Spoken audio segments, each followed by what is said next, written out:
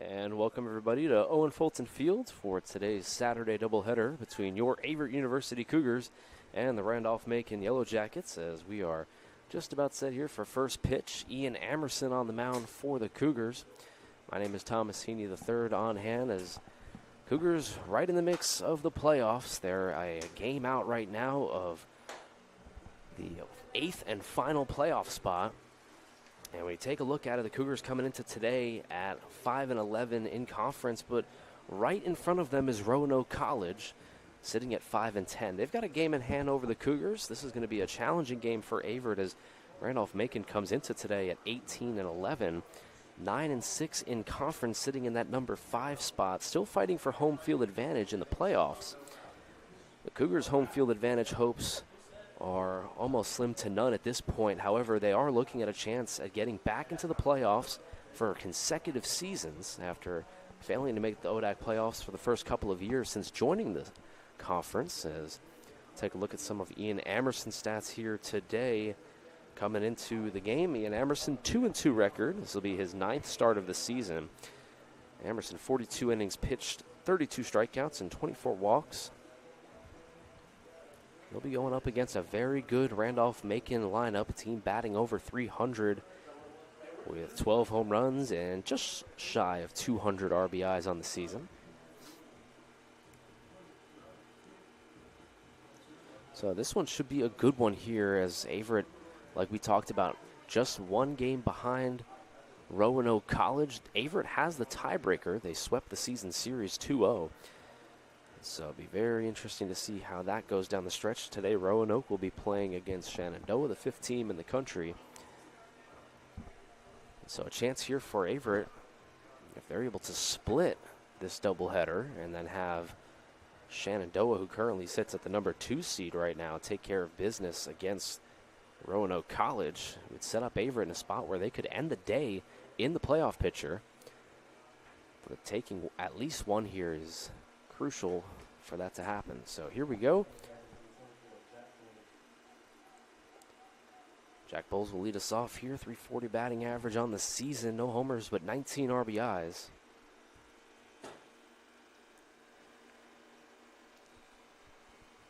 That'll be Ian Amerson, who's been struggled a little bit early on in the season, but has come on strong here recently. And looking to put up another big start here on this weekend doubleheader. First pitch is underway, and it's low for ball 1.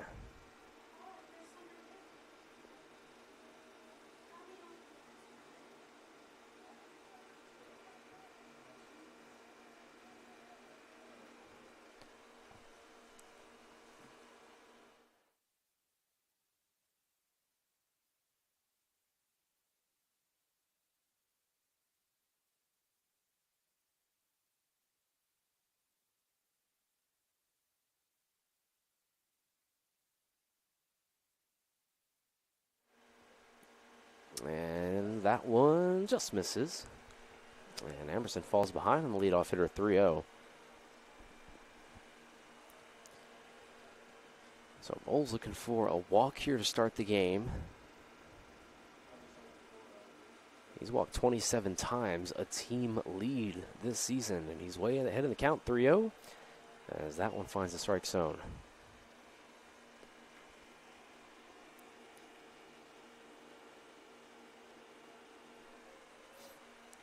So 3 balls and 1 strike here.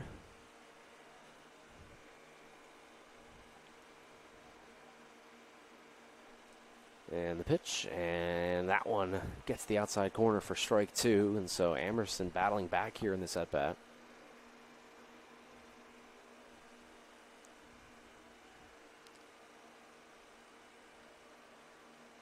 Amerson had a start a couple weeks ago, 8 innings pitched and no earned runs. Here's a 3-2, and it's swung on a miss for strike 3.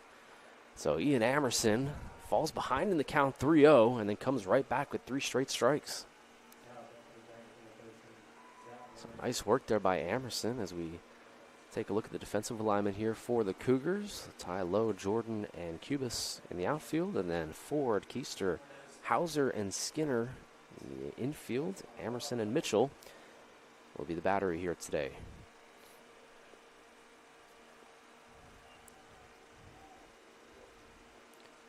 Warnowski steps in. 345 batting average this season. And the team lead 119 at-bats. 24 RBIs. That's another team lead. And so he's been one of the bright spots here for this Yellow Jackets lineup as that one finds the strike zone.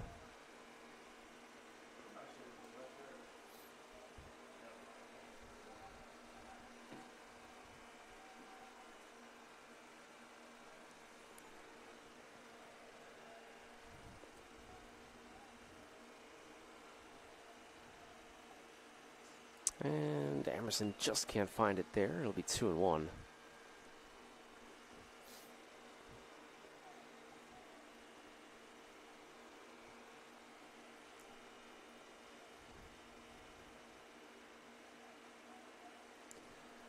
Two balls and one strike here. Here comes. And swung on a miss for strike two. And so Emerson getting a couple missed bats here early on. He had that strikeout in the first at bat, and now getting it 2-2.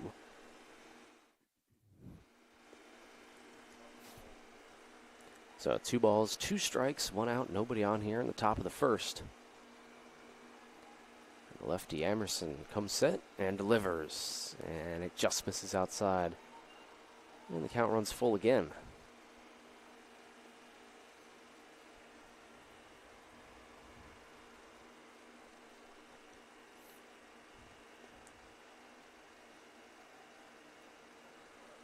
So Emerson back-to-back full counts here to start the game. Last one ended in a strikeout. And this one ends in a strikeout. Back-to-back punch-outs there for Emerson, and there's 2 down.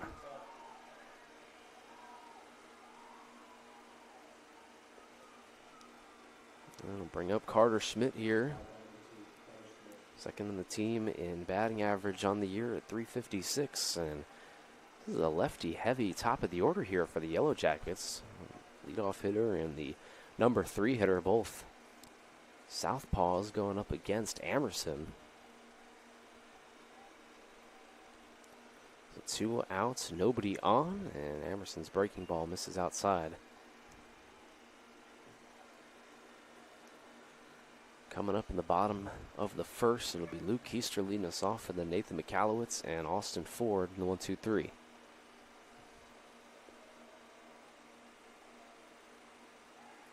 And Emerson clips the inside corner, 1-1.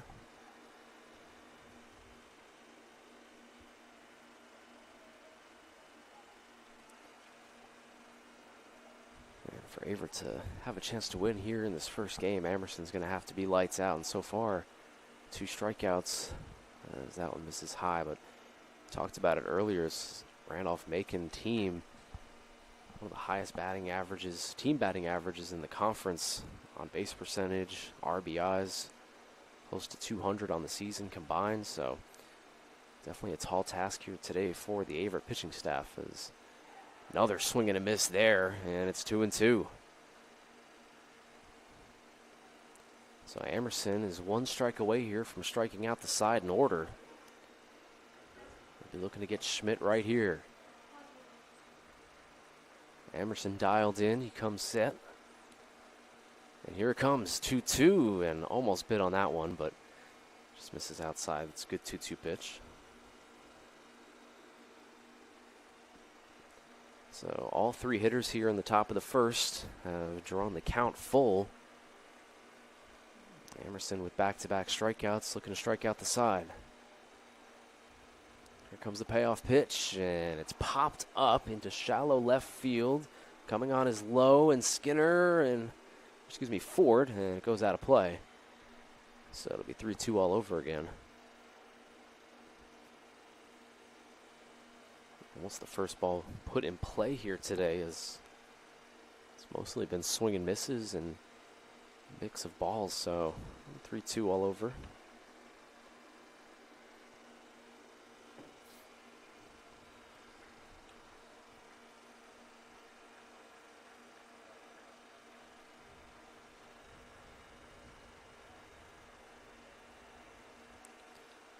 And here it comes from Emerson, 3-2, as this one's going to be hit towards left. Low ranges back, makes the catch, and there's 3 down. And so the Cougars Get 1, 2, 3 there. Nice work by Emerson. Send us to the bottom of the first. 0-0 is our score.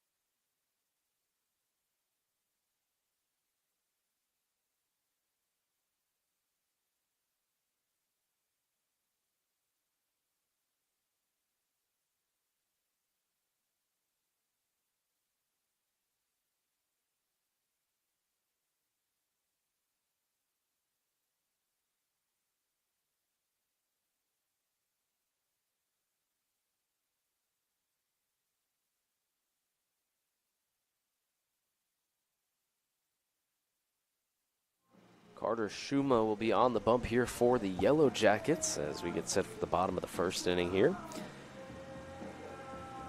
Carter Schuma making his 9th start of the season, 10th appearance, so 1 bullpen outing.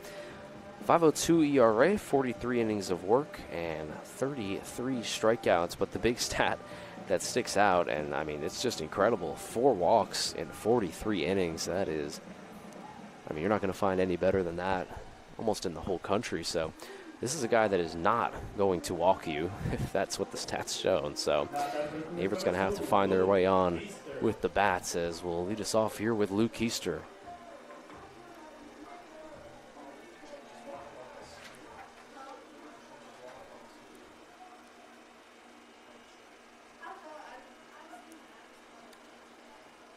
So Keister will get us going here against Schuma. After the Yellow Jackets went down 1, 2, 3 in the top of the first. The first pitch by Schuma is a strike. And bottom of the first is underway as Luke Keister, Shenandoah transfer. He's been really good this season. Just a touch under 300 batting average and 15 RBIs. A terrific find in the transfer portal for first-year head coach Billy McLaughlin.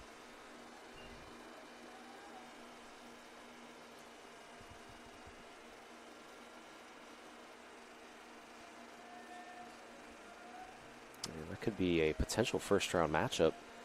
Averett versus Shenandoah. If the Cougars could climb to 7, try to avoid Lynchburg. I think Averett would just take any way in. So we talked about it in the top of the first. It's a tight race. The Cougars are a game back right now, but they've got a chance here today to make up a game, and they also own the tiebreaker over Roanoke. So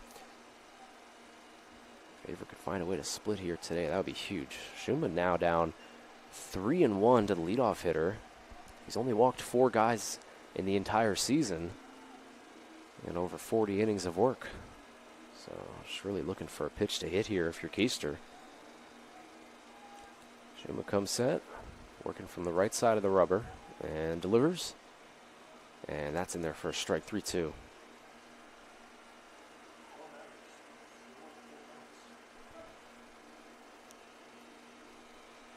So waiting on deck is Nathan McAllowitz, the DH. Schuma comes set from the stretch and delivers a 3-2. Keister chops this one over towards short. Foney's got it, throws to first, and he got him.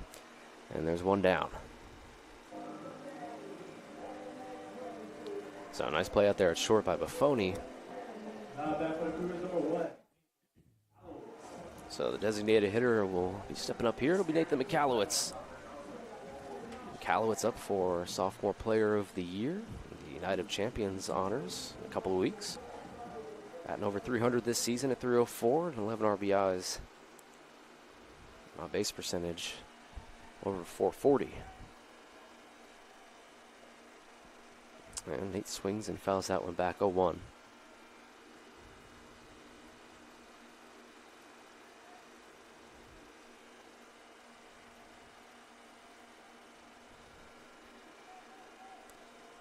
So Shuma, who fell behind in the count 3-1 to Keister, is able to get him out. Trying to have a clean inning here as Cowlitz takes low for ball 1.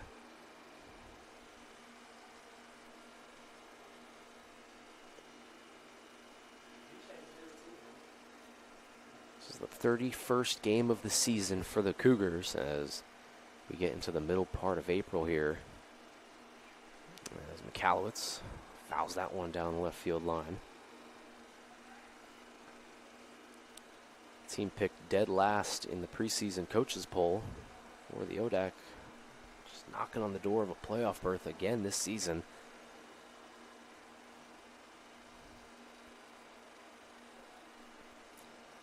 One and two here to McCallowitz, and he goes down swinging for the second out.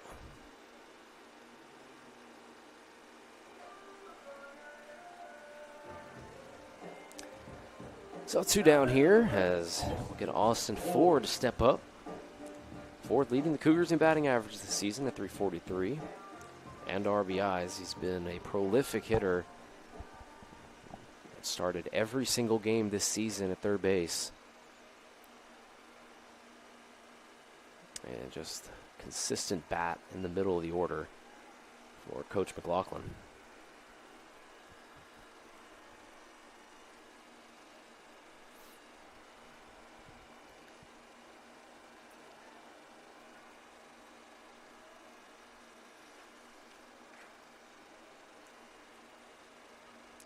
Ford takes outside there, 2-0. Bronowski playing right behind the bag at second, giving Ford that 4-hole on the right side of the infield. And he chops this one too short. Buffoni's got it again. He's going to have to hurry and gets the out at first base, and that retires the sides. So 3 up, 3 down for both sides in the first. To send us to the second inning here, and Cougars and Yellow Jackets still tied up at 0.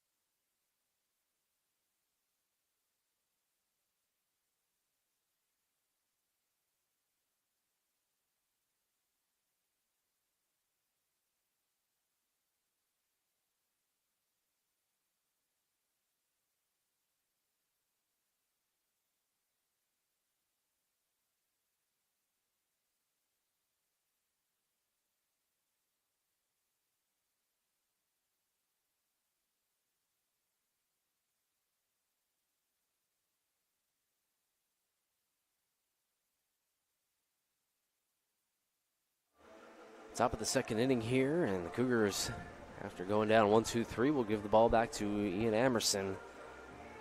Left-hander looking to put up another 0 here against Randolph-Macon.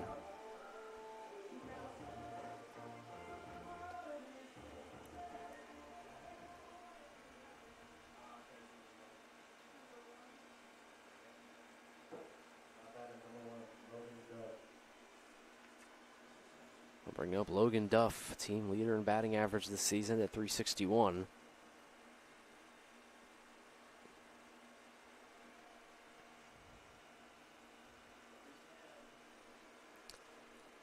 Emerson's first pitch will be on the outside corner for a strike. Shenandoah up 1-0 on Roanoke. So that's good news for the Cougars as they need Roanoke to really drop both of those games at Shenandoah. And that one fell back. Cougars could end the day in the playoff picture if they take one here and Shenandoah sweeps.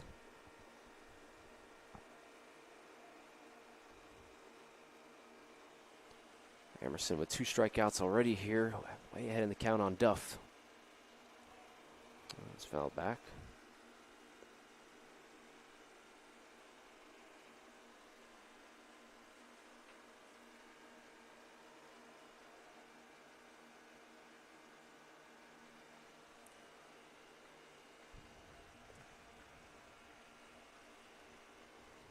Balls and 2 strikes here to the leadoff hitter, Duff. And he swings, hits this one right back up the middle and into the outfield for a base hit. So Randolph-Macon has their first hit of the day. It's a leadoff single for Duff.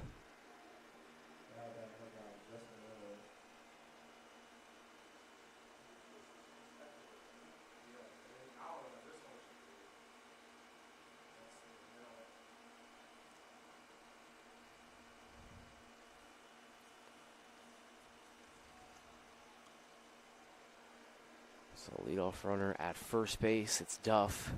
Nobody out here. And squaring to bunt, now a back pick to first. It's going to be close, but they say he's back in safely. It's almost a disaster there for the Yellow Jackets. Lanowet will step in here, and Lanowet squared to bunt in that first pitch. They're going to say he pulled back.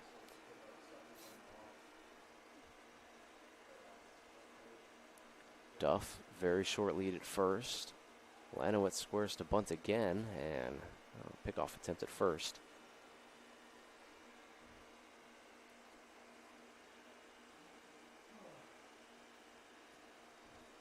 Ford playing in at third, Skinner holding the runner, so Emerson's going to most likely be responsible for the right side of the infield. And now he is. It's going to be a great bunt. Emerson comes off the mound, throws to first. It pulls Skinner off the bag. Throw to second base is not in time. And it's first and second here with nobody out. And that's just a beautiful bunt there by Lanowet.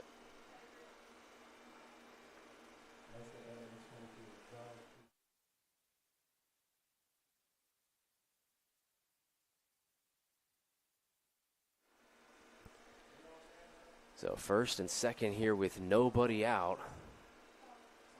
Randy Mack has got something cooking here in the bottom of the first after a dormant top of the first.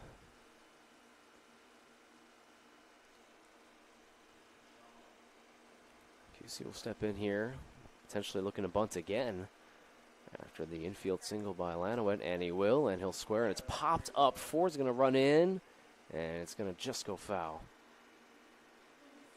0-1.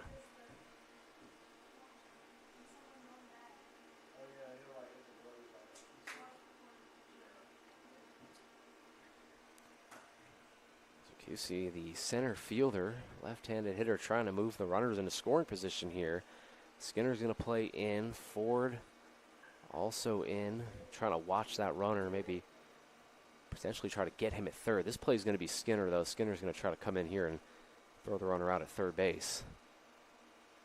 And the back pick here, nothing doing. And we've seen Skinner do this. He comes way, way, way in first base, almost kind of like Keith Hernandez back in the day for the Mets, but he does it very good. He's got good feel for where the ball's going to be. We'll see if he can make a play here.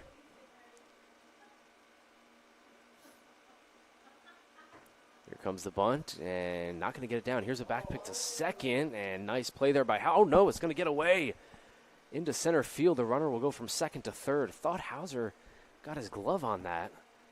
Looks like it just scooted out. It's 0-2, but the runner moves to third base. And now you start to think about, well, is the bunt even on at this point? Probably not. So now Mitchell will come out and signal for the first and third call. As you can imagine, Lanowet might be off at first base. QC's behind in the count here, 0-2. And Emerson needs a strikeout bad here. See if he can go to the breaking ball.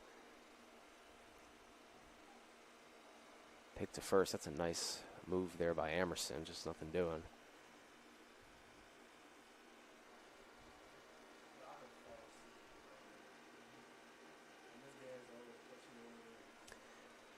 The ball's 2 strikes and nobody out here. Top of the second, QC swings, chops this one to first. It's a tough play.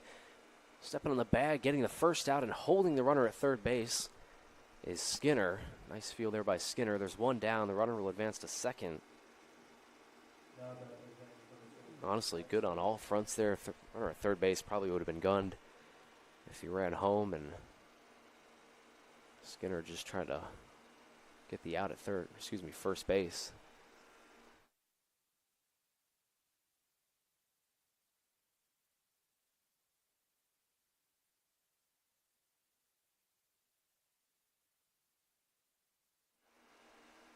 So 1 out here, second and third, and nice pitch there by Emerson, 0-1. There's a way out of this here for Ian. Averett's going to play the infield in and try to come home with it.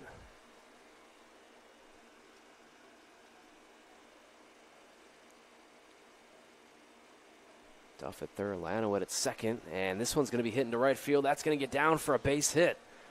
2 runs are in, rounding first but holding there at first base. It's a 2 RBI single, and the Yellow Jackets strike first here. It's 2-0.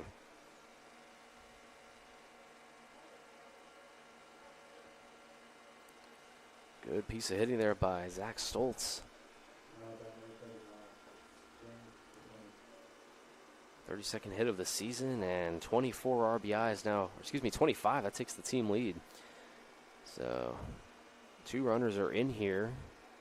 Got 3 hits in the inning, and Randy Mack is starting to roll. Comes another bunt attempt and pulled back for a strike.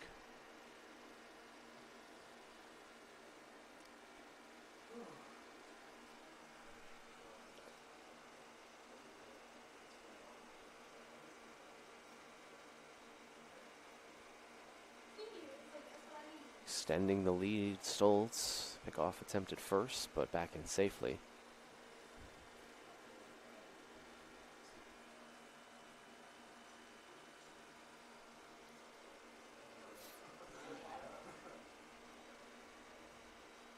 Stoltz takes another step at first. Now the pitch, and a breaking ball swung on a miss for strike 2.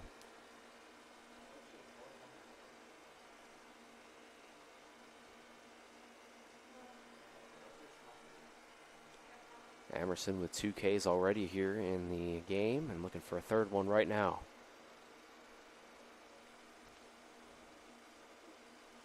Here it comes, and it's fouled back.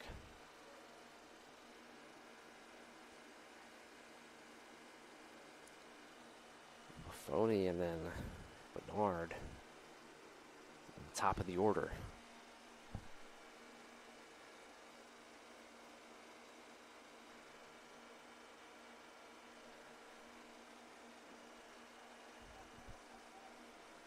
Oh, 2 and a swing and a miss, strike 3. Great pitch there by Emerson on the outside corner. And there's 2 down.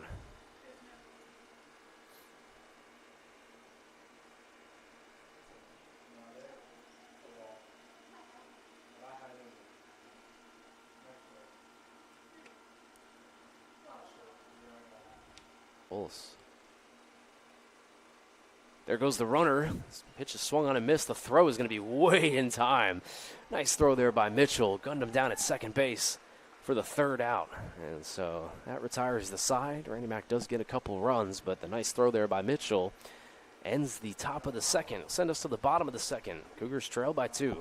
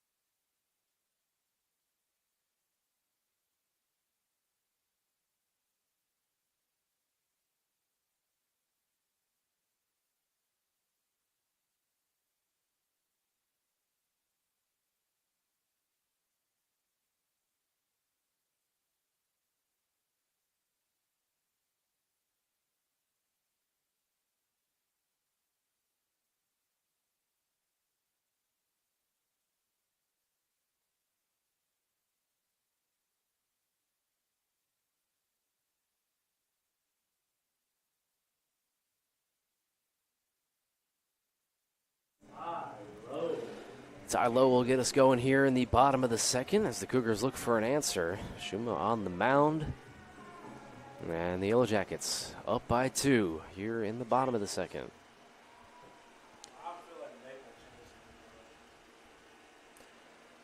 So, see what Ty Lowe's got in store for us here. First pitch, hit towards that 4-hole, but making the play at second base. And there's one down. Nice job there by Warnowski. So 1 pitch, 1 out here in the bottom of the second. And we'll bring up number 10, Drew Skinner. So Skinner made that nice play at first base, saving a run, that Baltimore chop. Ultimately, those 2 runs scored, so Randolph-Macon ended up taking the lead anyways. As Skinner first pitch swinging, hits this one to shallow right field. Stoltz is over in foul territory and makes the catch. 2 pitches, 2 outs.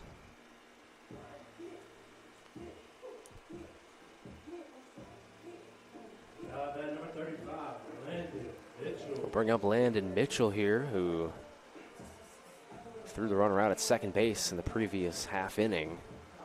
I can promise you this, Landon will probably be taking this first pitch. It's normally an unwritten baseball rule. First 2 outs on 2 pitches. Definitely take this next pitch. And he will, and it'll be right down the middle for a strike. So Shuma's starting to roll here. He's got 2 outs already on 3 pitches.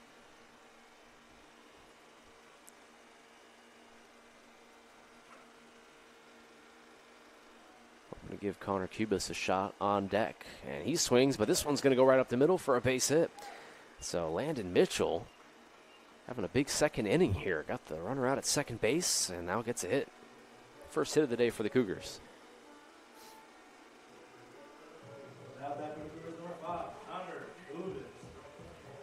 And we'll send up Connor Cubis here, a senior right fielder.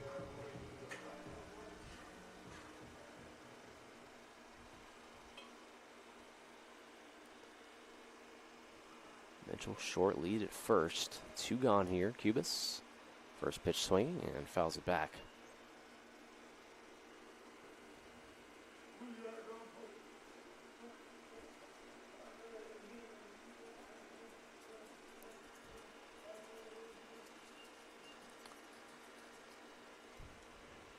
The 0-1 to Cubis is in the dirt. And it's 1-1.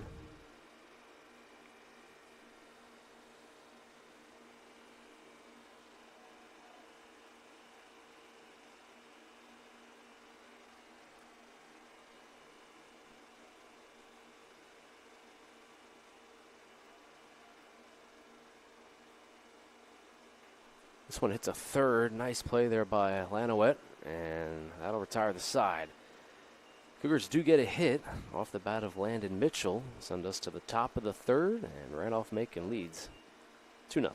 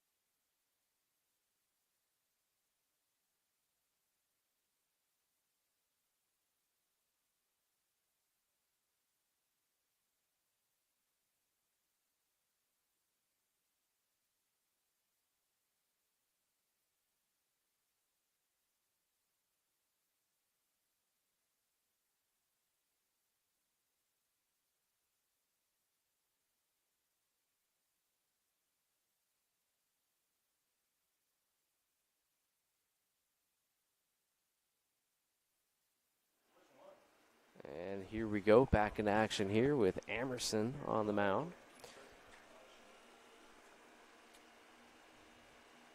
And this one's going to be hit towards second base. Hauser coming in, throws to first, and gets the out. So 1 pitch, 1 out here. Nice play at second base by Teddy Hauser.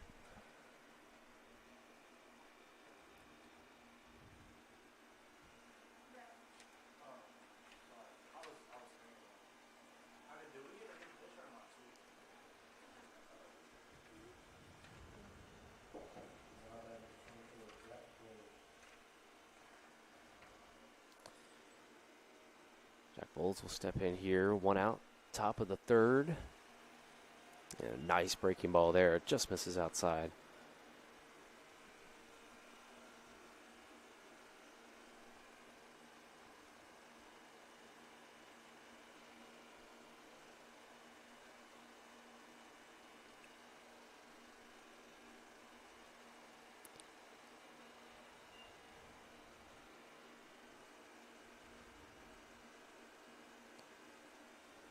End of the count here, 2-0. 27 walks this season, most on the team. He was heading the count 3-0 in his first at bat, and then went down on strikes. And Emerson finds the inside corner, 2-1.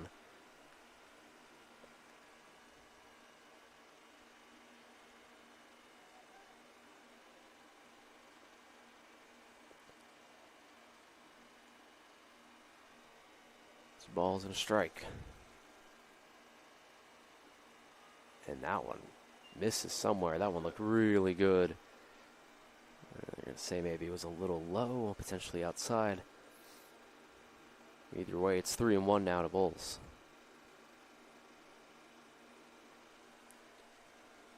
So looking to get on base here.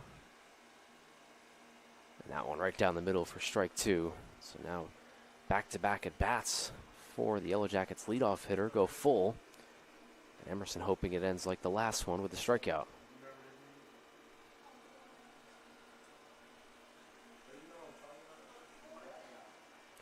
Three balls and 2 strikes. Here it comes. And this one foul back.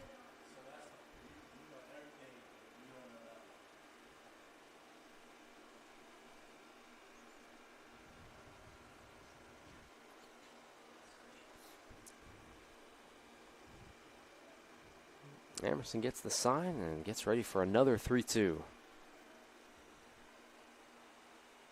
And he misses high for ball 4, and the Yellow Jackets have a 1-out base runner.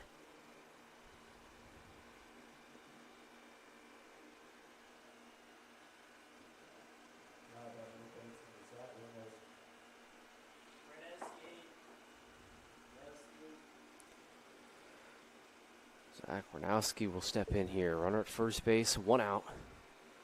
Here in the top of the third.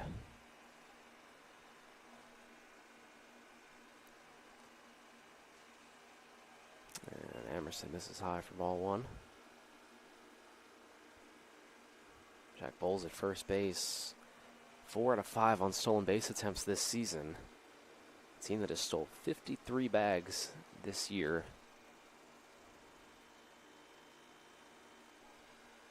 They love to run. One of the best stolen base teams in the conference. Emerson's got a good move, though, as a lefty, but he's behind in the count here at 2-0.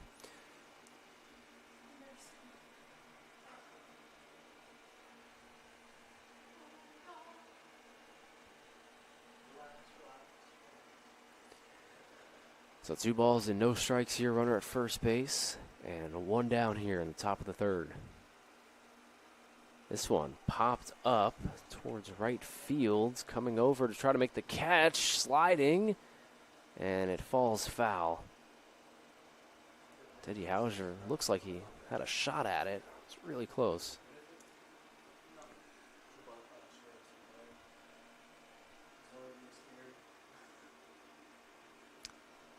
And it's a long strike number 1.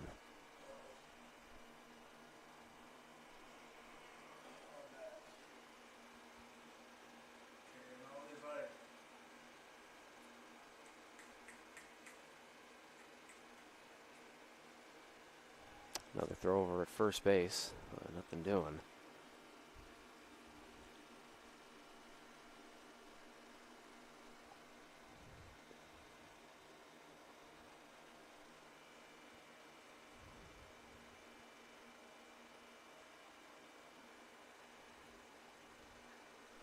This one's going to be hit towards deep center field. Coming over to try to make the catch is Jordan. He does, and there's 2 down.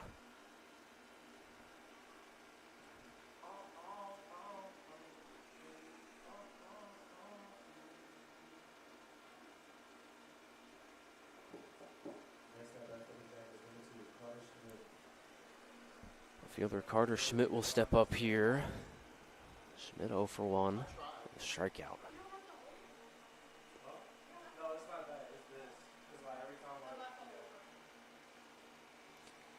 Emerson looking to get out of the top of the third unscathed as he's got the runner at first base here, but still just 2 outs as that one misses outside.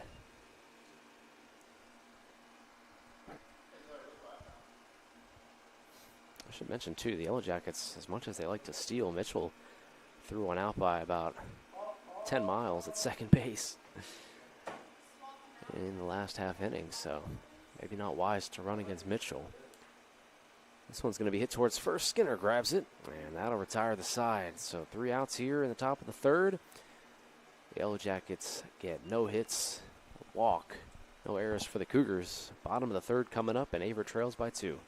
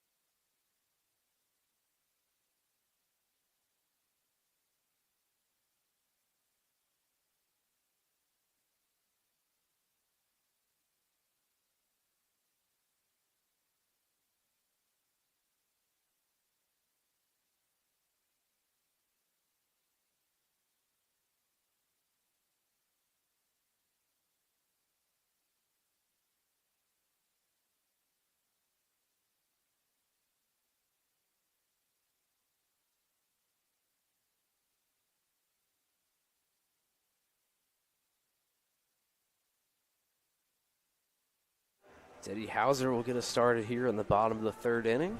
Cougars looking to get their first run across.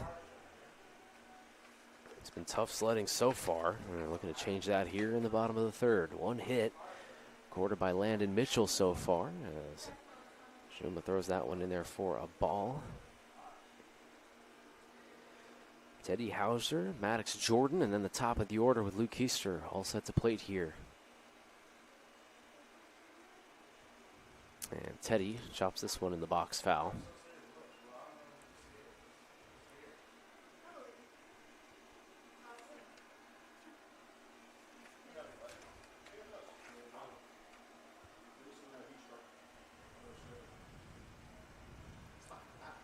Carter Shuma has lowered his season ERA below 5 now. First scoreless 2 innings. 1-1. Teddy hits this one right through the hole for a base hit. So nice job there by Teddy Hauser getting the Cougars going here in the bottom of the third.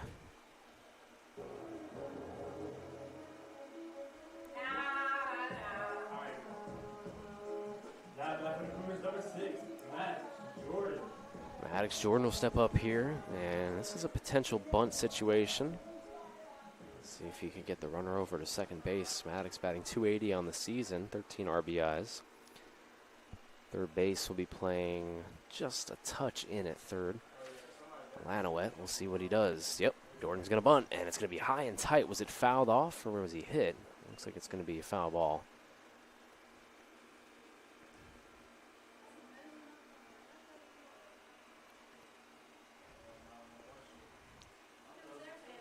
I think, too, you got to watch with Maddox Jordan is the speed. He's fully capable of beating out an infield single if he's able to get a good one down. Lanowet will be playing in at third now, even more in than before after Jordan showed his cards. Pickoff attempt here, and Hauser back in.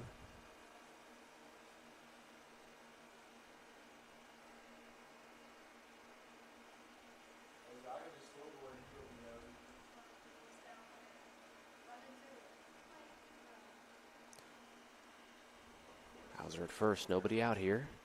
Jordan's going to be swinging away, and it'll be taken on the outside corner for a strike. And so, after Maddox squared to bunt on the first pitch,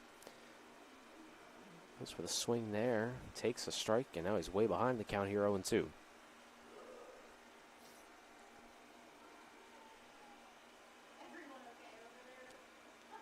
And Jordan takes a ball. Shuma didn't like it. Looks like it missed a little bit low. 1-2.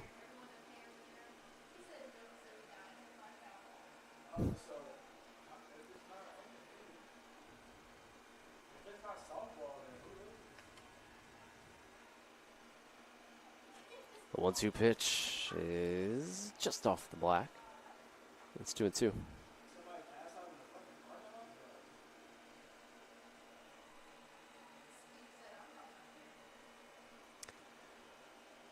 Two balls, two strikes. Nobody out here. As a pickoff attempt, it's going to be close. Hauser just back in safely.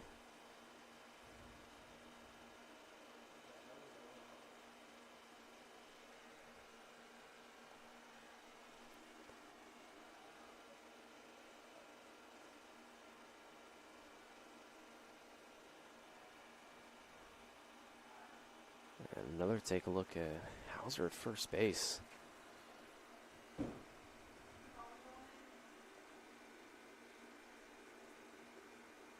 Teddy Hauser hasn't stolen a base this year, hasn't attempted to steal a base. He's got a pretty modest lead at first, so Shuma might be worrying about nothing there as that one misses outside, and now chance here to get on base and set the table up for the leadoff hitter, Luke Keister. Jordan's going to really look for his pitch here.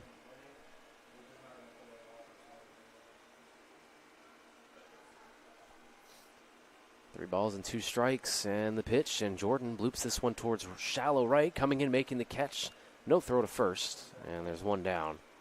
Nice play there by Bowles at right field.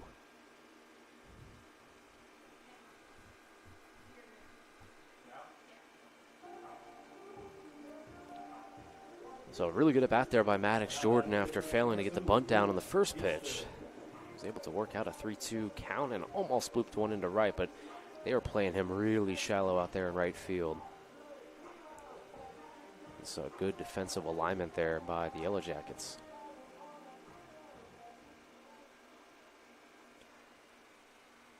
So Luke Keister will step in here. Still Hauser at first.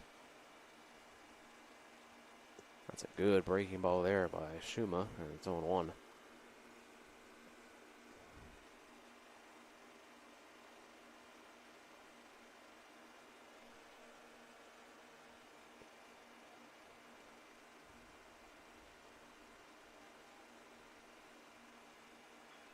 This one's hit, chopped over the third baseman's head and into left field for a base hit.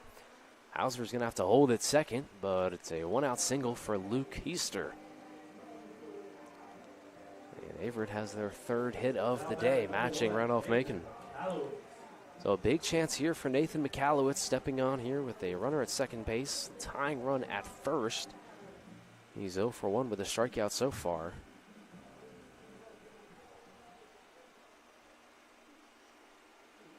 And let's see how Randolph-Macon plays this. First base will be playing in front of the bag. Third base also playing a little bit in. Don't know why, though. Can't imagine it'd be bunting here. As that one misses low.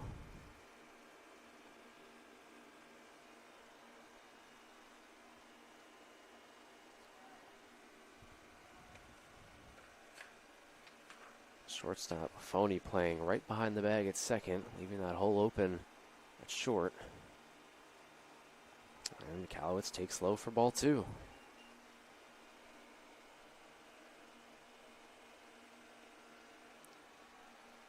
Waiting on deck is Austin Ford, and he's hoping for the bases loaded. Michalowicz way ahead in the count. First base plays behind the bag now. Michalowicz swings and hits this one to left field. Coming over, can't make the catch, it's over his head. 1 run is in, 2 runs are going to score. Michalowicz is at second base, and he'll hold there. It's a 2 RBI double for Nathan Michalowicz. And that ball just kept on carrying over the head of Schmidt and left. And it's a tie ball game now. So Nathan Michalowicz comes up clutch there with a 2 RBI double. Almost off the wall out there left. The wind is blowing a little bit out to left field, but boy, he had some pop behind that one.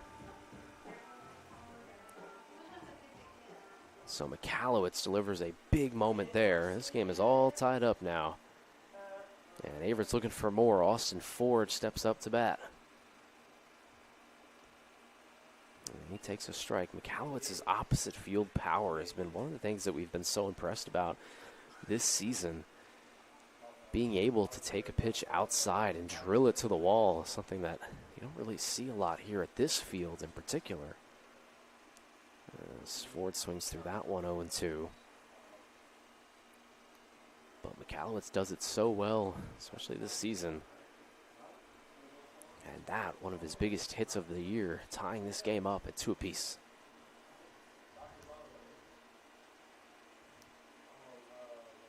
And Ford takes outside for ball 1. 3 hits in this inning now for the Cougars.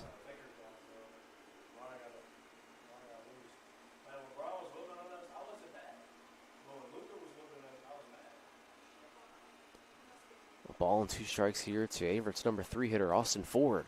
And Ford hits this one to left, going over towards the line, and it's just foul.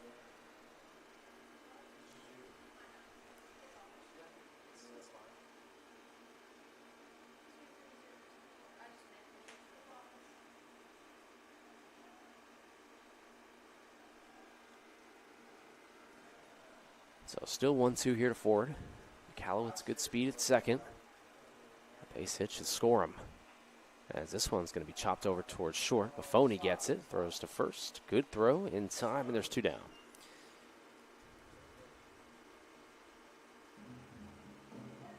So Michalowicz has to stay at second base, and it's going to bring up Ty Lowe. Next at bat, number 3, Ty Lowe.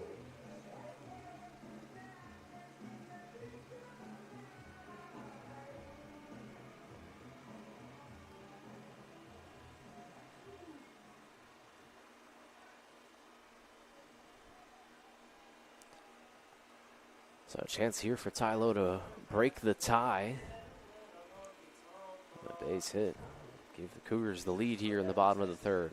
Already got 3 hits across, and the biggest hit of the inning so far has been that double by Nathan Michalowicz.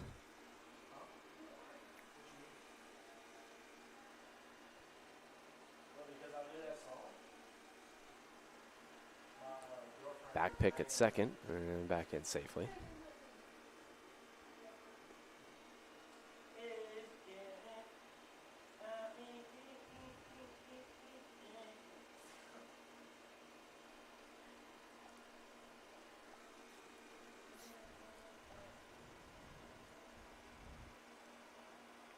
That one clips the outside corner, 1-1.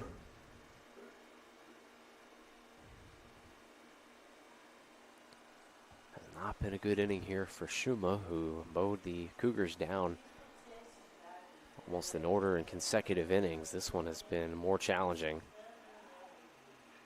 This one hit right back up the middle. That's going to get through for a base hit. Michalowicz is being sent home.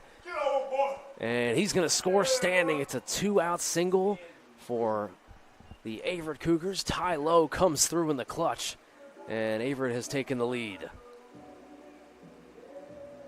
Big time hitting for Averett. McAllowitz's 2 RBI double. And then Ty Lowe coming up there with 2 outs and a runner at second to give the Cougars the lead. We'll bring up Drew Skinner now. Runner at first, 2 outs and 4 hits in this inning. 5 total for Averett. That one hits the outside corner for a strike. It's a hot day out there, and Schuma now has really had to work in the bottom of the third here. Pitch count getting up. And I'm sure the stamina as well becoming a factor. It's about 90 degrees down there at field level as this one's in the dirt, and taking second base is Ty Lowe. That's going to be a stolen base for him. His 6th on the season. So now Averett, another runner in scoring position here, and you just got to love the aggressive base running there. Putting the pressure on Randolph-Macon, almost giving them a taste of their own medicine, a team with nearly 60 stolen bases as a team this year. Skinner takes for a strike, and it's 1-2.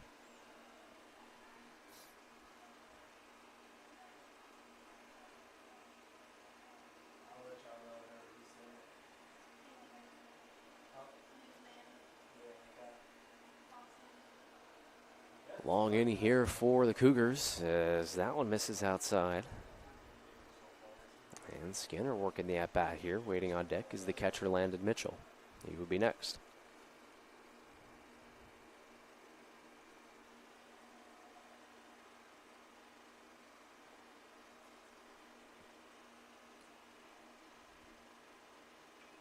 This one chopped over to third again.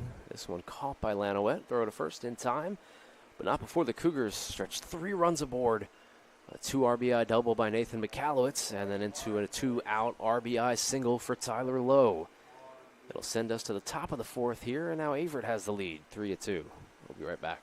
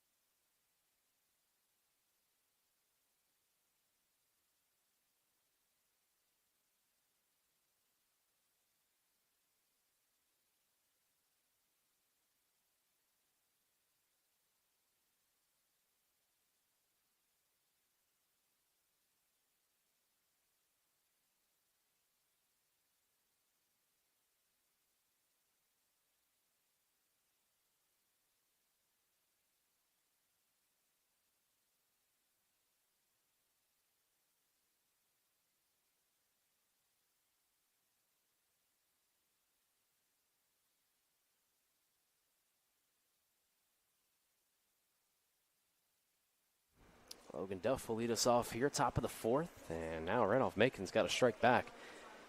Down by a run here after being up by 2, top of the 4th, and Ian Amerson now looking to try to cruise to a win.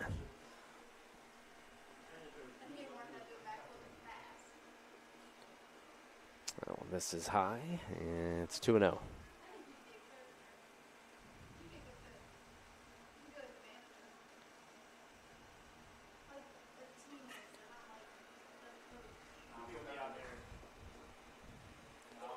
Duff head in the count 2-0 as this one is going to be swung on and popped up into foul ground.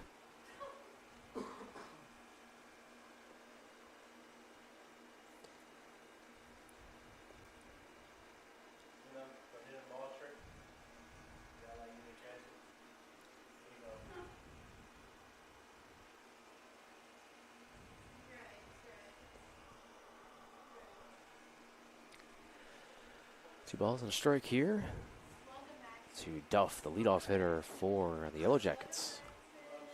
And Emerson just misses low. Pretty close pitch there.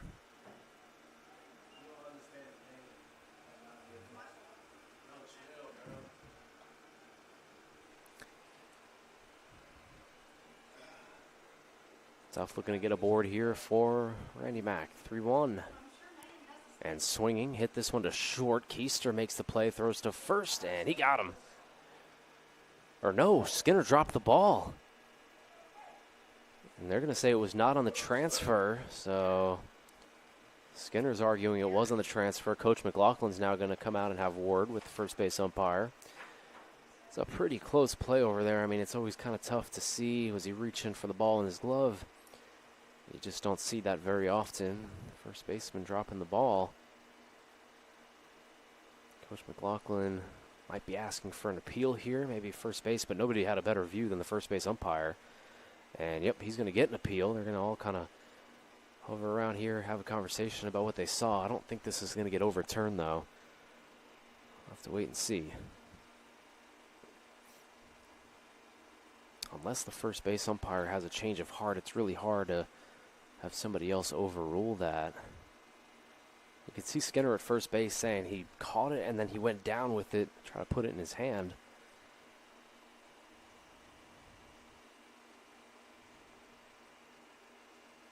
Long discussion here at pitcher's mound. Normally that's kind of just one of those where they ask what they saw. We'll see what the call is here. As it stands right now, it's an error on Drew Skinner at first.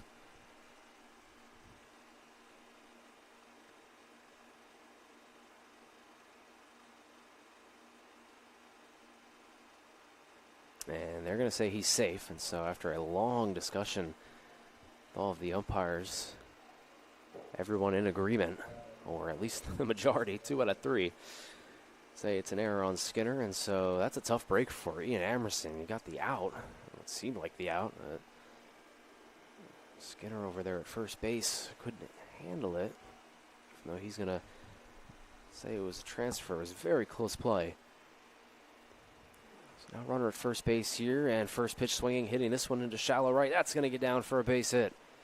The runner will hold at second base, but just like that now, it's first and second, nobody out after it looked like it was nobody on and 1 out.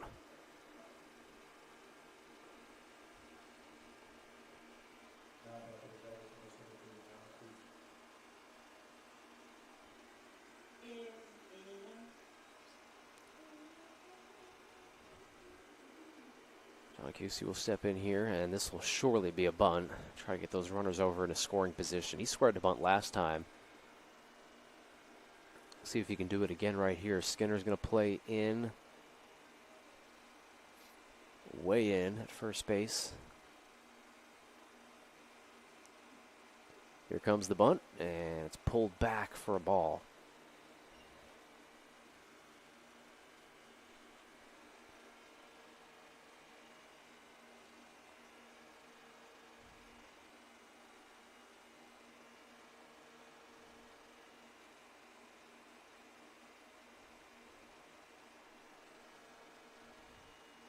Another square to bunt and another ball, and it's 2-0. And now Coach McLaughlin's going to come out and have a word. It's pretty unusual. Normally JC comes out, but 56 pitches for Emerson through 3 innings so far. Pitch count starting to become a factor. We talked about it too, the weather.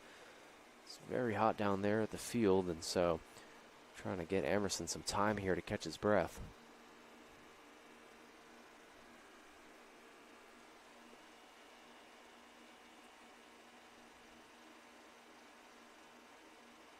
It started as what looked like a quick, easy first out has turned into first and second, nobody out, and now a 2-0 count. QC.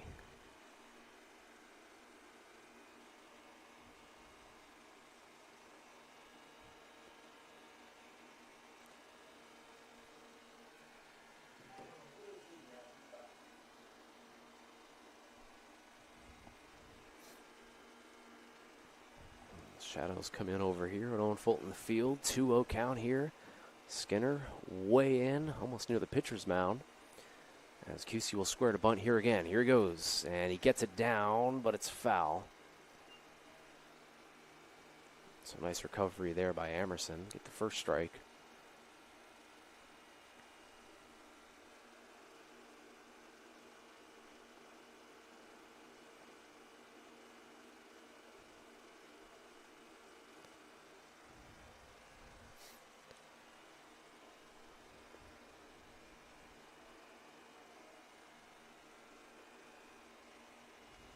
And 2 balls and a strike. Here comes another bunt attempt. And he gets it down. It's a beauty. Emerson has to come off the mound, throws to third, and it looks like he got him. He did. Great play there by Ian Emerson off the mound. And Ford with the stretch. There's one down. I mean, just perfectly executed right there. You've got Skinner all the way in. He's got the whole right side of the infield, and then Emerson just pouncing off the mound, getting the lead runner at third base.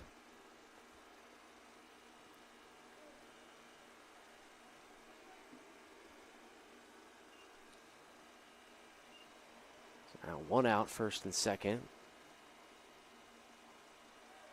And that one in there for a strike. And so Emerson looking to try to keep the runners at bay here.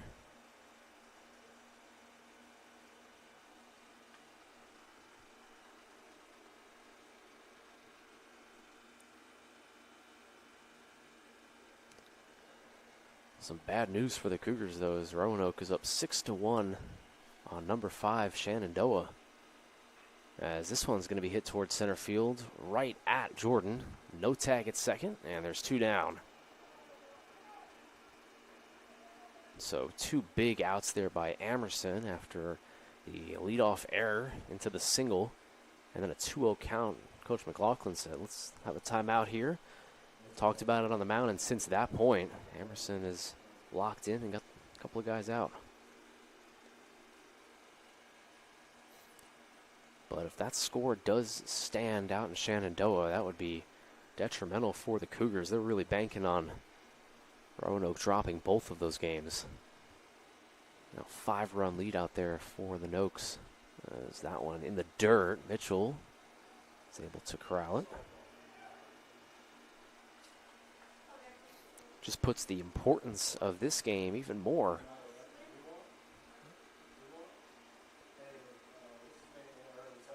Because if Roanoke's able to snag that upset over Shenandoah, Averett would have to sweep Randolph-Macon to tuck themselves into bed tonight in the playoff picture.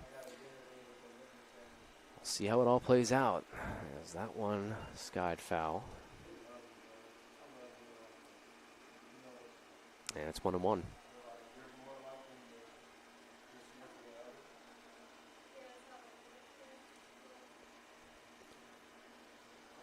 Two runs on 4 hits, no errors for Randy Mack, and 3 runs on 5 hits, and a couple of errors for the Cougars.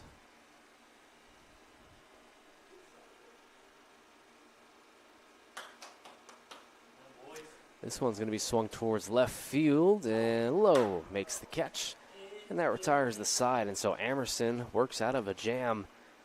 First and second with nobody out, and he gets 3 straight outs to send us to the bottom of the 4th inning. The Cougars still holding on to that narrow 1-run lead.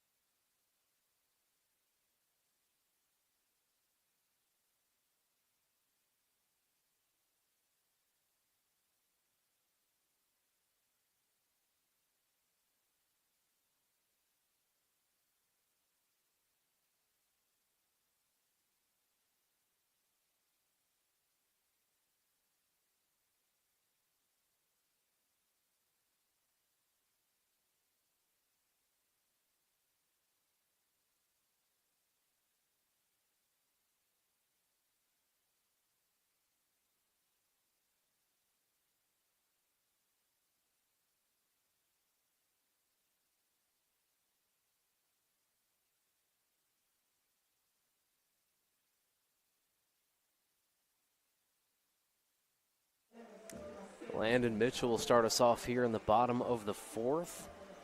We got a tight ball game here on hand as the Cougars holding on to a 1-run lead.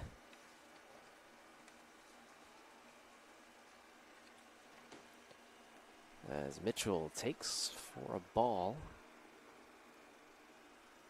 Schumann now into his fourth inning of work.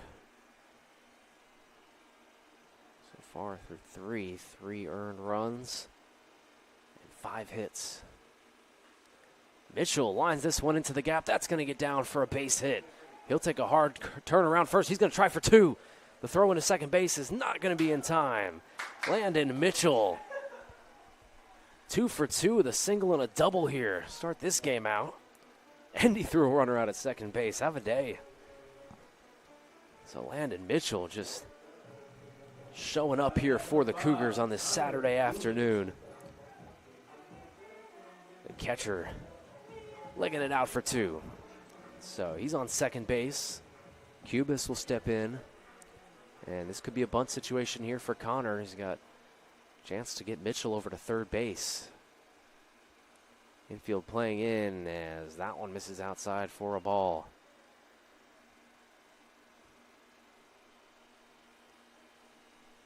Try to set up Teddy Hauser with a chance to drive in a run the small ball way. Sacrifice fly if Cubis is able to get it down. Mitchell's got to be on his horse at second as it's going to be down. It's a good one. Pitcher gets it, throws to first. He got him. But it's a very successful sacrifice bunt there for Connor Cubis. 1 down and the runner at third base here, and now Teddy Hauser's got a job to do. Now batting number 13, Teddy Hauser. So Hauser steps in here in a huge point in this game, or in the bottom of the fourth, but Averett's got a shot here to get another run across. We'll see how the defensive alignment is for the Yellow Jackets. It looks like they're going to play the corners in, and I just don't agree with that. You've got to play the infield in here this late in the game. As now this one's going to be hit towards left field. It's going deep, but it's going to be caught. But the small ball works as Averett gets the run on the sacrifice fly. Teddy Hauser had a job to do, and he did it. And it's 4-2 Averett now.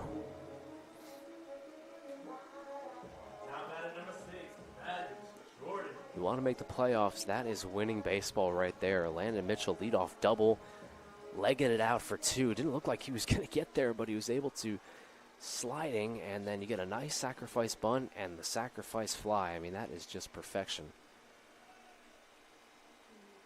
So it's a 4-2 Averett lead now. 2 outs. Back-to-back innings, they've scratched together a run. Plus, 3 in the last inning.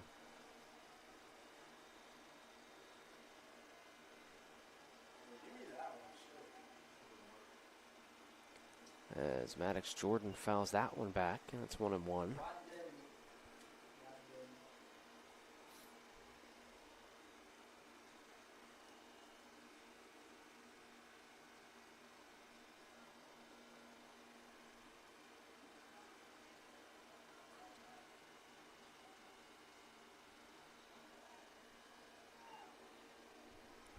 And 2-1 here to Jordan, looking to turn the lineup back over to Luke Keister. Schumer just does not walk many, hasn't walked one today. Yeah, that's a beautiful breaking ball there for strike 2.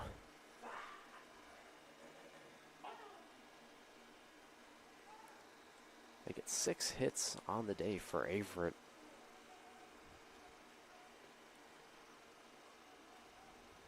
And the 2-2 here to Jordan is swung on a miss for strike 3, and that retires the side, but not before Averett does get a run.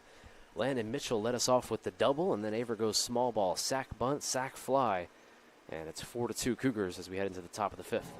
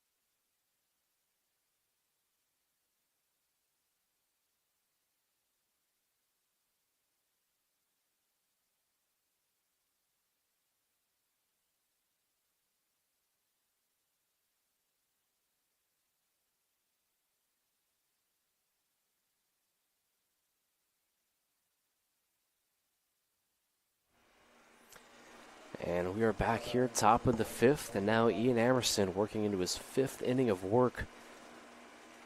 Looking to be eligible for the win here if he's able to get 3 more outs. Leading us off will be Mason Bodnard as the first pitch is swung on and fouled back. Really good baseball here today. Obviously, like I said, it's pretty hot down there on the field, but this has all the feel of a mid-April game here, late in the semester. 2 teams jockeying for playoff positioning as that one fouled back.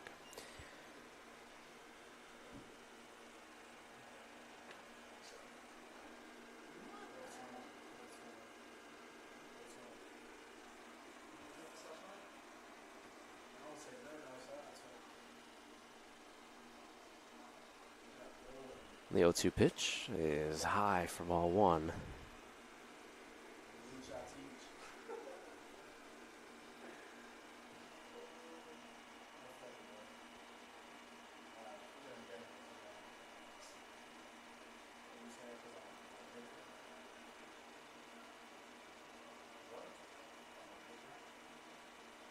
This one's going to be hit over towards third. Ford gets it, throws to first, and Skinner's able to hold on to that one as he holds it tight in his glove for the first out. That's the good part about baseball is the fellas can pick you up, as Amerson was able to get those 3 outs in the last half inning, and the error by Skinner didn't really matter that much.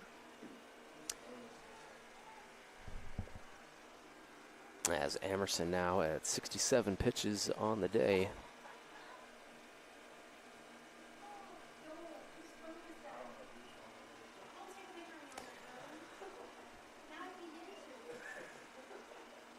And so that's a ball, 1-0.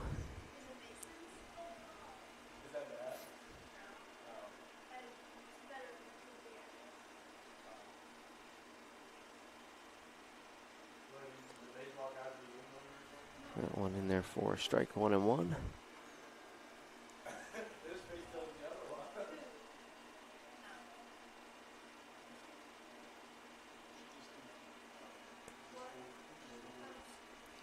Amerson working here in the top of the fifth. A 1-1 pitch is fouled back, and it's 1-2.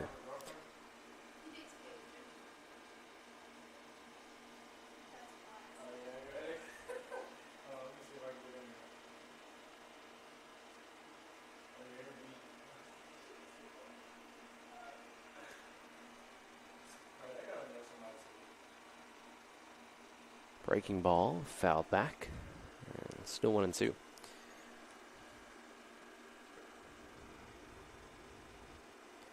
Waiting on deck is Zach Ranowski. As leadoff hitter here, Jack Bowles looking to get on base. He's behind the count for the first time today, 1-2. And Bowles hits this one to left field and cutting foul.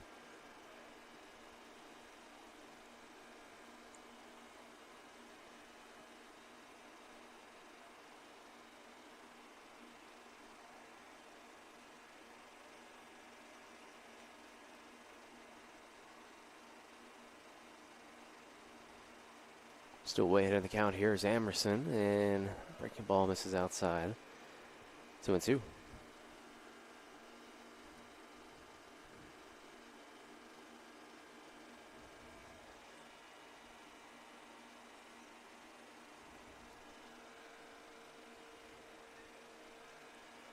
'74th pitch of the day here from Amerson is going to be laced right back up the middle and in for a base hit. So Bowles is on base for his first time today. And it's 1-out single for the Yellow Jackets. Tying run, stepping up to bat.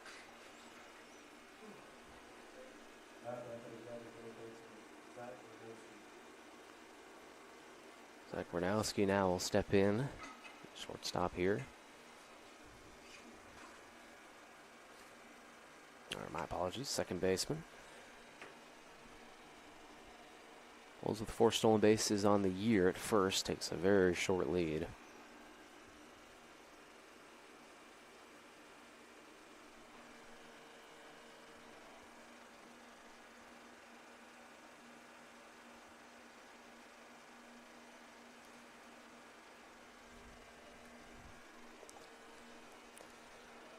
This one popped foul. It's 1-1 to Warnowski, and Randolph-Macon just really hasn't been able to generate a ton offensively here today. A team that ranks at the top of the league in virtually every single offensive category this year, but they've really struggled today against Emerson.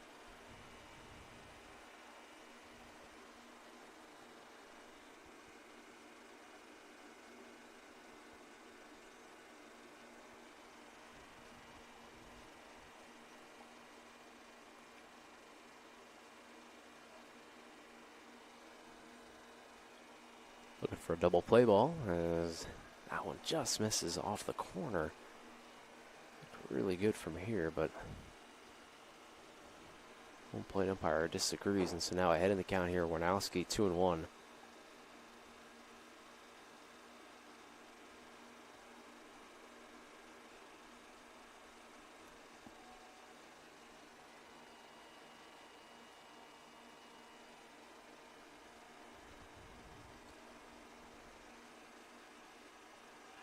Warnowski hits this one right through the 4-hole and into right field for a base hit. And it's first and second now with one out, and yet another inning here that Randolph-Macon is going to send the go-ahead run to the plate.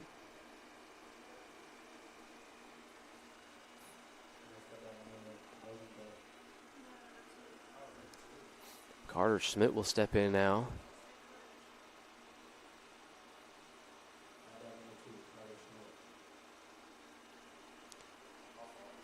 Carter Schmidt will step up here. A tying run at first base, and they had first and second in the previous half inning. Weren't able to do anything with it. They'll be looking to try to change that right here, as Emerson needs to get out of it. Emerson, a ground ball pitcher, looking for a ground ball right here to try to get him out of the inning.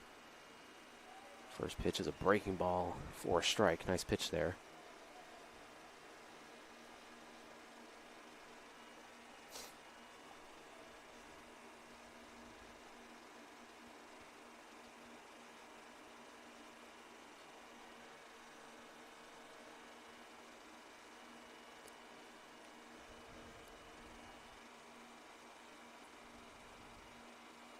And another breaking ball. It misses high.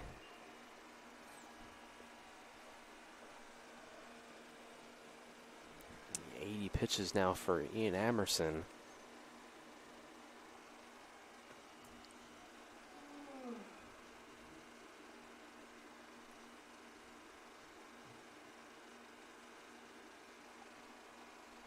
Working a lefty-lefty here. This one popped up towards left field. Coming over is Ty Lowe. Tagging is the runner at second. He'll take off. Nope, he's going to go right back. Wisely there. It was a great throw by Lowe in left field, and there's two down.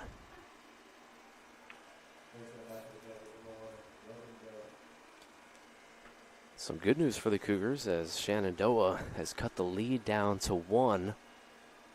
They trailed by as many as 5, but now it's 6-5 in the bottom of the 6th. And if you're just joining us, the Cougars really need Roanoke to drop both of those games to increase their playoff odds. Shenandoah fighting back with a 4-run bottom of the 5th. This one popped up towards right field, coming over is Skinner in pursuit, and can't make the catch is the right fielder Cubis. Hit off of his glove. There was a tough play out there in right field coming in, but looked like he got his glove on it.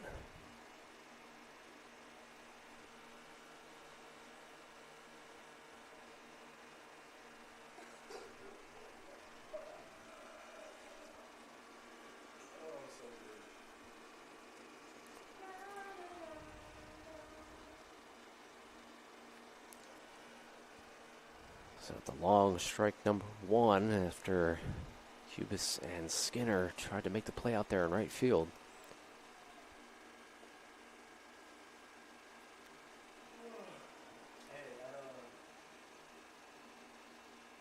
Inside tight. This one's going to get away from Mitchell, and both runners will advance. As that's a big play right there. Is now the tying run in scoring position here, and Emerson's really got to bunker down.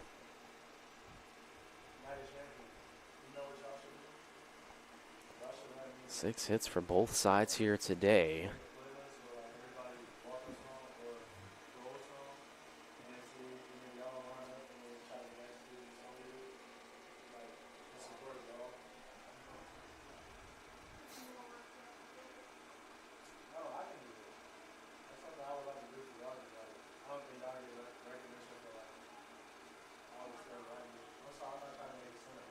That one misses outside, ball number 2.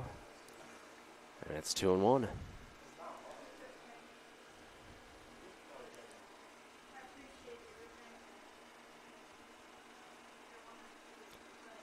Ian Amerson, terrific freshman year, and has been really coming on late here in the season. Trying to bring it home for the boys. Needs a big out here to keep this lead. 2 balls and a strike.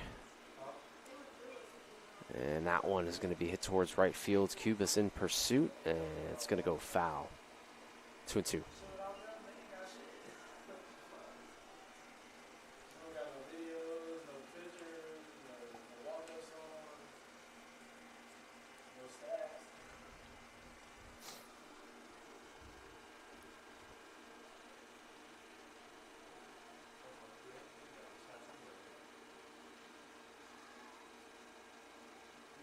Two balls, 2 strikes, 2 outs, and 2 runners in scoring position. And Amerson throws a good breaking ball, but it's fouled down the third base line.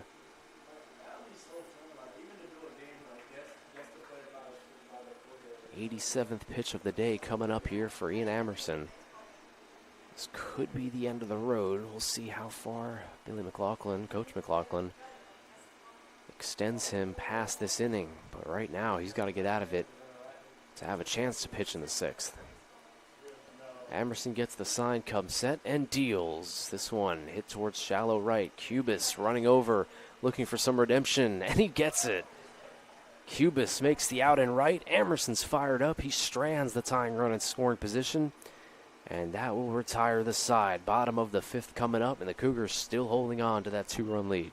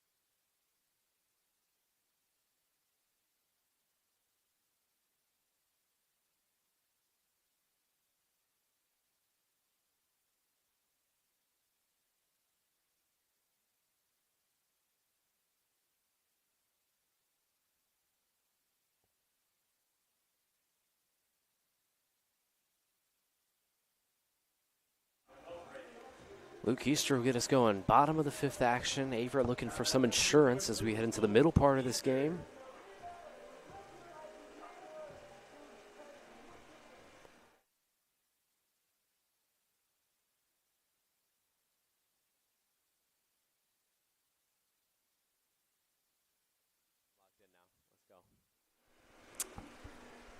Luke Easter with an 0-1 count here.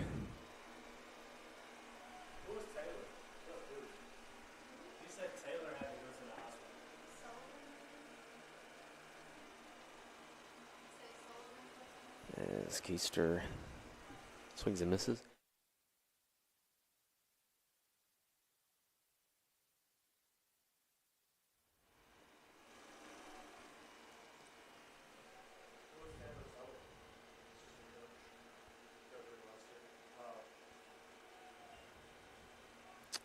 0-2 count. 1, 2, and 3 coming up here for the Cougars. Keister, McAllowitz, and Ford.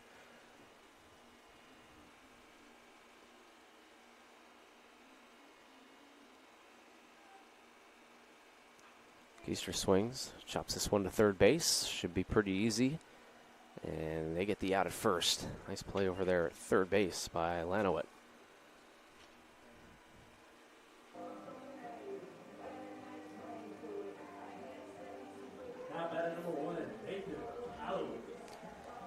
And it'll send up Nathan McAllowitz, who got this whole thing started for the Cougars back in the third inning.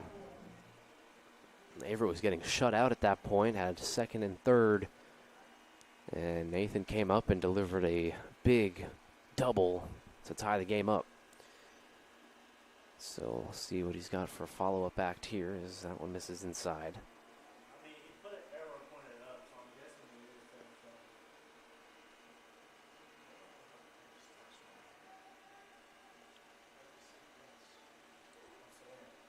McAllowitz lines this one right back up the middle, base hit. And he'll hold it first base, but Nathan McAllowitz stays hot. He's 2 for 3 so far here today with a couple of RBIs, and Averett has a one-out base runner. Nominated for Sophomore Athlete of the Year, and he's showing why he's deserving of those honors. Getting on base yet again for the Cougars here in the fifth.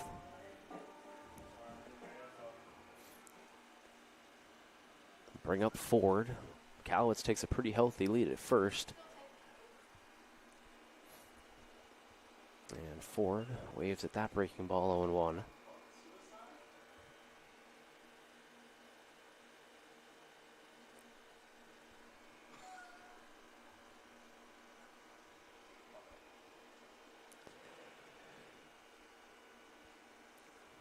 McAllowitz at first base. And Ford whips at that one again, and it's 0-2. So a couple of good pitches there by Shuma.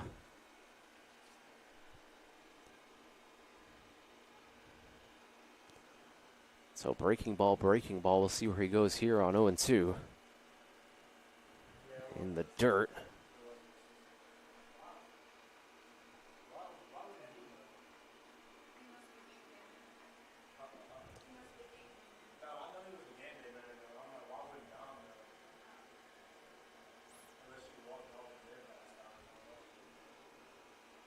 Callowitz leads off a first, not going, and Ford chops this one foul.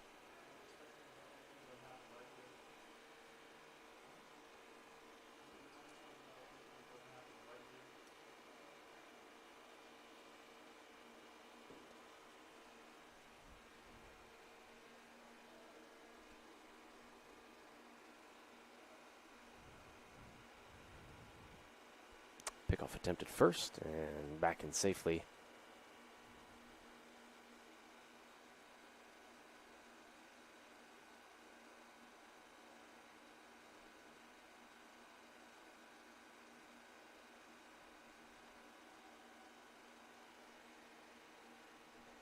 And another throw over, nothing doing.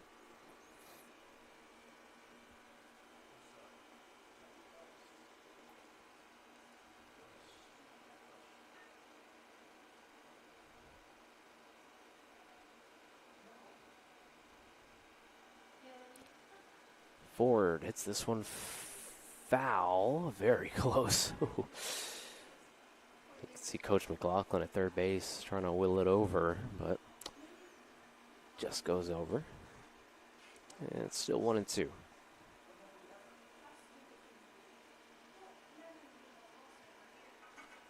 So good at bat here by Ford, Averett's number 3 hitter.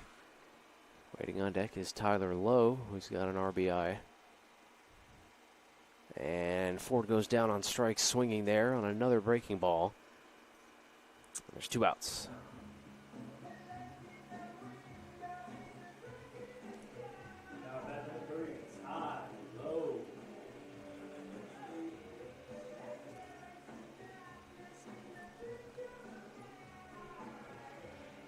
Tylo steps up. McCallowitz at first, and this could be a situation where you're thinking about running Nathan here.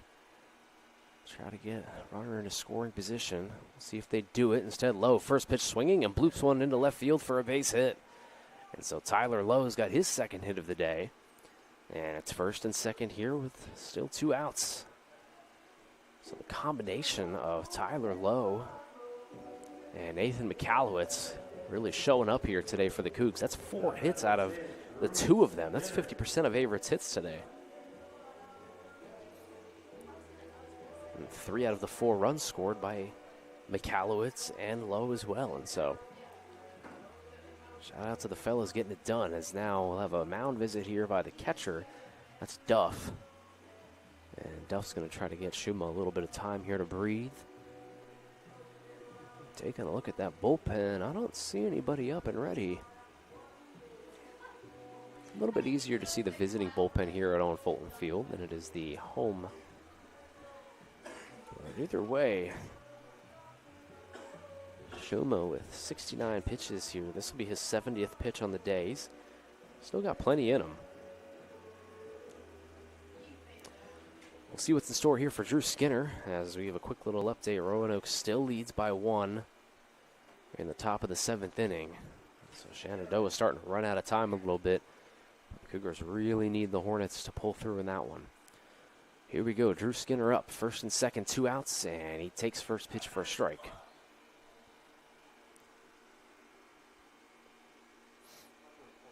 Eight hits here today for the Cougars.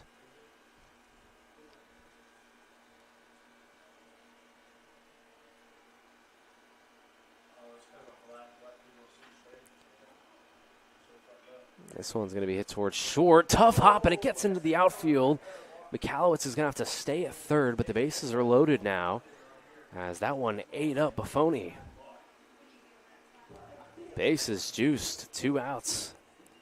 And a huge point in this game, and guess who's coming up? It's Landon Mitchell. Landon Mitchell has 2 hits here today as well. He's got a double, a single, and a chance to really just blow it up here. One of the hottest hitters in this lineup right now. Landon Mitchell comes up, bases loaded, 2 outs. See what Mitchell has in store as now he swings and hits this one into right field for a base hit. Landon Mitchell, his 3rd hit of the day. As the cutoff throw goes into the catcher, but it's not going to matter. Landon Mitchell delivers another blow, and it's 5-2 Cougars.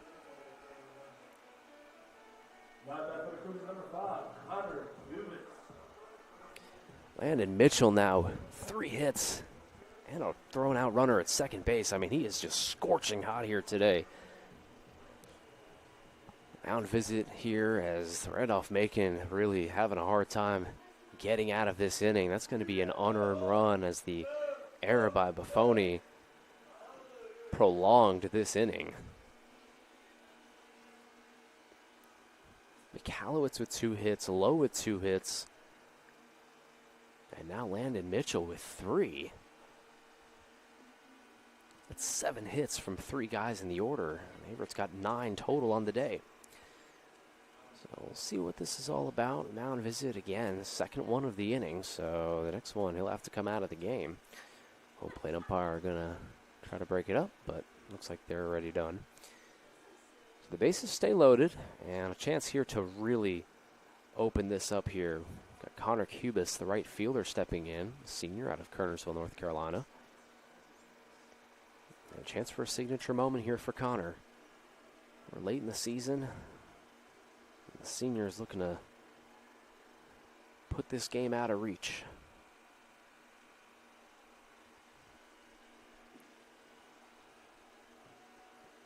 Shuma's first pitch, and that one misses outside.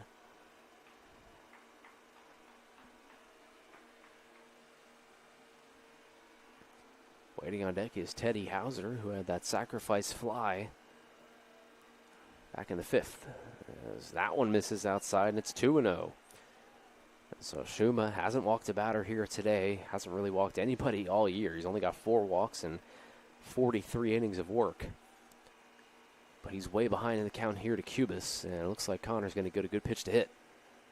And instead, it's a breaking ball, and therefore a strike. That's when you know you've got the ultimate confidence in your whole arsenal. Throwing a breaking ball there. A 2-0 count, the base is juiced. 2-1, another breaking ball in there. Swing and a miss, and it's 2-2.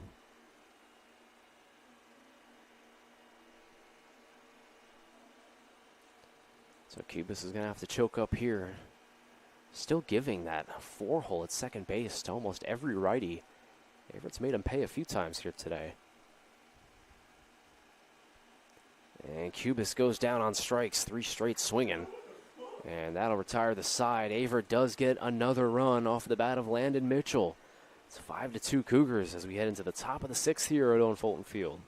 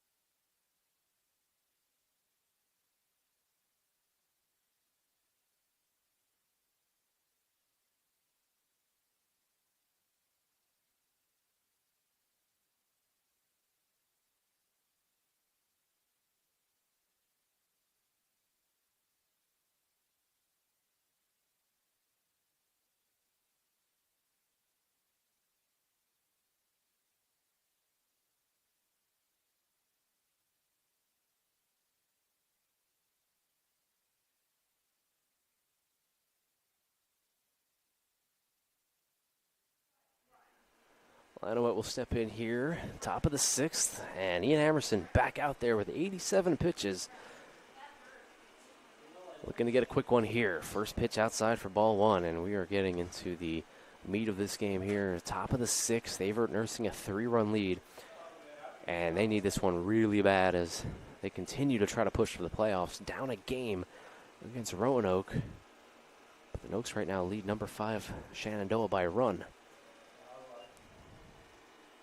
So some ground to make up for the Cougars as Emerson falls behind Lanoet. 2-0.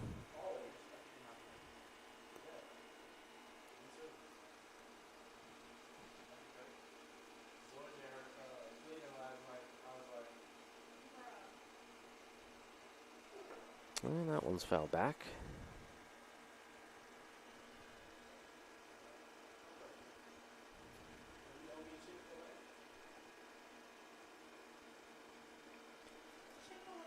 And speaking of Roanoke, they have extended their lead over Shenandoah. It's now 8-5 in the 7th inning as they're closing in on a big upset win on the road. As that would hurt Averett's chances just a little bit. If Averett's able to hold on here, it would be huge.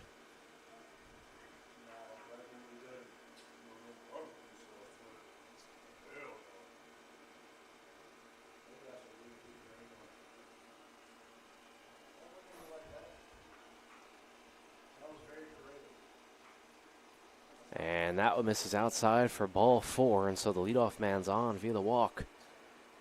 As Emerson now with over 90 pitches on the day.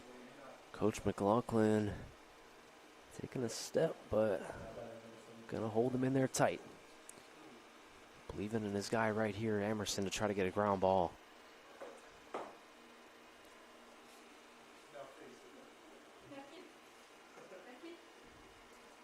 The Averett pitching staff here today, Ian Emerson, has been exceptional.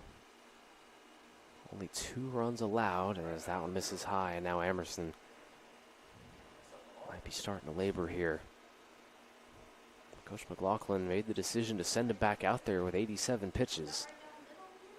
It's always a tough call right there on that 80-ish pitch range.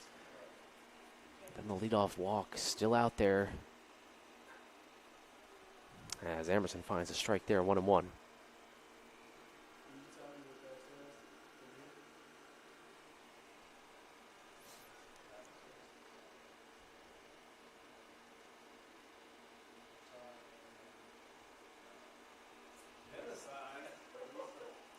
Pickoff attempt at first, and back in safely is Lanowitz.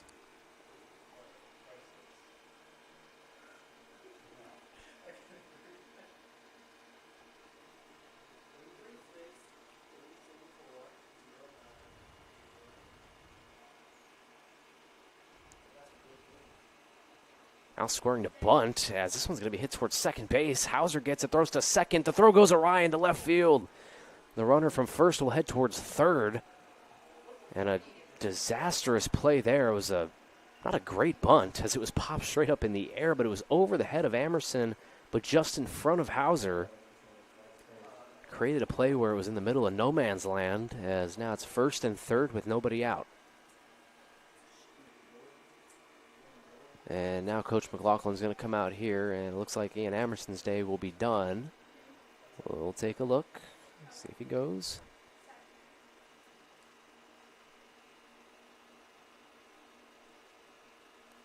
Haven't seen the bullpen door open yet. And he actually might be staying in this game here. And it looks like that's the case. Ian Emerson is going to... Or nope. We'll see, the bullpen is opened. They're playing tricks with me now. As you see there, Coach McLaughlin is now going to point towards the bullpen. And so maybe a discussion with Emerson, trying to see how he's feeling. He'll exit. What a day it was for him. Emerson leads with 5 innings of work, in line for the win, 2 earned runs to his name, as the Cougars will head to the pen. Emerson's day is done, and he'll leave 2 inherited runners out there at first and third. So big point in this game here as we take a look at who's coming in for the Cougars. As it looks like it's going to be Cade Sabin for Averett. So Cade Sabin comes in. This will be his 12th appearance out of the pen, a true bullpen arm. Cade's got 14 2/3 innings of work this season. 10 walks, 13 strikeouts. And so Cade will come in here, big spot. First and third, tying run at the plate, top of the 6th action. And we'll step aside while Cade gets warmed up.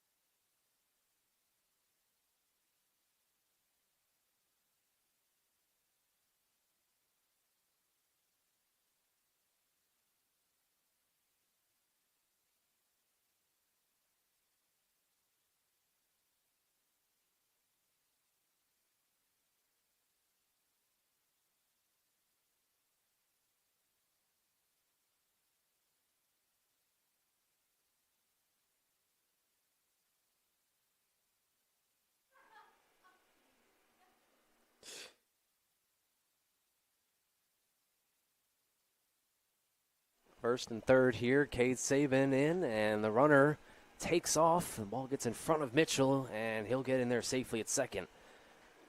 So it's second and third now. Nobody out still.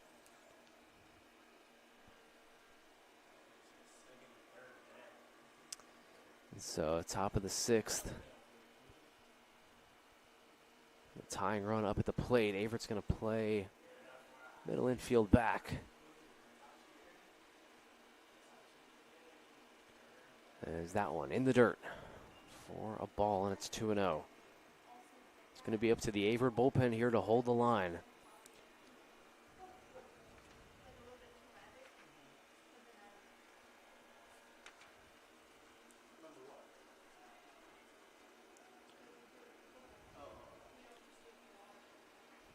Two and 0, and that one finds a strike zone.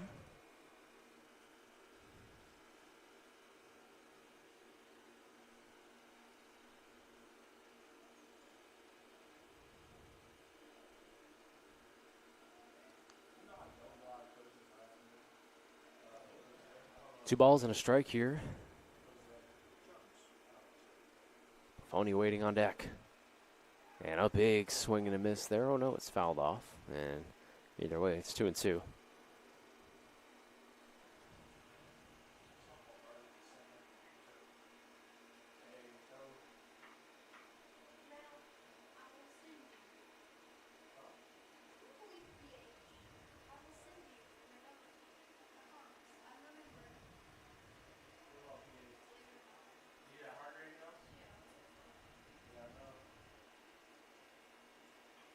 This one's skied towards deep center field. Driving Maddox. Jordan back to the warning track at the wall. It's off the wall.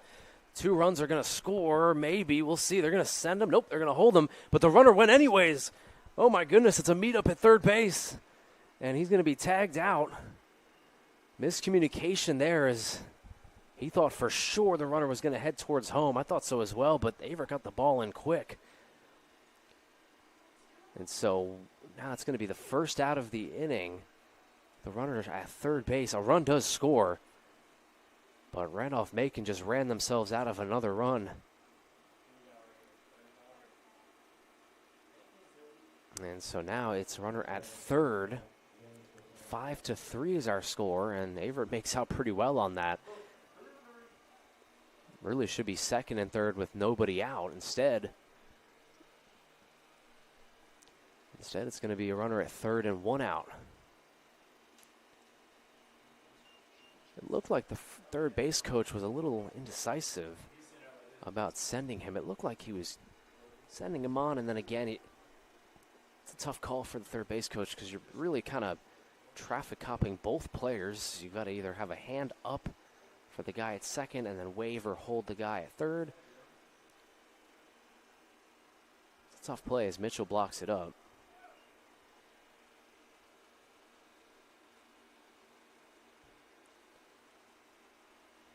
Base running mishaps here for the Yellow Jackets.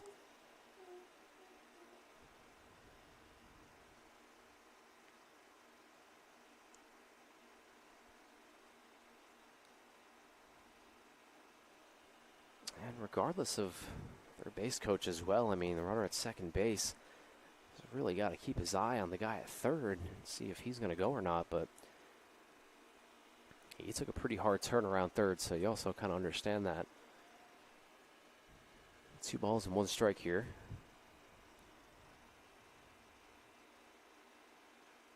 And this one popped up into foul ground and Ford to watch it fly away. And it's 2-2.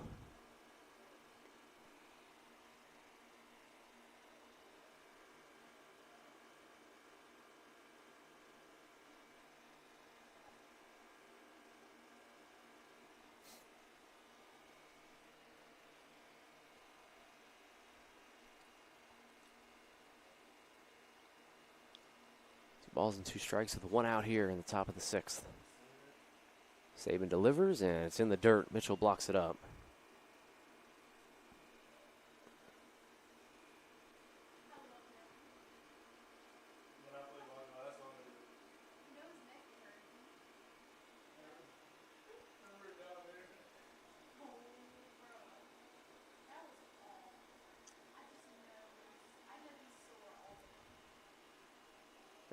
And that one fouled in the box, and will stay here.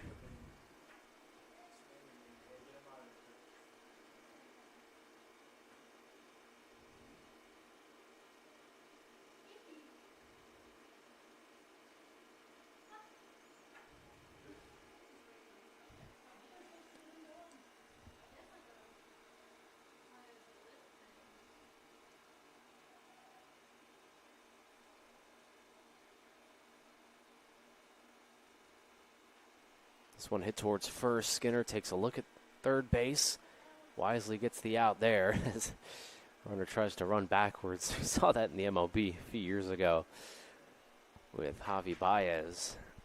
It actually worked out. That one did not. So there's 2 down.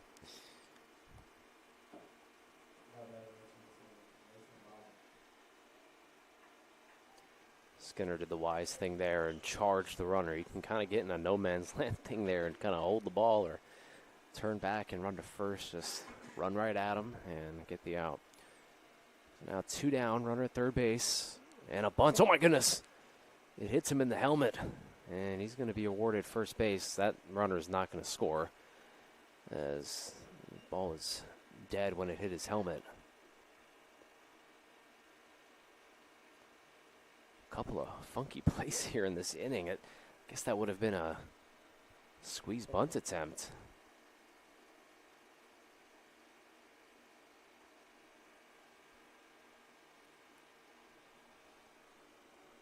But either way, it's going to send up the leadoff hitter here, Jack Bowles, who had a hit in his last at bat.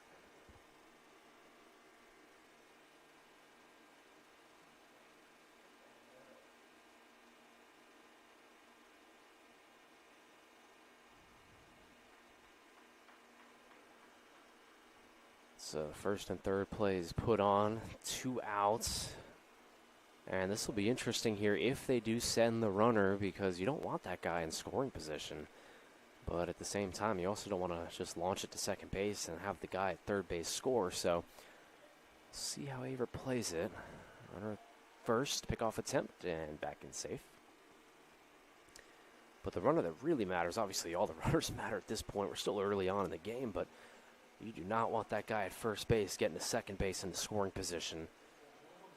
And give the leadoff hitter here, Bowles, a chance to tie this game. The one swing of the bat. Saban clips the outside corner for a strike.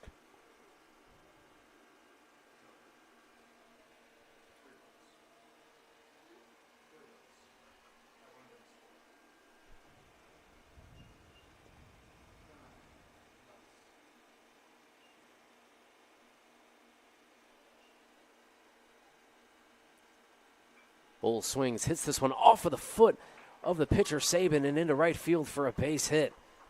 Holding at first base there, but boy, this has been a really weird inning, as that one's going to be a base hit. It's 4-5 now. Averett leads. We've had a guy hit in the head. Saban had his foot taken off. Our runners colliding at third base. Top of the 6th has seen it all, and it's also seen the Yellow Jackets scratch 2 runs across. Tying run at third base now. Go ahead run at first.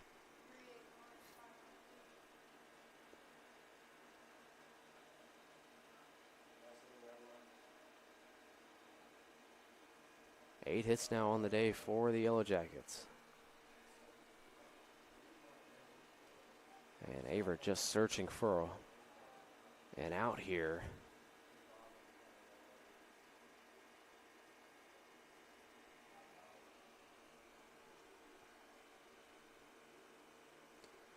Zach Warnowski will step in.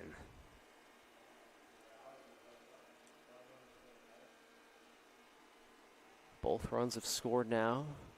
As here comes another bunt attempt. It's a good one. Ford's got to go to first with it. He throws. Skinner on the bag. What a stretch. Drew Skinner with the stretch of his life, as that's the final out of the top of the 6th. Drew Skinner saves the day. First base coach is heated with the umpire at first. He thought his foot was off the bag. It doesn't matter, as that'll retire the side. Cougars holding on to the lead, but Randolph-Macon does scratch a couple. It's 5-4 as we head into the bottom of the 6th.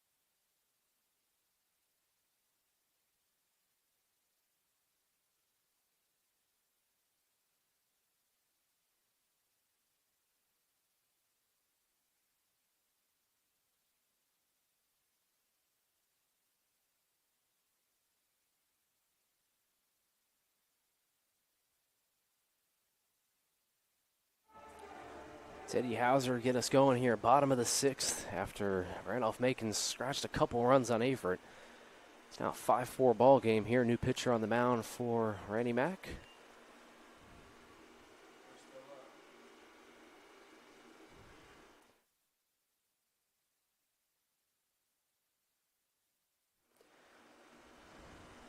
As Hauser will look to get something going here for the Cougs. So we're going to miss there. Connor McCauley will step in. This will be his 13th appearance out of the bullpen, 20 1/3 innings pitched, and a 3.98 ERA. McCauley only 6 walks. And that's really the identity of this Yellow Jackets squad. Hauser takes for a ball.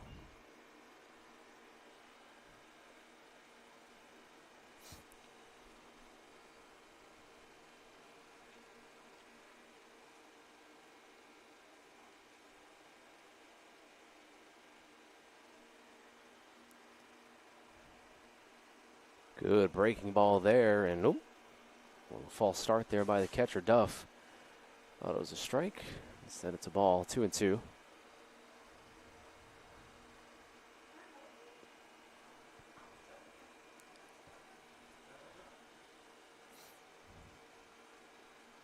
McCauley's pitch, and Hauser fouls it back.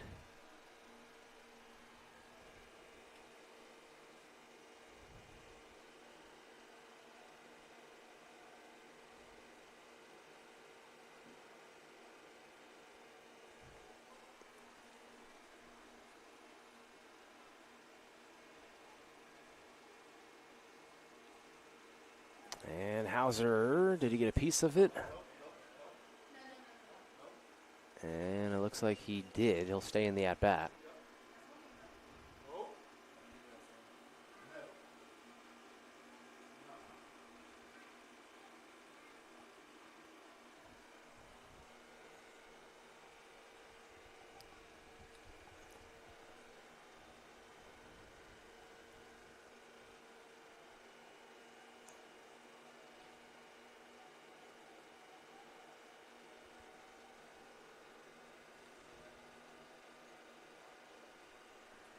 Balls and 2 strikes on Teddy Hauser. And Teddy skies this one to right center field, driving the right fielder back and making the catch for the first out.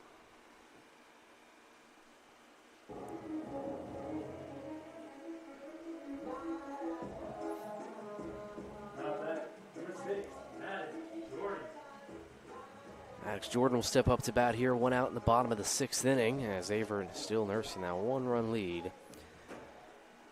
As Roanoke out in Shenandoah, they've blown it open. They're up 11-5 in the top of the 8th. It's very bad news for the Cougars, as Shenandoah is in danger of dropping a rare game, the number 2 seed in the ODAC and number 5 team in the country. Currently losing to the 8th seed right now, Roanoke.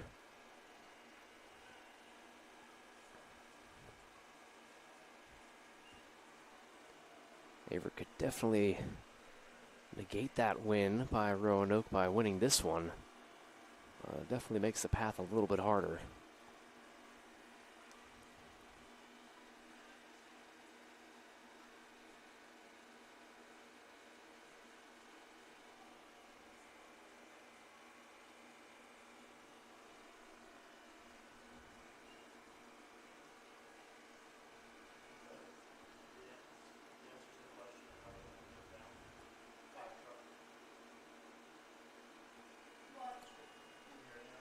So Maddox Jordan up to bat here. He's heading the count 2-1, and then you got the leadoff hitter coming up, Luke Keister.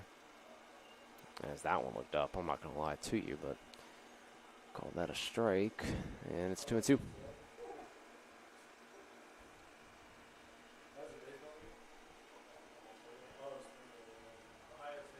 Coley looking to get a big punch out here. 2-2 to Jordan.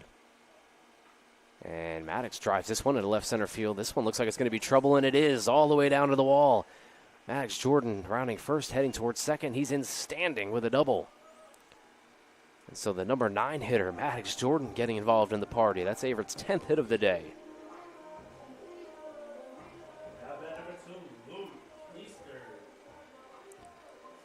So a mistake there by McCauley, leaving a fastball over the middle of the plate with 2 strikes. And Maddox Jordan does what good hitters do, and that's drive it.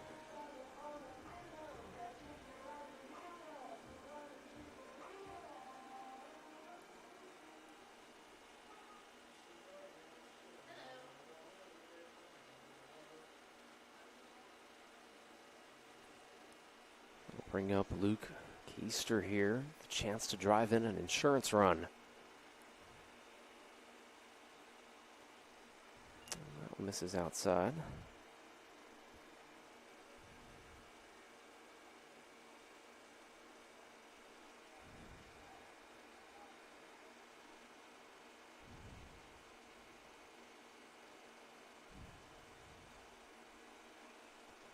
Keister drives this one to left field. It's bringing the left fielder back, but he'll make the catch, tagging at second, but holding now is Maddox Jordan, and there's 2 down.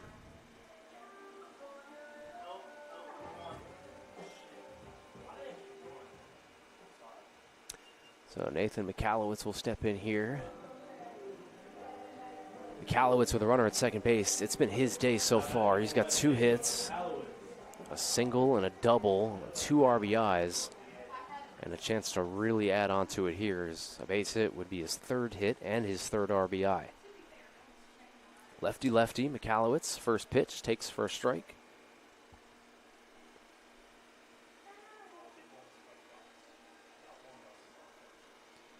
Austin Ford waits on deck. Number 3 hitter for the Cougars.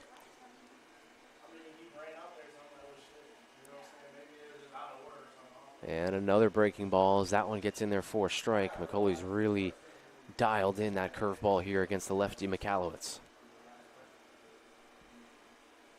So Nathan looking to choke up here, defend the plate.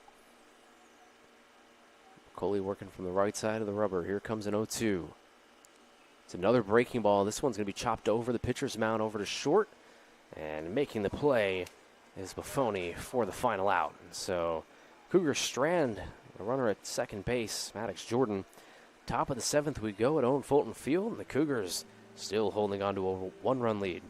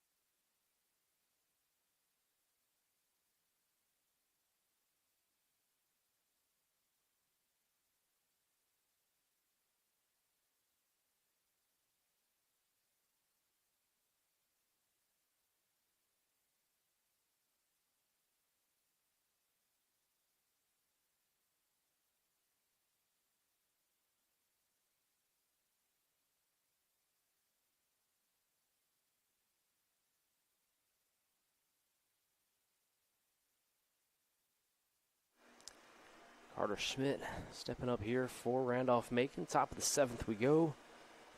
And a 1-run lead for Averett. Cade Saban back there on the bump, and the first pitch is in there for a strike. 5 runs, 10 hits, 3 errors for Averett. 4 runs, 8 hits, and 1 error for Randy Mack.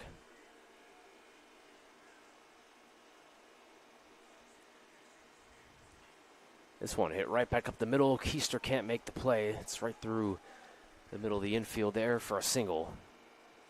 And the Yellow Jackets have the leadoff man on. So nice piece of hitting there by Schmidt, sending it right back up the box. And he'll bring up Logan Duff.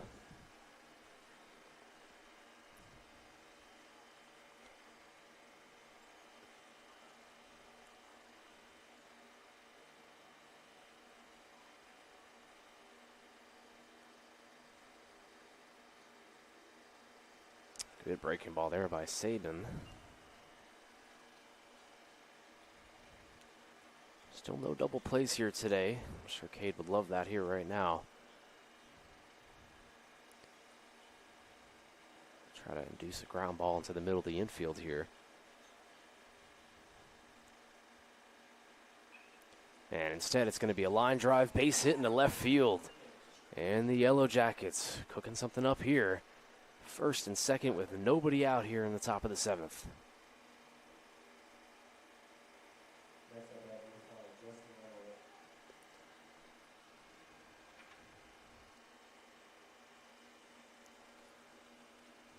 Justin Lanowet will step in now. See what he does. You could think about bunting. I think Lanowet squared the bunt in his last at bat, as now Coach McLaughlin's going to go to the pen. So first and second, nobody out. We'll see who comes out for the Cougars, but that's going to end the day for Sabin.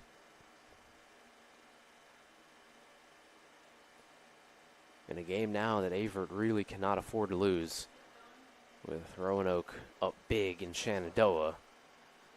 See who comes out here for the Cougars.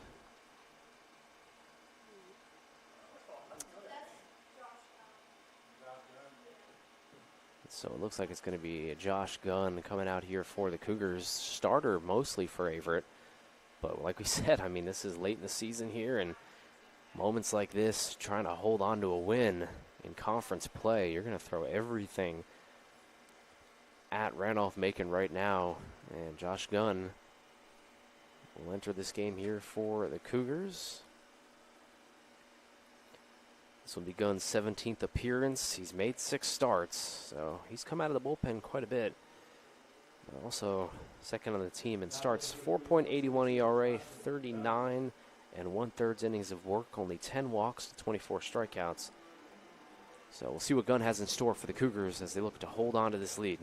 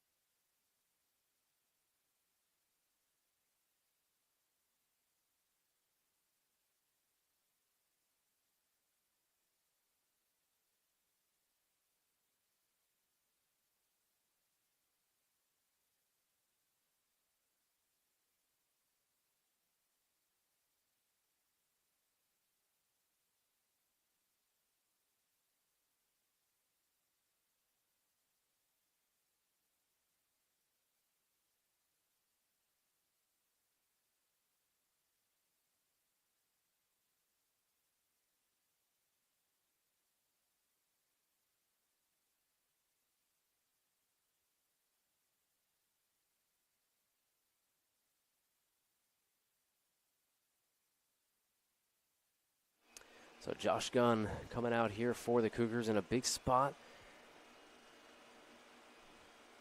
And here comes the bunt attempt. It's taken. Mitchell's going to throw to second, and it's not going to be in time. Lanowet will step in here trying to get that sacrifice down and get the go-ahead runs into scoring position.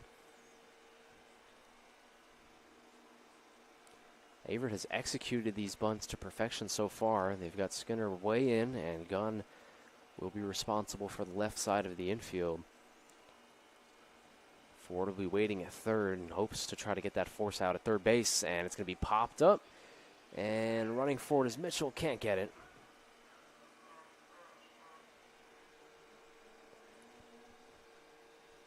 10 hits apiece for both sides.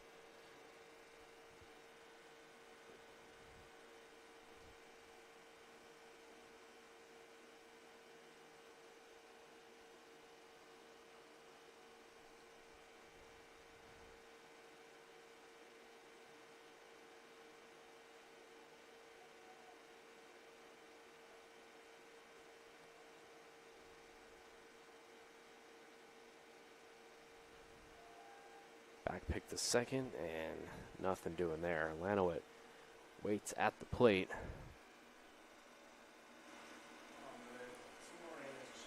Looking to try to get this bunt down and move the runner over.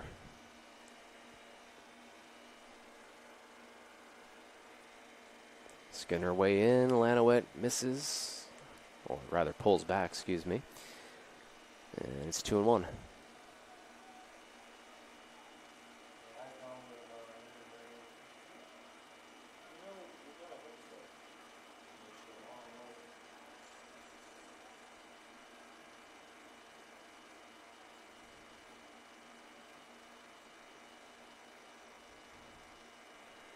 It squares and fouls it down the first base line.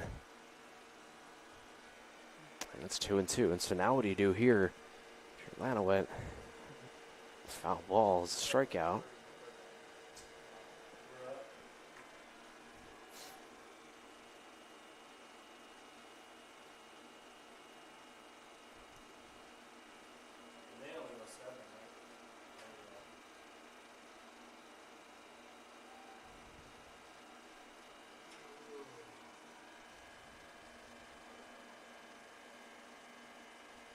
And that one just misses. Wow, that one looked like it was there. Fans don't like it. And it's 3-2.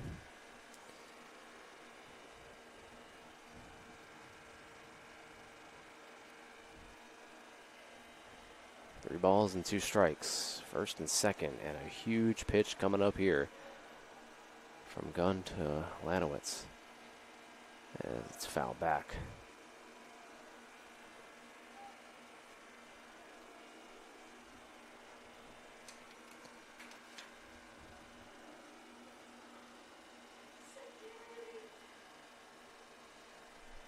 Waiting on deck is John Cusey.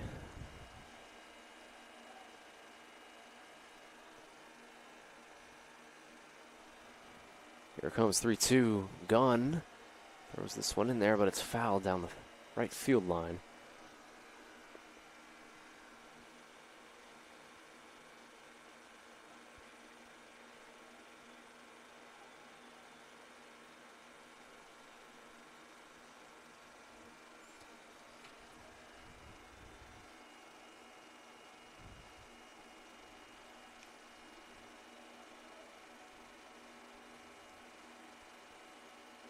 Three-two swing and a miss, strike three. A huge punch out there by Josh Gunn. And there's one down.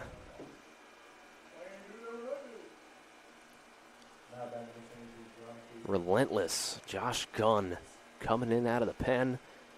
Looked like he got squeezed a little bit on that 2-2 pitch, but comes back with a huge strikeout. And now ground ball could get him out of this inning as QC will now step in. This one lined back up the middle. It's off of Gunn's glove, and it'll stay here in the infield. Boy, he almost came down with that.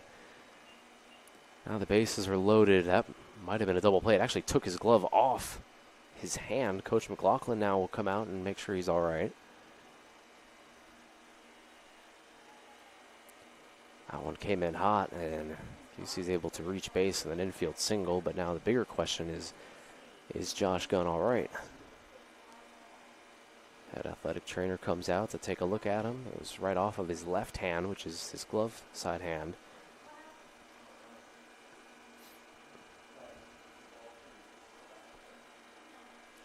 QC sent that one for a ride, and now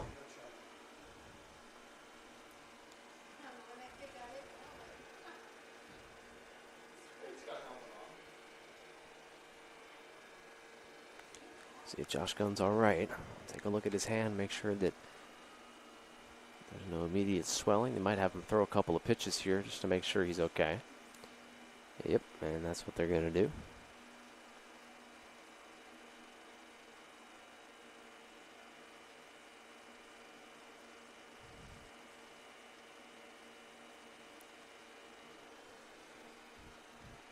And Gunn will throw probably one more here and then get back into action. Bases are going to be loaded here for the Yellow Jackets with one out.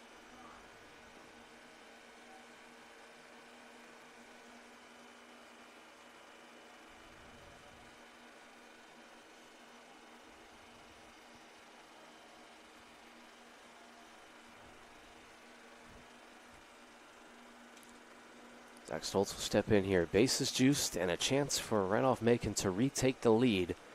They've trailed since the third inning. And a very long inning here in the top of the seventh. Trying to now come up empty. 11 hits total, 4 runs, but knocking on the door here of taking that lead right back. Averett is not going to play the infield in. They're going to play double play depth. Nice pitch there by Gunn. And it's 0-1.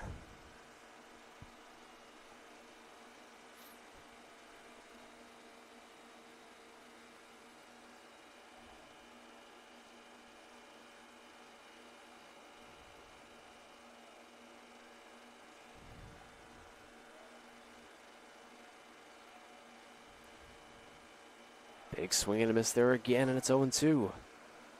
So Gunn right now, he needs either the ground ball or the strikeout. He'll take either one right now, but Randolph-Macon really is just looking for a sacrifice fly. Try to tie this game up. Zach Stoltz steps in. Gunn gets the sign. And comes set. Here comes a big 0-2. And it's outside for ball 1. Good setup pitch there.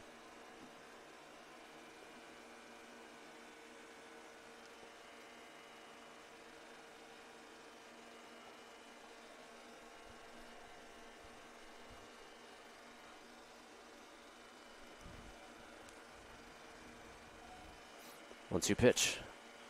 This one's going to be chopped over towards third and foul.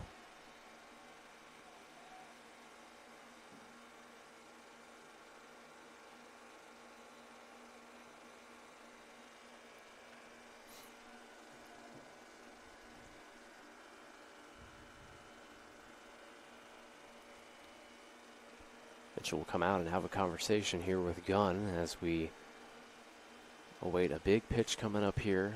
Zach Stoltz going to do a job. Averett has played tremendous small ball here today. Sacrifice flies and sack bunts. Right now, Randolph-Macon trying to copy what Averett's done here and get a sacrifice fly or more.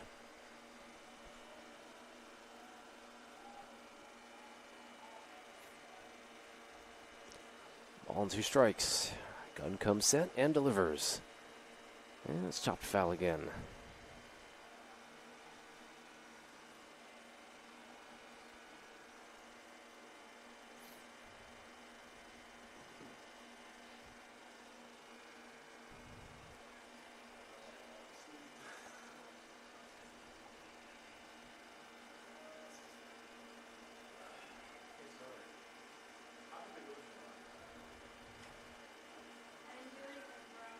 This one's going to be blooped towards right field. It's coming in and making the catch is Cubis. The runner's going to hold at third base, and wisely enough, Connor Cubis sent in a seed from right field.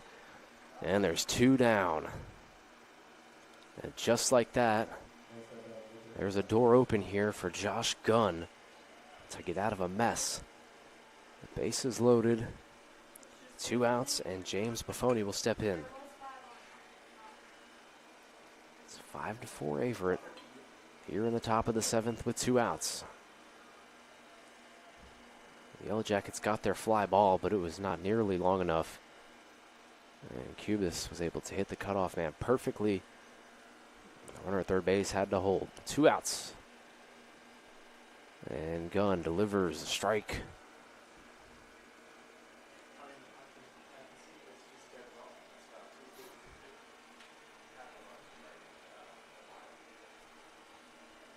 One looking to lock in here.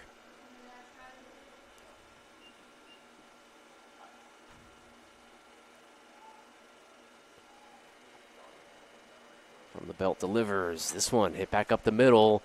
It's going to be a tough play for Keister. Throws to first. He got him. And Josh Gunn works out of the jam.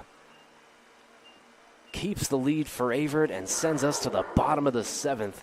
Still up by 1. I don't know how he did that, but he did. And so the Cougars will have a chance here to try to get some insurance runs. They need it as Gunn delivers a big, big inning there. Bottom of the 7th coming up.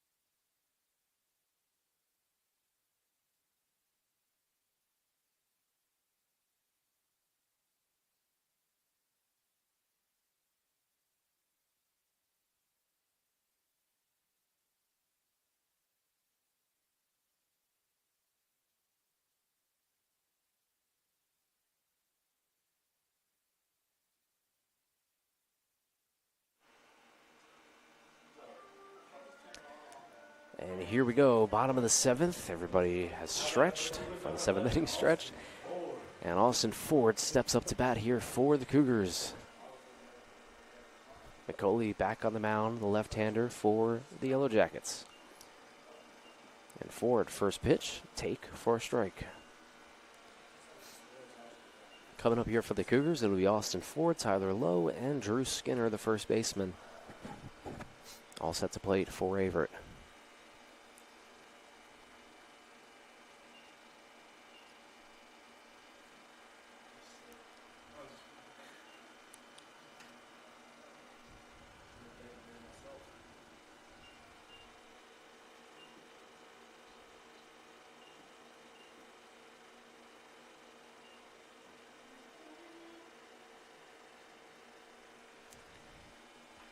Ford drives this one to center field. That's going to get down for a base hit.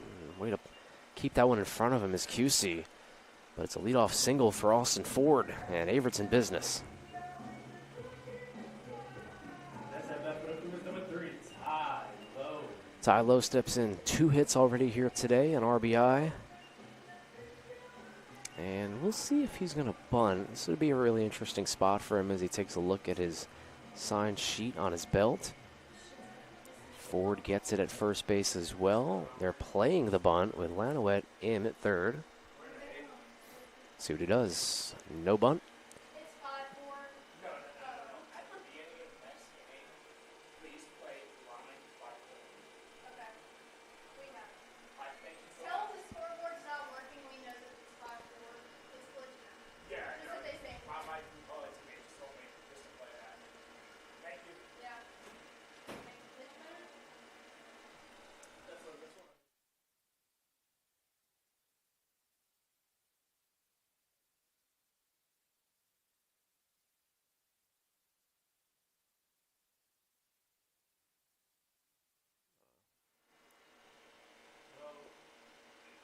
This one's going to be laced towards left field, driving the left fielder back to the warning track at the wall. It's over the wall. It's a home run.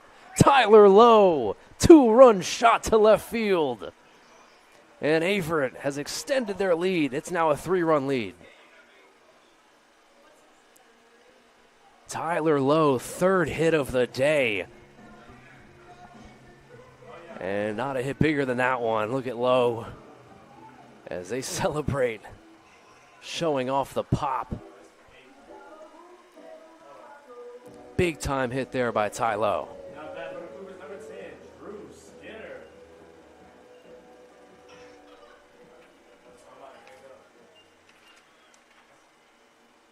For Lowe, that's his second home run of the year. Biggest hit of the season for the Cougars. And you take a look at where this game was just a half inning ago. The bases loaded and nobody out. Looked for sure that the Cougars were going to lose the lead. Gunn stepped up in a big way. And now Ty Lowe sends one over the left field wall for a 2-run homer.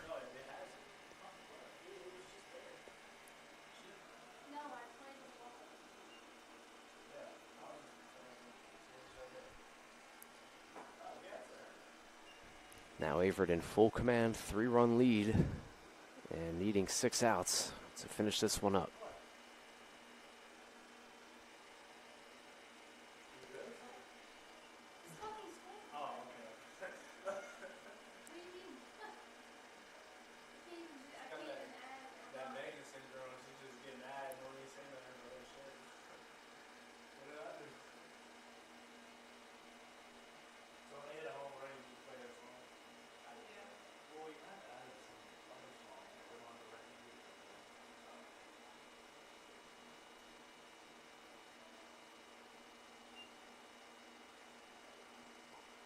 And Skinner, big cut, swings through it.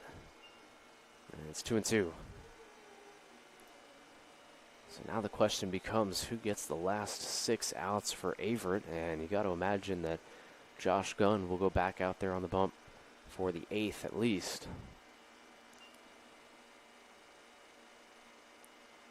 And Skinner fouls that one back.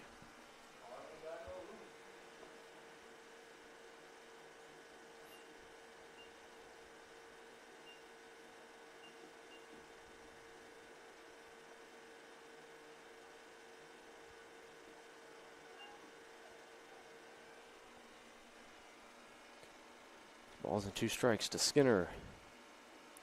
And Drew takes outside for ball 3. Coley really having to work hard now. Leadoff single, a 2-run homer, and now a potential walk.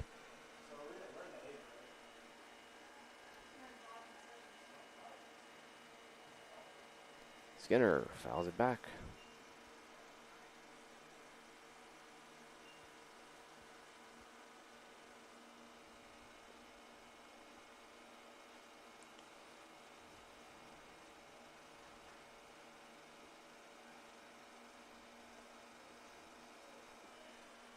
Back-to-back long innings here for both sides as Averett had that bases loaded jam they had to get out of. Skinner fouls it back again.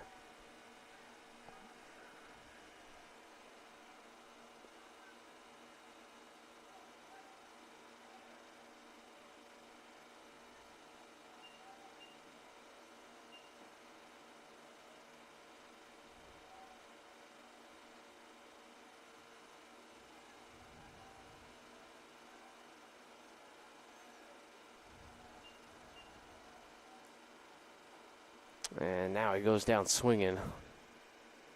First out of the inning for the Yellow Jackets. Now that number 35, Landon Mitchell. Time's called as looks like we're going to have a call to the bullpen here. And we'll get the number for you here in just a moment, but that's the end of the day for McCulley. Gives up the 2-run shot that boosts Averett's lead up to 3. Step aside and rejoin you in just a moment.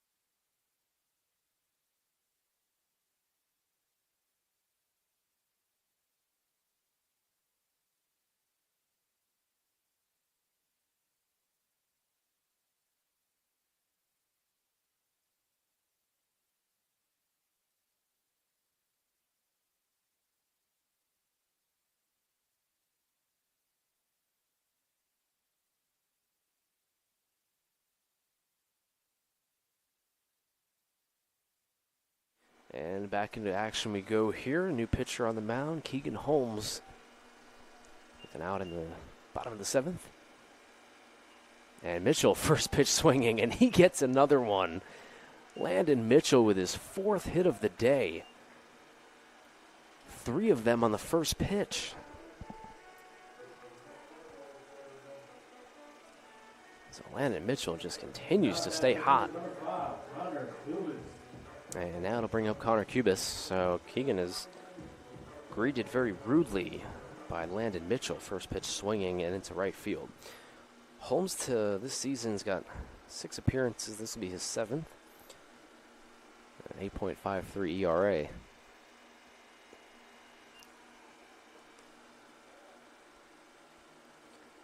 Holmes only has 6 innings of work this season, 8 walks and 6 strikeouts, so not one of the high leverage guys out of the Yellow Jackets bullpen, but coming in here and trying to eat up some innings down the stretch. Cubis hits a can of corn to right field, and that'll be the 2nd out.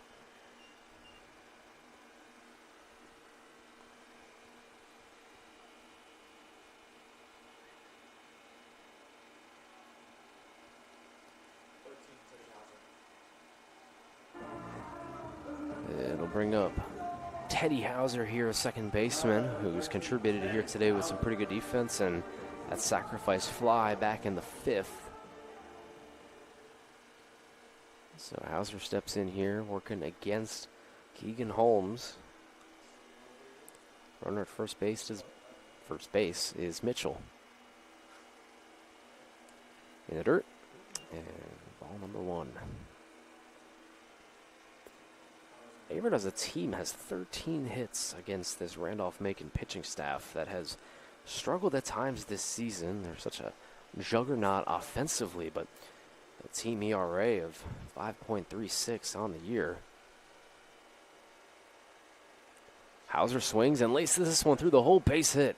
Mitchell will trot into second base, and with 2 outs, Teddy Hauser's got another hit. 14 hits now for the Cougars. That's really been the difference here today. It's been the offense, and it goes deeper than just the hits. As Maddox Jordan steps in.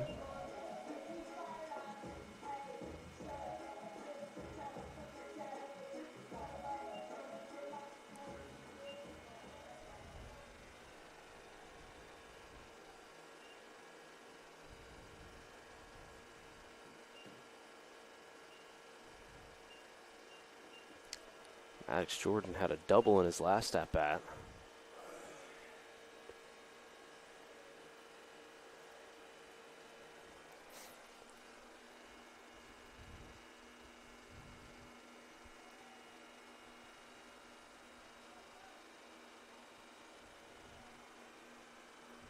Waiting on deck is Luke Keister. Cougars would love to get another insurance run here and boost their lead up to 4. Mitchell at second, not a ton of speed there, but a base hit should be able to score him.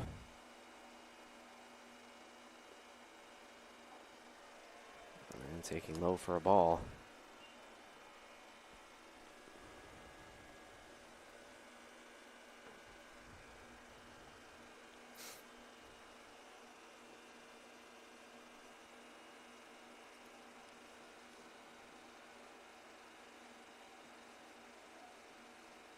And another ball outside, and now Holmes flirting with walking the number 9 hitter and flipping the lineup over to load the bases. So he's got to come in the zone here. See if Jordan will be swinging. 3-1. Holmes delivers inside, and it hits Jordan. And it will, in fact, load the bases here for Luke Keister. So a non-competitive pitch there. Next at bat for the Cougars, number 2, Luke Easter.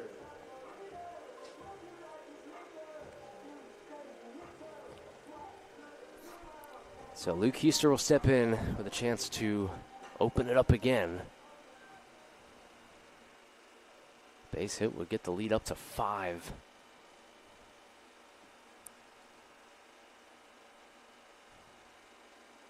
And he takes outside for ball one.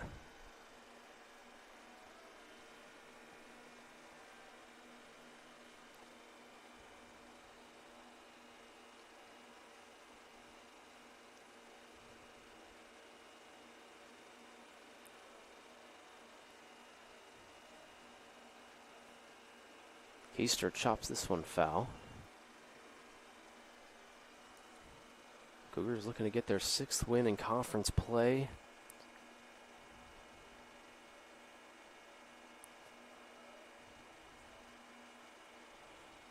Four games left in conference. Trying to finish out the season strong and snatch that number 8 spot in the ODAC playoffs. Keister fouls it off. A win here would boost those odds. Especially a sweep if they're able to do that and win this one and then win the next one.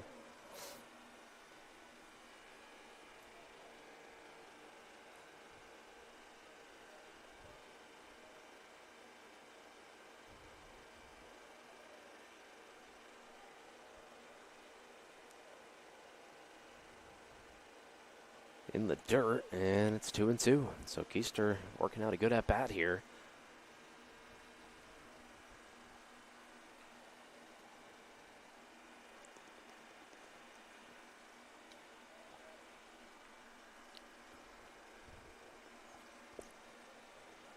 Two balls, 2 strikes, 2 outs, and Averett's leadoff hitter up to bat here with the bases loaded. Keister swings and hits this one down the line. It's caught by the first baseman, raced to first in time. What a play over there by Stoles at first.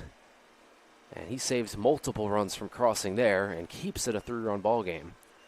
Ty Lowe got us going with that 2-run homer. That's all Averett gets. Top of the 8th we go. Averett needs 6 more outs to get the win.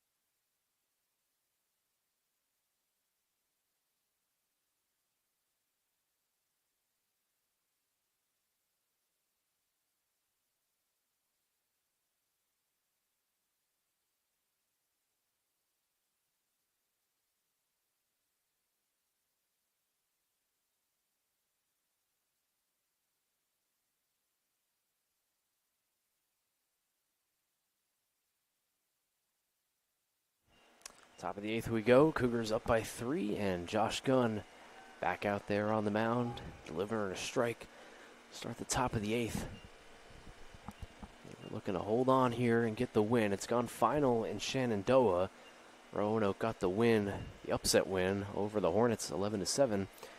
And so the Cougars now a game and a half out of the playoffs as it stands right now, but a chance to get back to 1 if they're able to hold on here. Gunn starting out good here in the top of the 8th, 0-2. And, wow, good morning, good afternoon, and good night. 3 pitches and a strikeout for Josh Gunn. So another pinch hitter. Nope, it's going to be Jack Bowles. So Jack Bowles will step in here, leadoff man up. 1 down here in the top of the 8th. 5 outs to go for the Cougars. They try to get a big win over an ODAC rival here at home. Breaking ball just misses. 1-0.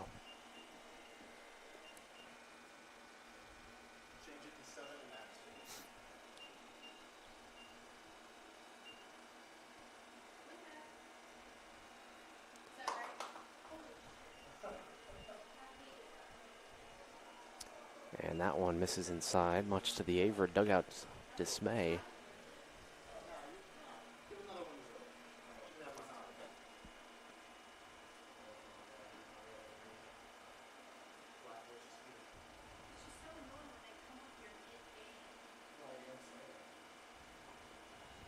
Gunn fires in a strike, 2-1. Doesn't look like anybody's up in that Averett bullpen, so we'll see. This most likely is Gunn's game to finish. 2 balls and a strike here. And that one misses, or that one's in there for strike 2.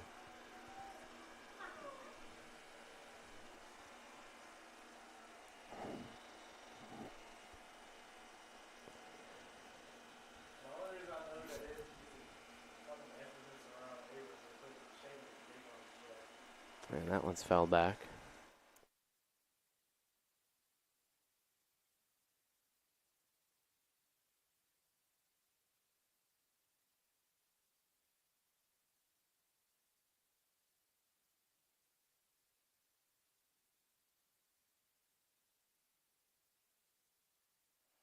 That one misses high for a ball, 3-2.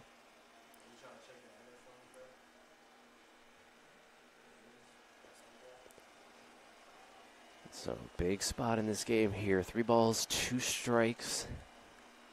And Gunn looking to get it back-to-back strikeouts here, or at least just the out. Here it comes, 3-2. Bowles hits this one into right field, giving chase to Skinner and Cubis, but that's heading towards my car.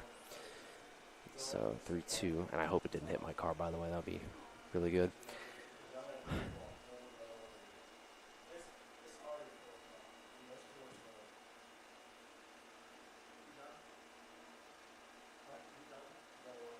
3-2. This one's hit foul.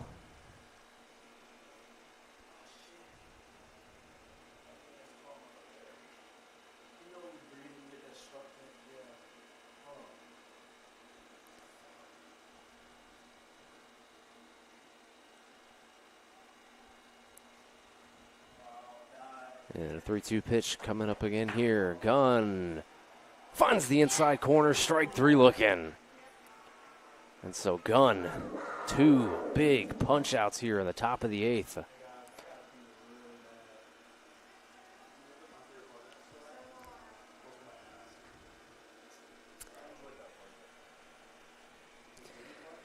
Zach Warnowski now steps in. 2 big strikeouts back-to-back by Gunn. He's locked in right now and looking to finish out the top of the 8th. Averett needs 4 more outs. Gunn in the zone again, strike 1. And he's got a tempo about him right now. He wants to finish this game up.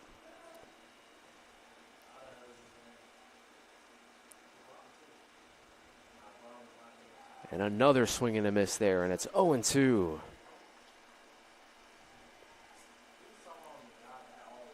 Gunn back on the mound. Looking to strike out the side in order here in the top of the 8th. Get the fellas back in the dugout. Here it comes, 0-2 pitch. And that's a good spot there. That's 1-2.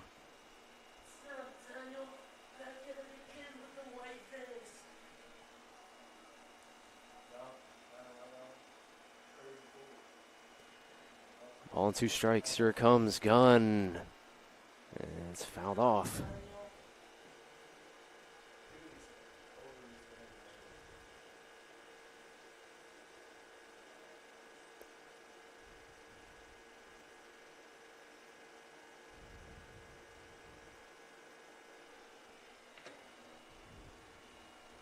Joshua Gunn looking to get another strikeout. 1-2 pitch. Fouled off again. So good battle here.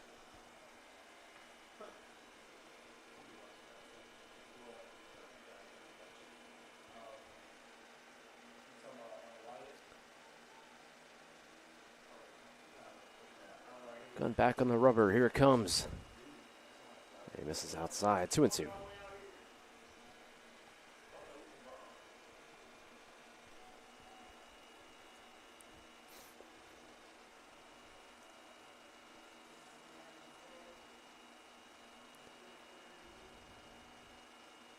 And that one misses inside. And so from 0-2 to 3-2, Gunn in danger of walking a batter here with 2 outs. Got to find the strike zone.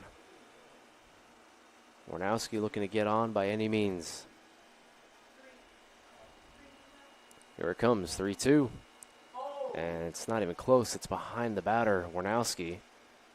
And he'll head to first base with a walk. And so 4 straight balls after getting ahead 0-2. And we'll send up Carter Schmidt.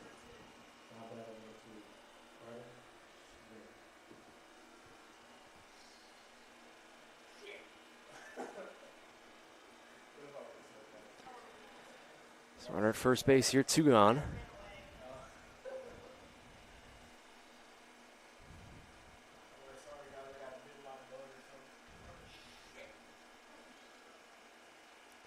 And Gunn now, another ball.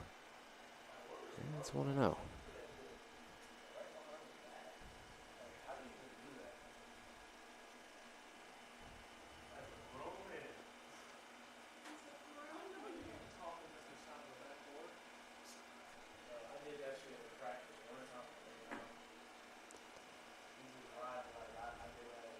In their first strike, and it's 1-1. Averett looking to keep pace with Roanoke. If you're just joining us, Roanoke upset Shenandoah, extended their 1-game lead over Averett to a 1.5 games. The interesting thing about that, though, is, as I've said in the broadcast earlier, is Averett does have the tiebreaker. They beat Roanoke back-to-back games. And so all Averett has to do is tie them. Roanoke does have a game in hand, so they'll play 1 extra game over Averett, which could either help or hurt their chances, depending on the result. Right now, Gunn looking to try to get back in the zone. And this one's going to be popped up towards center field. Ranging back is Jordan. Should be easy, and it is. And Josh Gunn gets out of it. Bottom of the 8th we go. Cougars still up by 3, and they need 3 more outs to get a big win over Randolph-Macon.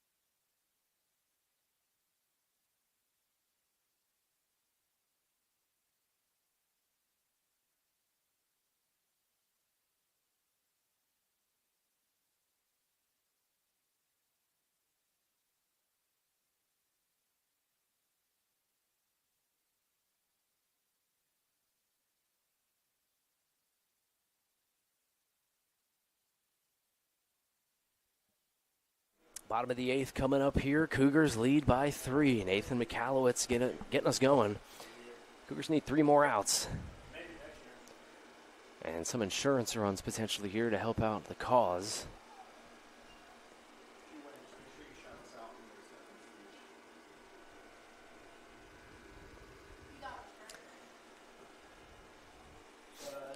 So 1-1. Take a look at who's coming up here for the Cougars. After this pitch here to McAllowitz, that misses low.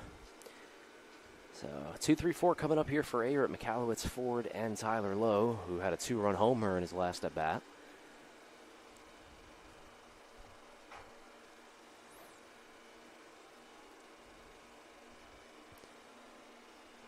So we'll see what Averett can do here as McAllowitz takes that one high, 3-1.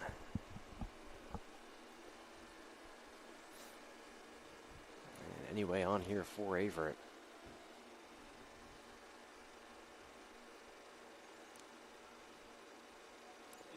And it's leadoff walk for McAllowitz. And so the Cougars have a base runner on here to start the bottom of the 8th. They'll bring up Ford, and this is some dangerous territory here for Randolph-Macon. Forgot to mention, they've got a new pitcher on the bump. It's going to be Trey Gouch. 9th appearance on the season. It has not gone his way so far this year. 11.57 ERA and 9 1/3 innings of work.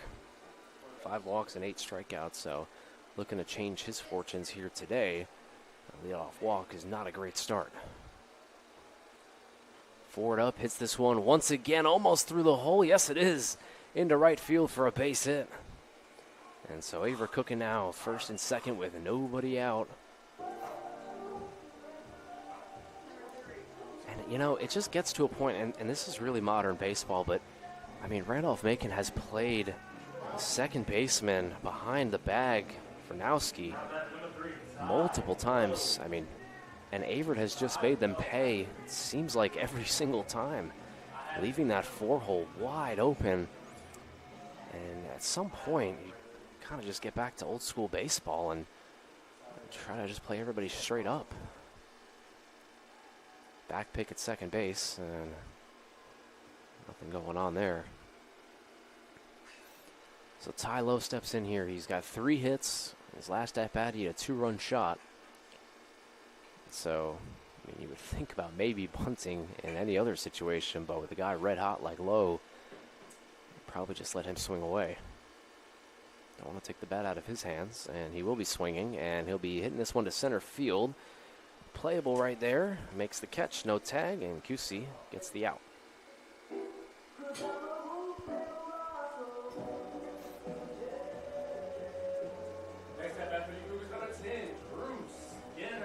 So Drew Skinner will step in here, first and second, 1 out.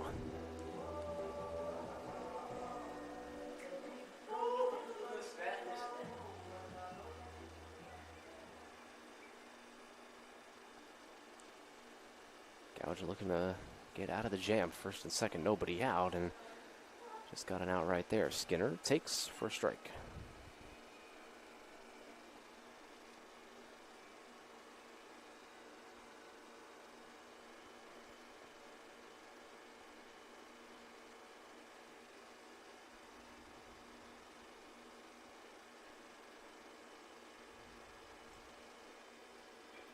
Skinner grounds this one. That's going to get through the hole for a base hit. Holding at third is McAllowitz. But 3 hits here in the bottom of the 8th. And this one for Drew.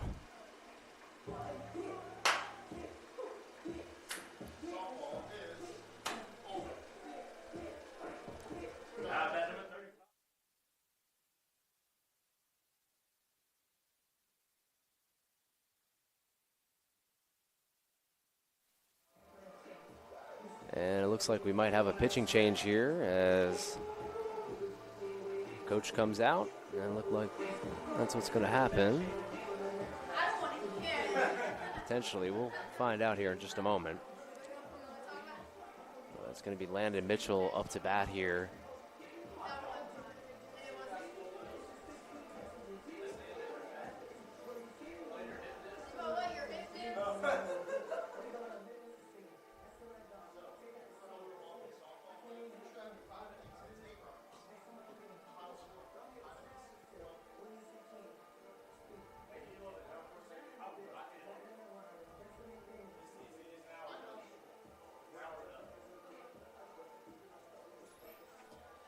Landon Mitchell steps up here. Bases juiced, 1 out, no pitching change.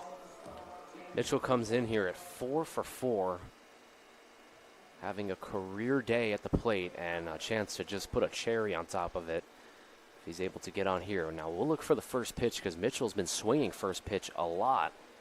3 out of his 4 hits have come on the first pitch. So we'll see what he does here. Mitchell, who's 4 for 4, steps in and takes for a ball.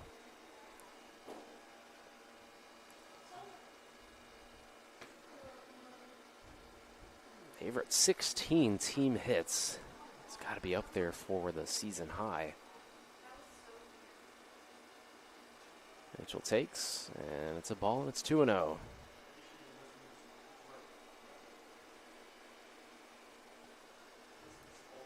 Been a hit parade for both sides, but just a little bit more for Averett. 16 hits for the Cougs and 11 hits for Randolph-Macon. Mitchell misses it inside, and the runners will have to hold there. Still 3-0, though, and Gouge just can't find the strike zone. And this is as red of a light as you'll ever get. Mitchell, who's been swinging a good bat, can't imagine he'll be swinging at this. 3 balls and no strikes. Gouge got to find it here. And he does. It's on the inside corner for a strike.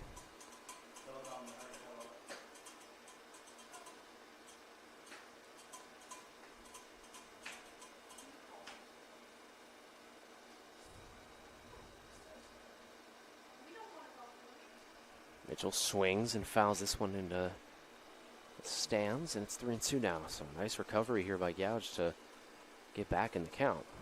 This might be actually like the longest baseball game this year. Not in a while. I don't even know why. It hasn't been so many like that in a rush. 3-2 pitch. Mitchell swings, lines this one over to second. Great catch over there by Warnowski. And there's 2 down.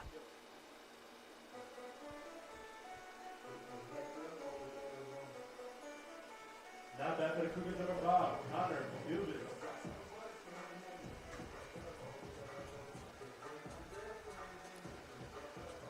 Connor Cubis will step in here with a chance to get some big insurance runs. The Cougars are going to need 3 outs in the next half inning to win the game. But they'd like to be up by 5 instead of 3 if possible. See if Cubis can deliver.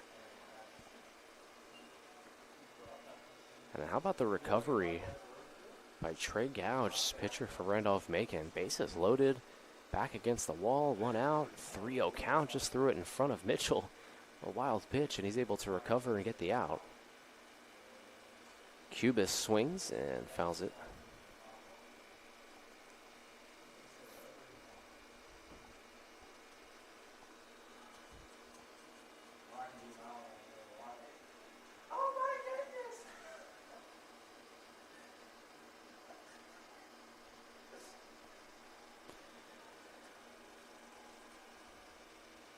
Cubis high and tight, and it's 2-1.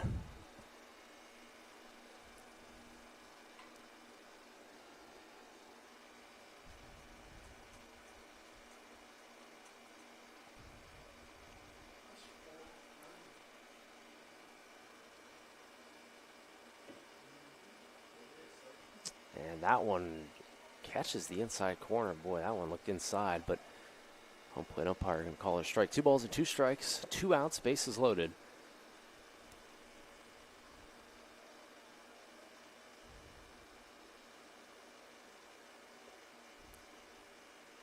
And Cubis hits this one to third, and it's going to be a foul ball. Pretty close play over there.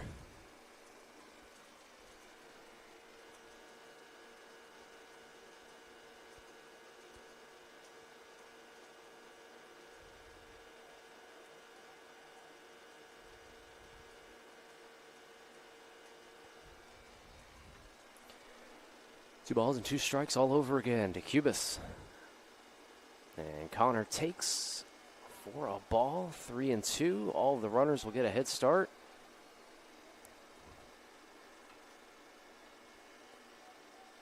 So the merry-go-round will be in motion here. Dodge to Cubis. Here it comes, 3-2, and it's not even close outside for ball 4. And so Averett gets a big insurance run there. It's now 8-4.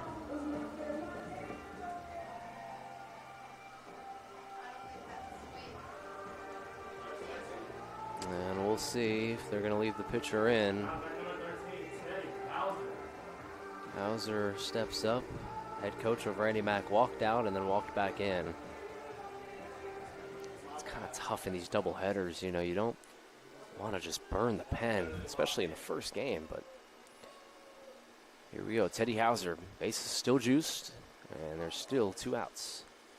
Hauser takes for a ball.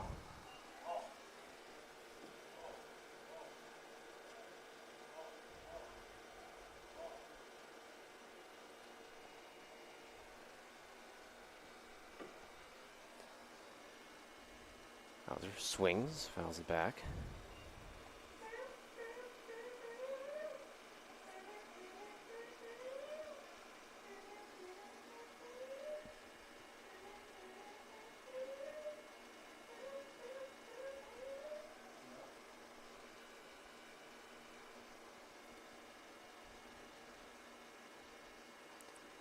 And a pop-up into shallow left field. Should be easy. And it is, making a catch, and that'll retire the side. Nice play over there by Buffoni. And it sends us to the top of the 9th inning. The Cougars need 3 outs to get their 6th conference win and keep pace in the playoff push.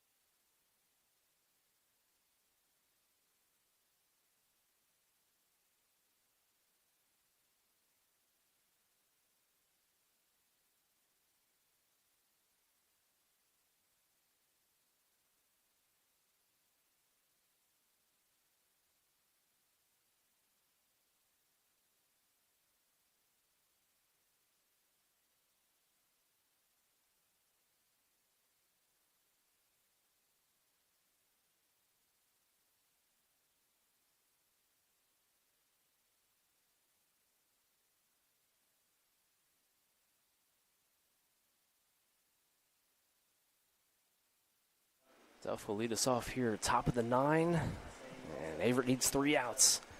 Try to put this one to bed. Josh Gunn back out there for the Cougars, and the first pitch starts out good with a strike.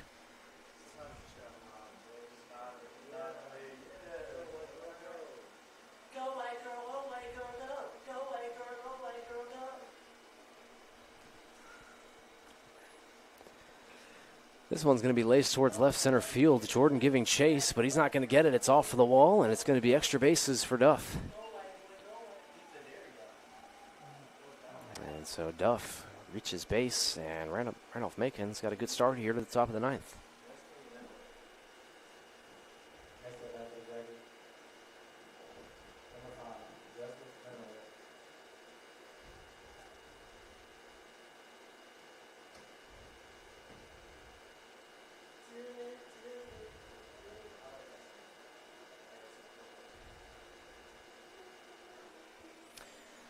So, leadoff double by Duff. Gunn still back out there on the mound.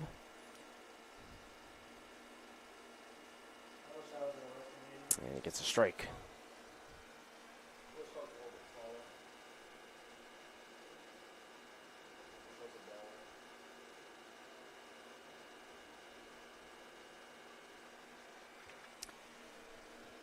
So 0-1 pitch here. That runner at second base doesn't mean too much for Averett, looking to trade the out for the run. Good block there by Mitchell.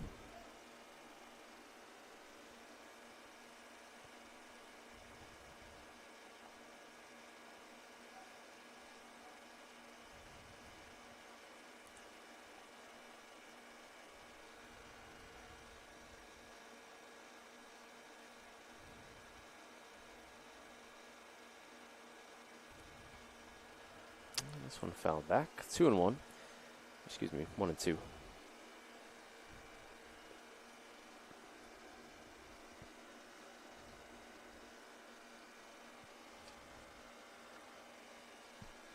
Lanowet looking to get on base here, try to prolong this inning. Need a couple more base runners on to get the tying run up. 1-2 pitch, and it's fouled back. 1-2 still.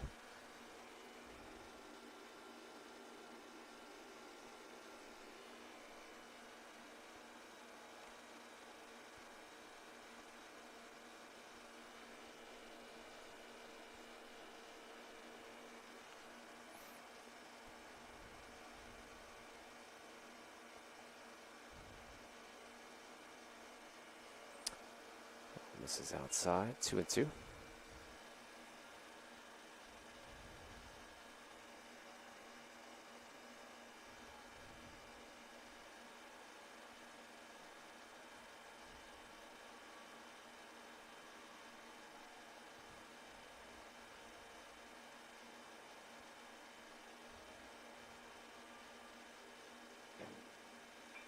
This one grounded to Keister at short, and it eats him up. It's an error at shortstop, and he's 6. And Randolph-Macon's got something going here in the 9th.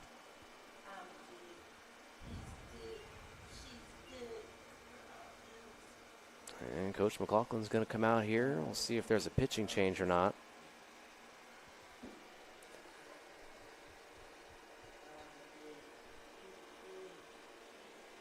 I'll step aside here for just a moment.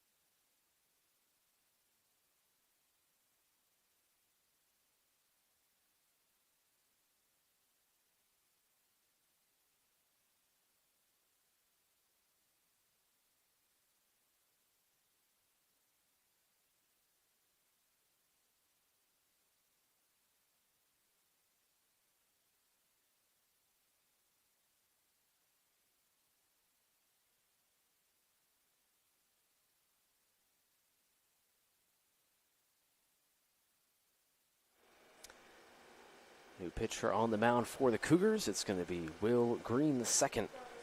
Coming up here in a big spot, first and third, nobody out, and a 4-run lead to Nurse. First pitch in there for a strike.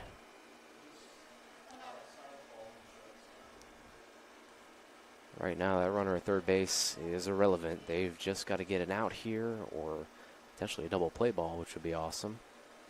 See if they can do it. Green hits this one over to second, trying to look at second. Yeah, that's smart to just get one. So the run will score. Randolph-Macon gets one here in the ninth. It'll be a runner at second base, one out. That's just a smart play there by Teddy Hauser. You could try to squeeze out two, but you just have a coach, Coach Al Ashkenazi, out in GBC. You always say one is a must and two is a plus. And right there, getting one was an absolute must. They got it, and now his runner at second base here. Still a 3-run lead.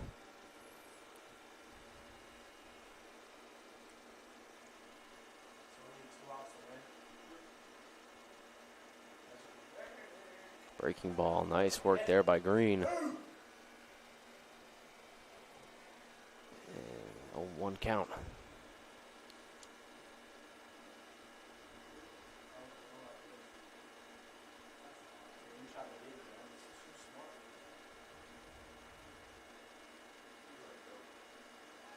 Foul back, 0-2.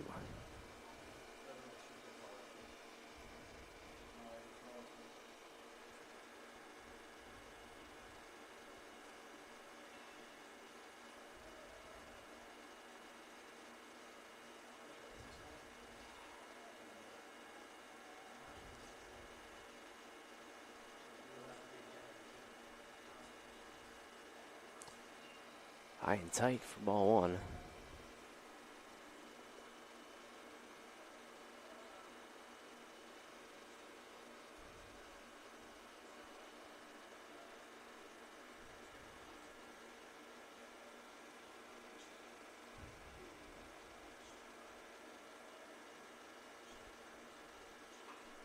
This one's going to be rocketed towards left field. This could be trouble heading towards the wall, and it is out of here.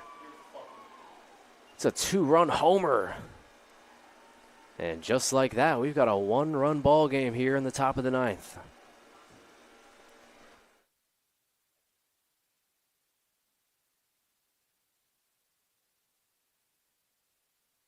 Two-run shot here. And a big-time play for Randy Mack as Zach Stoltz sends one over the left field wall. So now things get really interesting now. 1 out, nobody on, but the tying run is actually going to come to the plate here. James Buffoni will step in. He's shortstop for Randy Mack.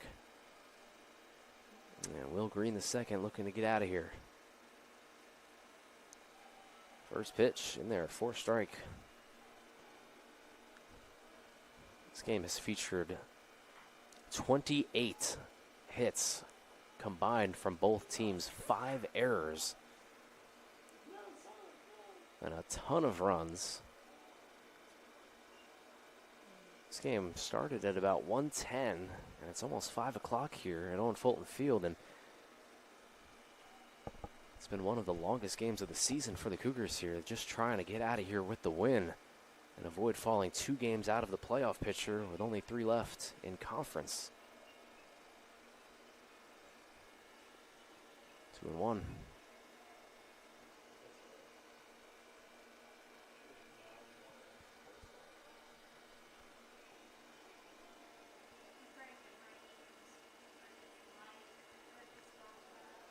Two balls and 2 strikes now after the foul ball.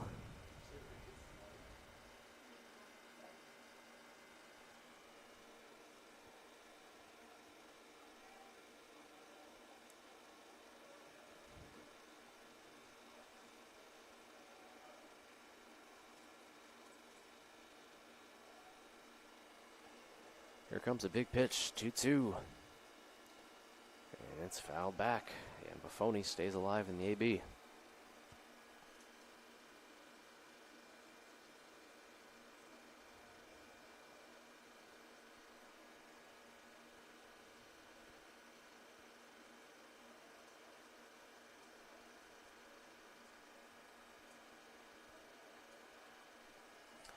balls and 2 strikes to Buffoni. Oh my goodness, that one way outside. And it's 3-2.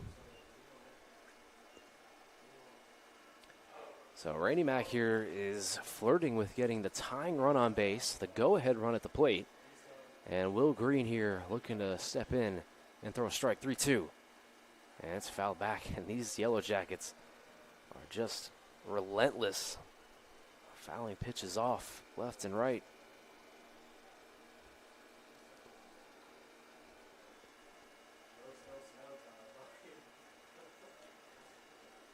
Averett defense looking to stay on their toes. Here comes the 3-2. And it's low for ball 4. And the go-ahead run now up at the plate.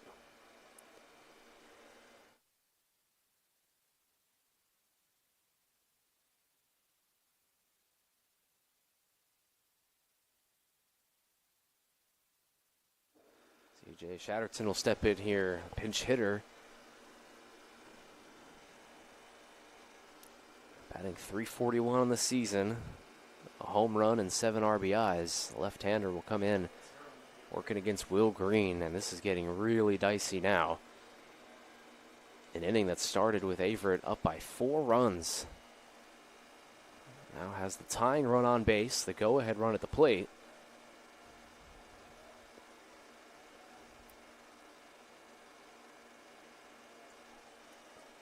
And here we go. That one misses high for ball 1.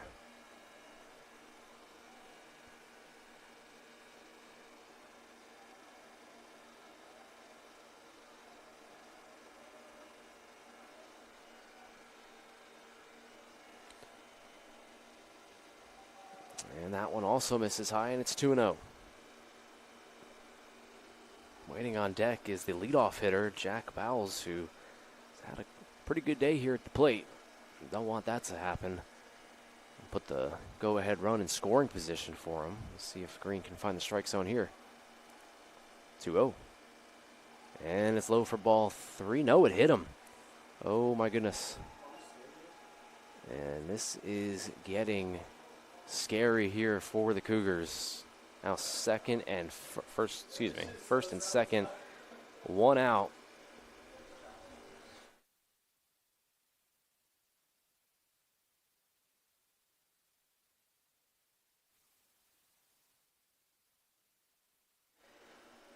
So here we go. Jack Bowles will step up now. And does not look like, nope, no pitching change. So here we go. First and second, 1 out. And that one misses low. And you can just feel the momentum here. A 4-run lead for the Cougars here. We're needing 3 outs. First and second, 1 out here. Top of the 9th. And a huge game that could swing the playoff picture right here. That one misses low again, and it's 2-0. And Coach McLaughlin might have seen enough here. Let's see if they make a change. Normally don't see a change mid at bat, but Green has really struggled finding the strike zone here.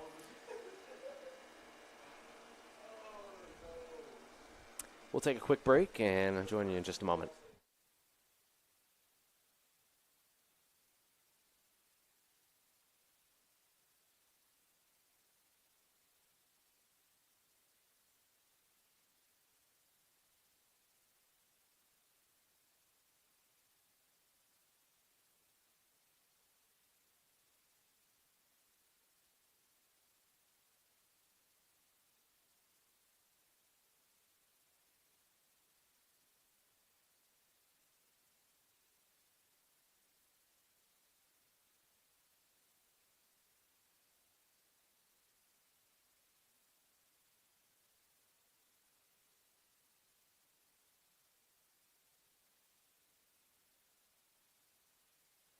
And here we go, first and second, 2-0 count to the leadoff hitter.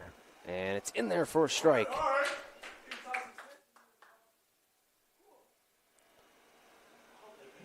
2 balls, 1 strike to Jack Bowles here. Averett needs 2 outs to come out of here with the victory. This one slashed foul, and it's 2-2. And so Coach McLaughlin's speech out there on the mound. I've been out there on the mound, and I've had Coach McLaughlin go out to me when I've been struggling, and he's one of the best in the business at trying to keep you calm. Let's get the job done. Let's get out of here with the win. 2 balls and 2 strikes. And it's inside for a ball, and it's 3-2. Danger awaits on deck as Zach Ranowski is looking for a shot to tie or take the lead. Biggest pitch of the game right here. 3 balls and 2 strikes. Runners at first and second. 1 out here in the top of the 9th. And this one's lined into right field. That's going to get down for a base hit. And the runners will have to hold. Cubas again showing off the arm, but this is getting rough for Averett. It's bases loaded with only 1 out.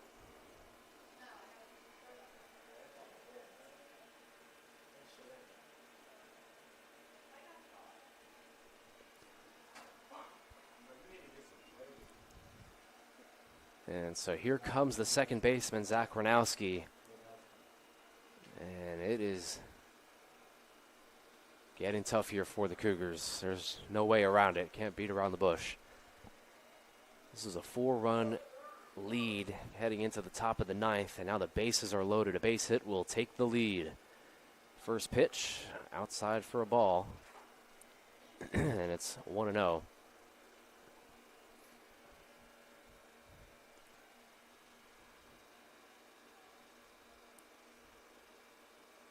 Averett shading towards the middle with Teddy Hauser at second base. Warnowski takes for a strike. And it's 1-1.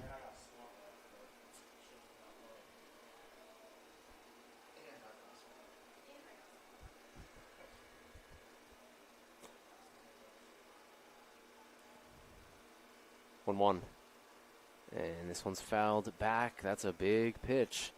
As now it's 1-2. A chance for a strikeout here for Green. Waiting on deck is number 2, Carter Schmidt.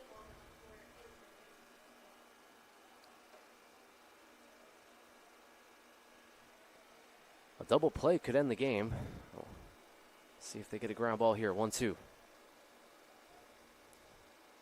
And it's up and tight for ball 2. And you just kind of get the feel that Green's got 2 batters left.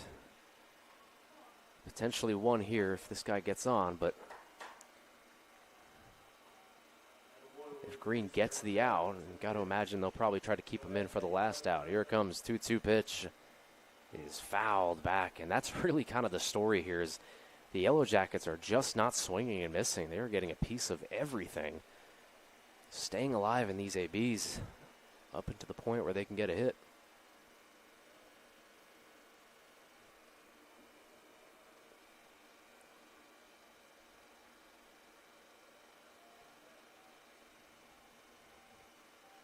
Two balls, 2 strikes, 1 out, bases juiced. Tying run at third, go-ahead run at second. And this one's going to be fly towards center field. This should tie the game. It's caught. The throw will go to third.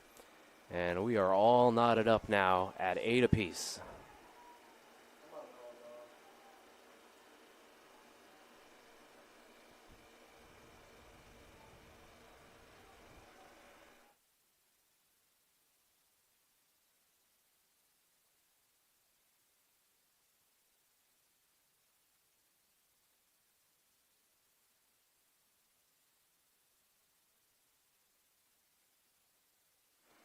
They'll take a look at third, see if he left early, but he did not.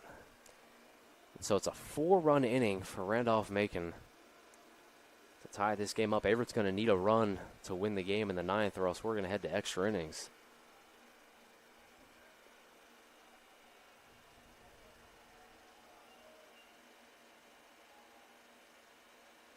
First pitch in there for a strike. Carter Schmidt looking to take the lead here for the Jackets.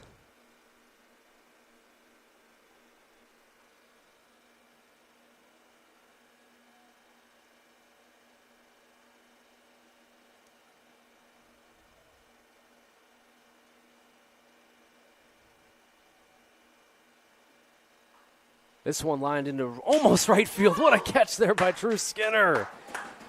Saving the game. Skinner leaping up at first and making the catch. That one looked for sure like it was going to be into right field. That would have taken the lead for the Jackets, but instead it's the final out of a nightmarish inning for the Cougars. 4 runs played. It's 8-8, and we're going to have a pitching change for the Yellow Jackets. Bottom of the 9th coming up. The Cougars need a run to walk it off.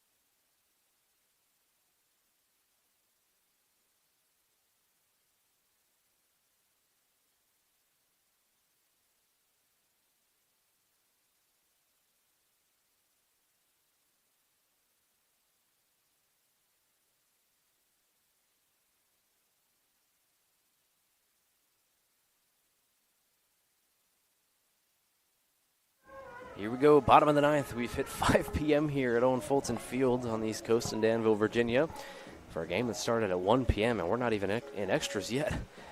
We'll see if the Cougars can win it here in the bottom of the 9th. We'll start it off with the 9-hitter, Maddox Jordan, who had a double earlier in the game. Jordan, first pitch swinging, and it's in there for a strike. Maddox Jordan, Luke Keister, and Nathan McAllowitz will all be set here in the bottom of the 9th to try to win it. Jordan, this is going to be a tough play for the shortstop coming in. No, third's going to get it. And in time for the out. Smart play at third base by Lanowet.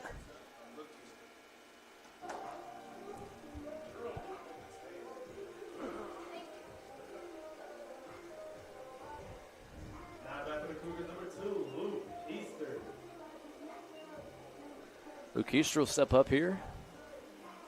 1 out, nobody on.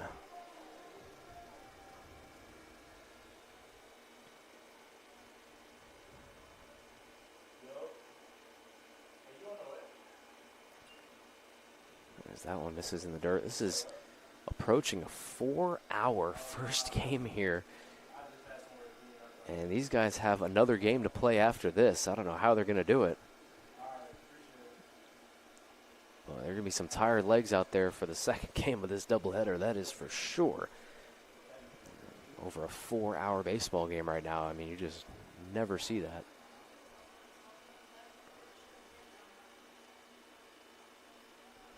High and tight. And it's 2-0.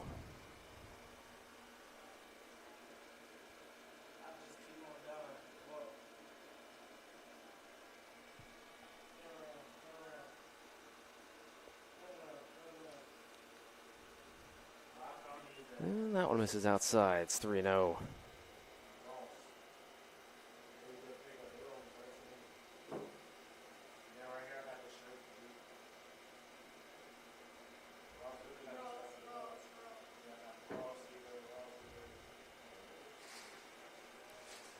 Keister takes for strike.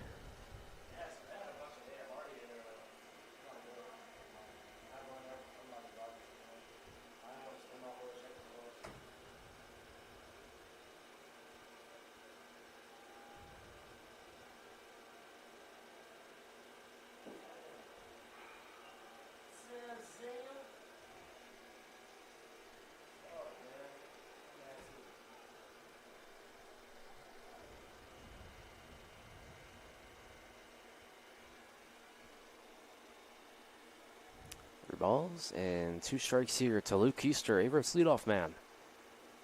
And it misses for ball 4. And Keister's aboard.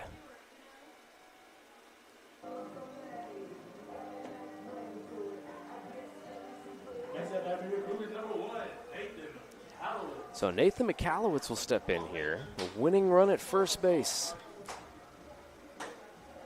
Luke Keister is 3 for 5 on stolen base attempts this season. And you got to think that he could be in motion here. We'll find out. McCallowitz up. First pitch, in there for a strike.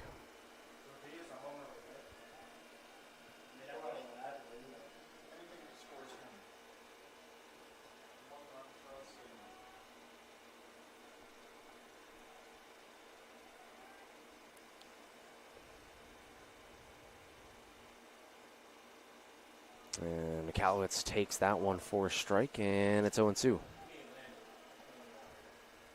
Austin Ford waiting on deck. McCallowitz, no home runs on the season. The batting average over 300 and OBP over 440. Here comes an 0-2 pitch. And McCallowitz just gets a piece of it.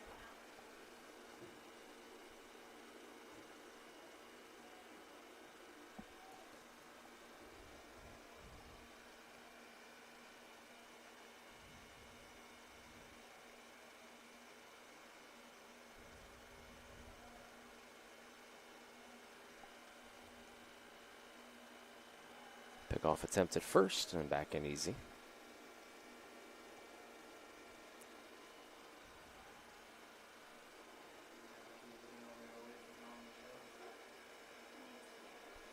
Extending the lead at first base is Keister.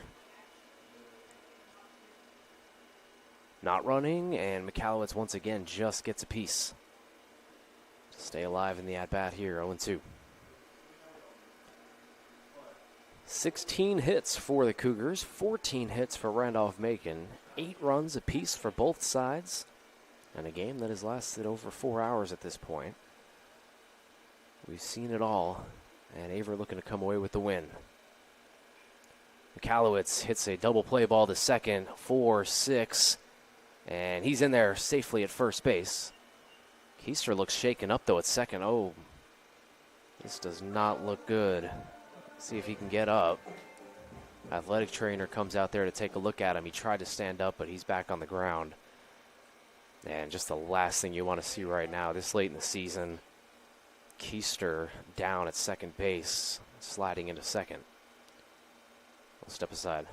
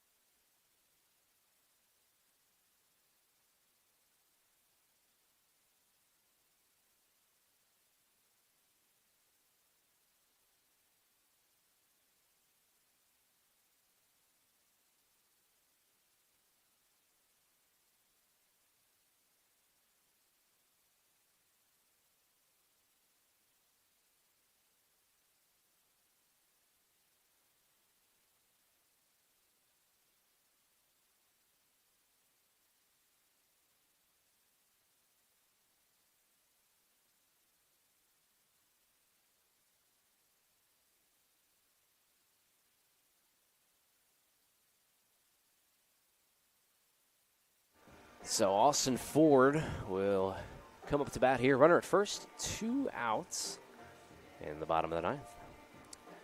Luke Keister at second base, taken off the field with the athletic trainer. Just going to hope everything's all right there. Seemed like he was in a bit of pain. Never want to speculate, but definitely didn't look good. So runner at first. Ford up to bat, ball in the dirt. If this game goes into extra innings, I mean, the second game could be in jeopardy here, folks. I mean, I don't know if they're going to be able to play the second game. The sun goes down around 7:30 to 8 o'clock, and this game might not be over until 6. So we'll have to see. Ford drives this one to left field, heading towards the wall, and it's caught on the warning track by the center fielder, Husey. Extra innings we go here at Owen Fulton Field. 8-8 is our score, as we'll step aside and play some free baseball.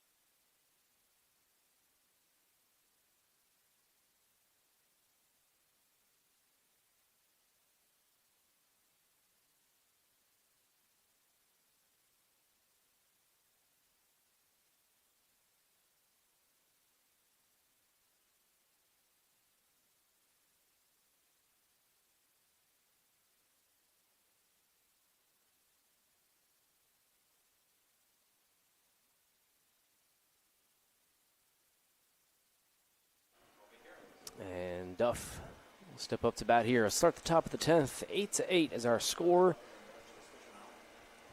And here we go. Averett in the playoff push and needing this one bad. First pitch misses low for ball 1.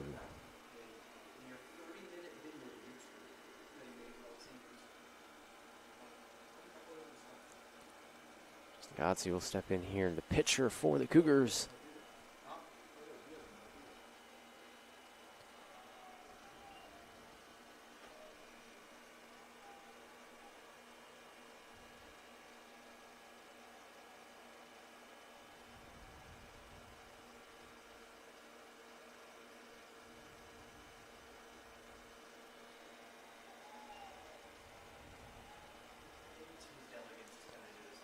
And it's 3-0.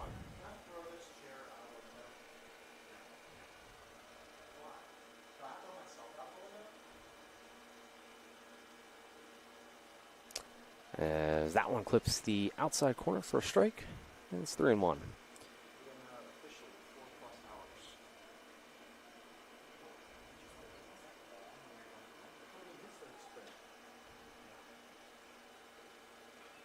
This one drilled towards right center field. This is going to be a tough play for the right fielder, ranging back all the way to the wall, and he makes the catch. Oh, my goodness. What a catch out there by Connor Cubis. Excuse me, Vaughn Mayo out there, this new substitute in right field, makes the catch. And there's one down.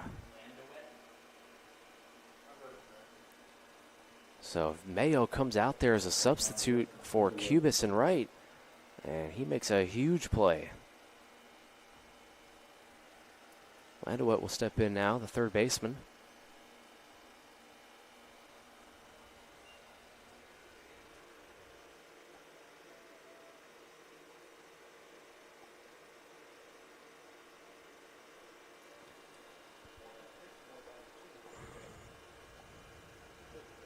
And it's in there for a strike.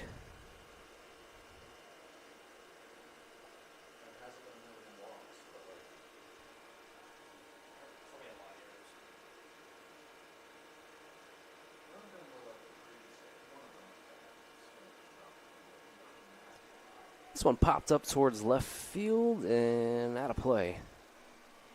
1-2.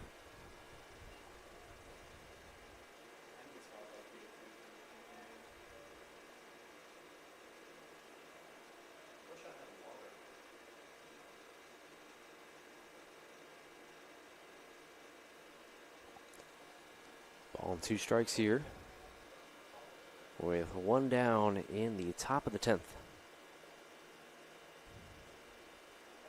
And it's on the outside corner, strike 3 looking. And there's 2 down.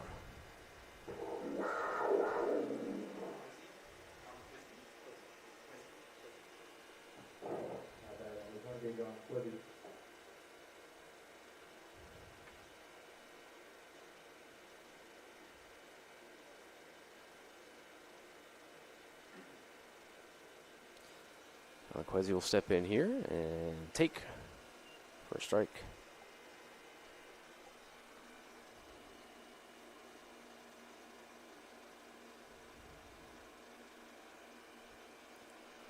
Cougars will have Tyler Lowe, Drew Skinner, and Landon Mitchell all set to plate in the bottom of the 10th, looking to win it.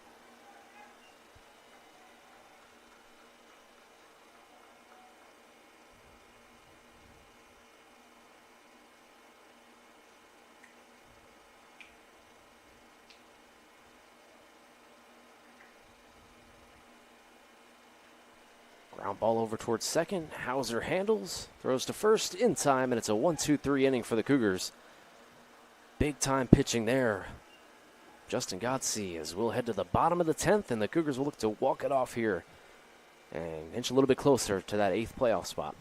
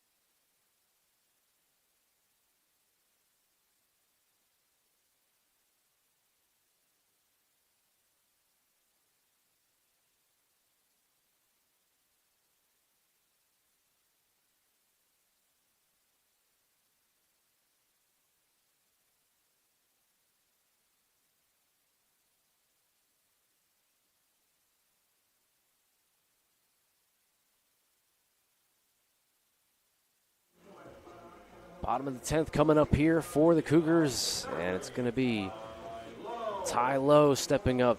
Lowe had a 2-run shot back in the 8th inning, and he'll be looking to maybe repeat performance that. I'll tell you what, home run here will win the game, so we'll see what Lowe has in store. First pitch here to Ty. Swung on and fouled back. The Roanoke-Shenandoah second game is already underway. The first game did not help the Cougars as Shenandoah lost to Roanoke. And so the Cougars now a game and a half back of the last playoff spot, as that was in the dirt. The Cougars need to win this game to keep pace with Roanoke. And trying to win this marathon of a game, over 4 hours now since first pitch. And still a second game to, I guess, potentially be had depending on how long this one goes. Lowe swings and pops this one into foul ground, and that one's going to get out of play. That's 1-2.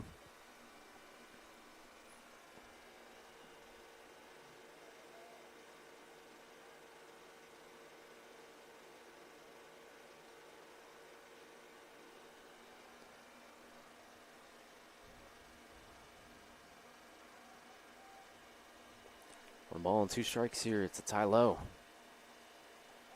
And it's in the dirt.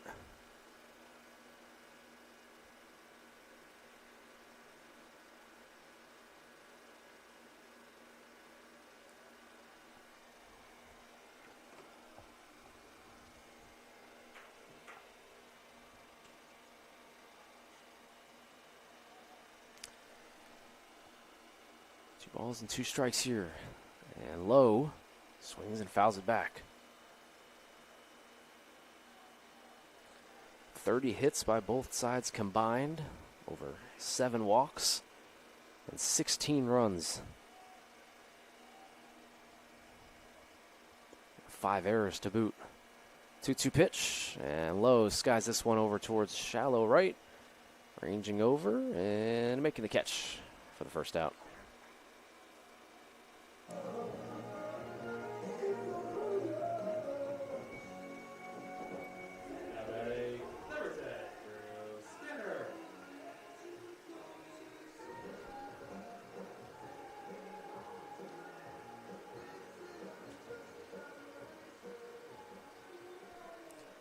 Drew Skinner steps in here.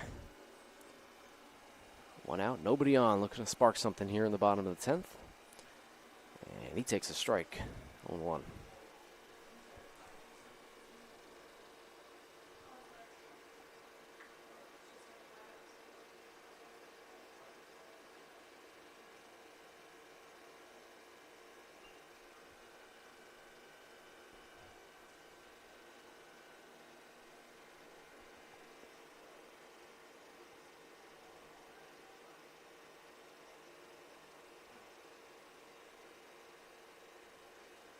This one chopped in the box, foul.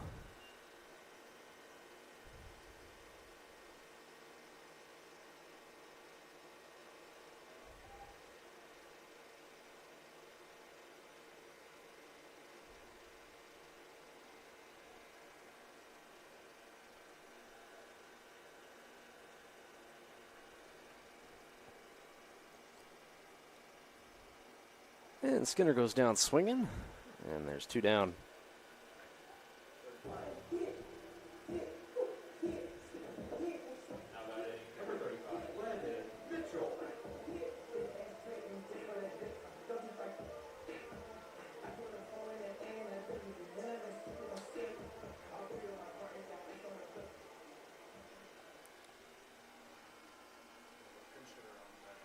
And so here comes Landon Mitchell, the hottest man in the order here today. He's got 4 hits and looking for a 5th one right here.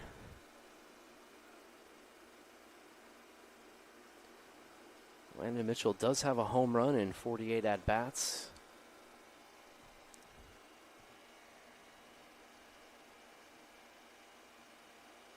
And big cut, but coming up empty, 0-2. This game in danger of going to the 11th inning after Averett led by 4 runs, needing 3 outs in the top of the 9th.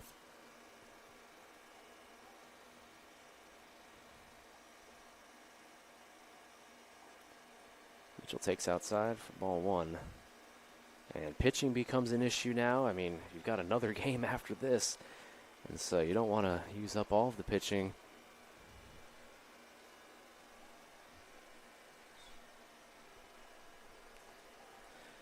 One-two pitch, and Mitchell fouls it back.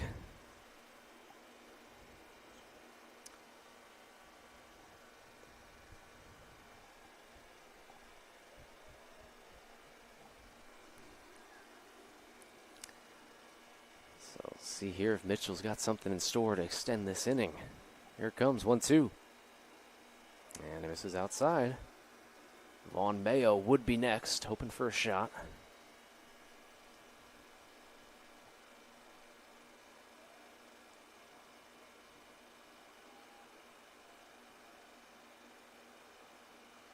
And he takes on the outside corner for strike 3, and that'll retire the side.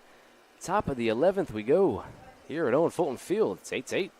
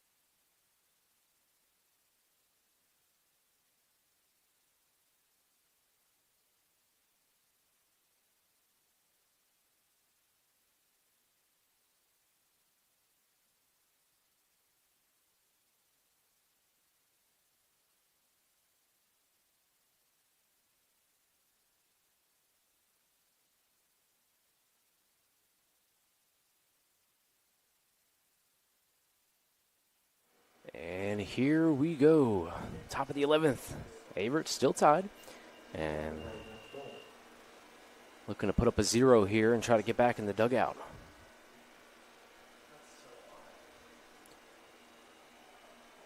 We're going on 4 hours and 30 minutes here since first pitch.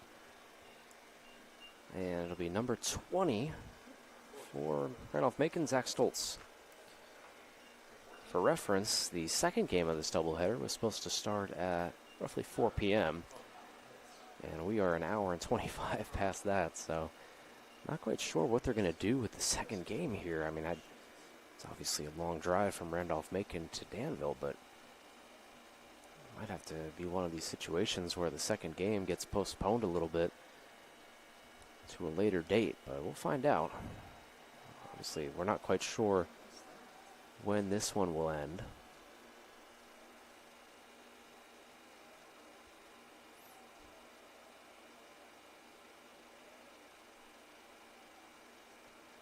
But nonetheless, this has become one of the most unusual games we've seen all year here. I mean, you're talking about 16 total runs. You're talking about 30 hits, 5 errors, 8 walks. I mean, this has just become a complete marathon. A 4-run lead blown in the top of the 9th. I mean, this is a heavyweight duel between these two squads, and if we're fortunate enough to get these two teams to play each other in the playoffs, I'm sure it would be no different.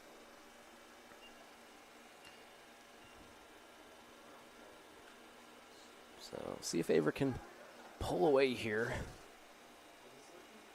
Now misses low, ball 4, and the leadoff man is on via the walk.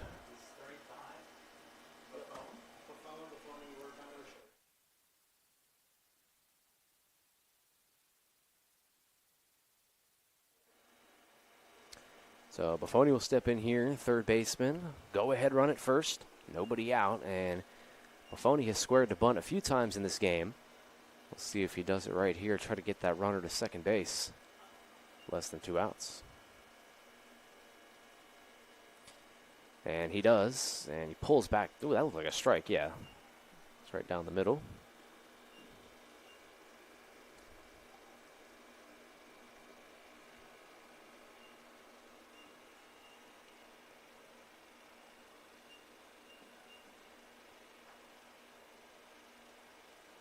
Buffoni squares to bunt again, and that one looked like he pulled it back in time. Throw to first, and he's back in safely.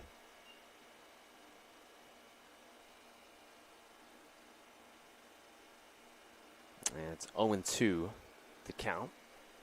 So Buffoni squares to get the sack down twice. Couldn't do it. And he'll surely be swinging away here. Taylor-made double play ball as that one's going to go through the glove of Teddy Hauser and into right field. The runner will go first to third. As that one looked like an easy double play, get 2 outs quick. Instead, it's an error. It's the 5th error of the day for the Cougars. And it's going to be first and third with nobody out.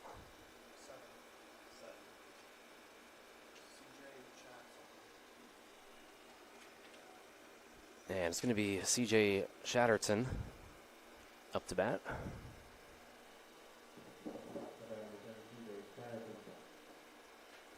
Averett's going to play the infield in, of course. Try to gun that runner at home. That's the go-ahead run. Runner will go. It'll be defensive indifference as they'll let the runner get to second.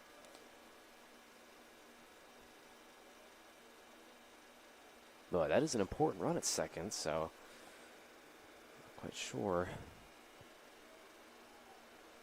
Giving him the free pass there. Second and third now, nobody out. And the pitch is in there for a strike. Shatterton looking to get on here.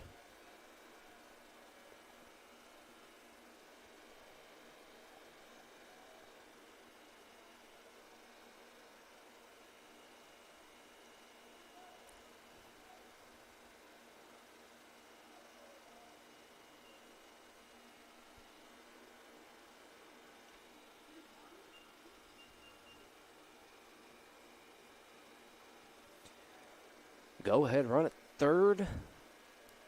And Randy Mack's looking to take the lead. Oh, wow. Big cut. Feel that one up here. Came up empty. 2-2. Chatterton was looking to get a quick 3-run lead there on that swing, but came up with nothing. 2 balls and 2 strikes here. Grounded to short. That's why you play the infield in. They'll go to first in time, and there's 1 down.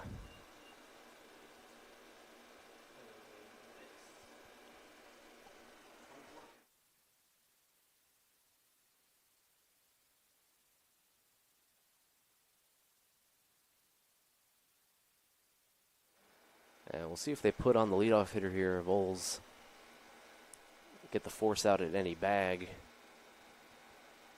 It doesn't look like that's going to be the case. You can set up the double play and also the force out at home.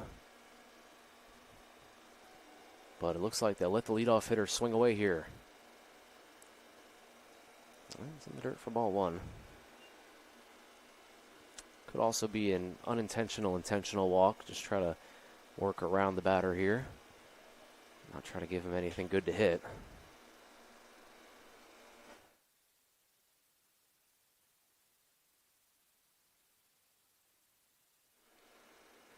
As that one misses low, 2-0.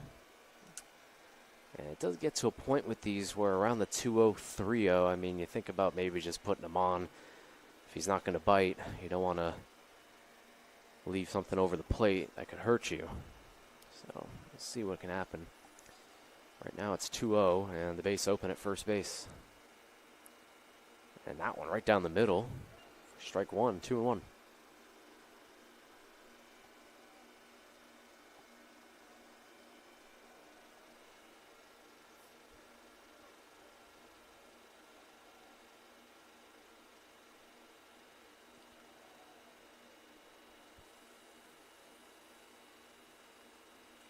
And that one also right down the middle for strike 2. And so maybe getting a little caught off guard here.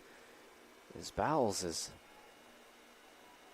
got 2 fastballs right down the middle to hit and just had the bat on his shoulder. So see what he can do here. 2 balls, 2 strikes. A strikeout is needed. And it's right back up the middle, base hit. And that's going to score a run, maybe 2. Rounding second and heading towards home. And it will score 2. Randy Mack has opened it up here with a 2-run lead in the top of the 11th. All the way back, 6 unanswered runs. Averett was up 8-4 in the top of the 9th. And now they trail 10-8.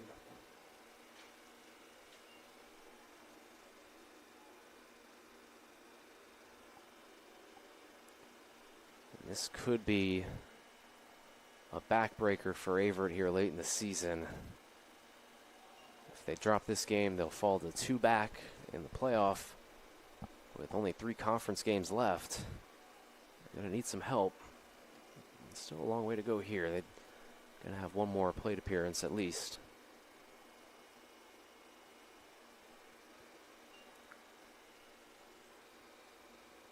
And also 1 more potential game, depending on when this one finishes. Can't imagine they'll play it. I mean, it gets dark around 7:30. It's already 5:30. Pick throw to first, and he's back in safe.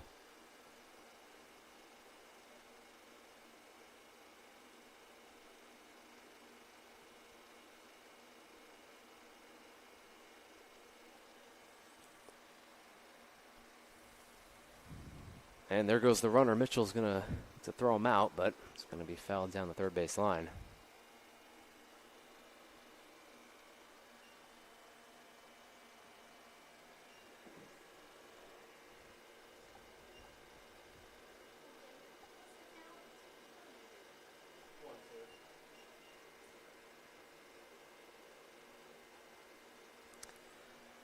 One and two here. And that one fell.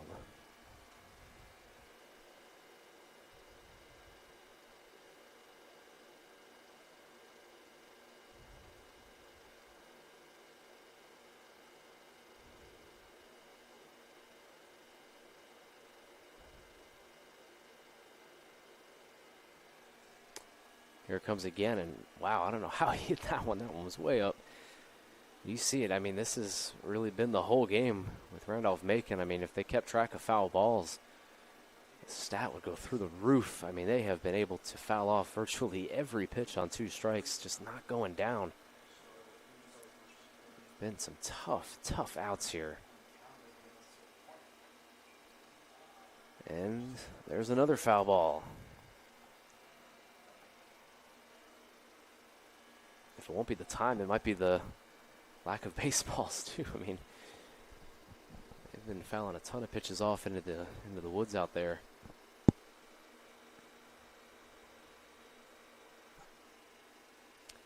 Here comes another 1-2.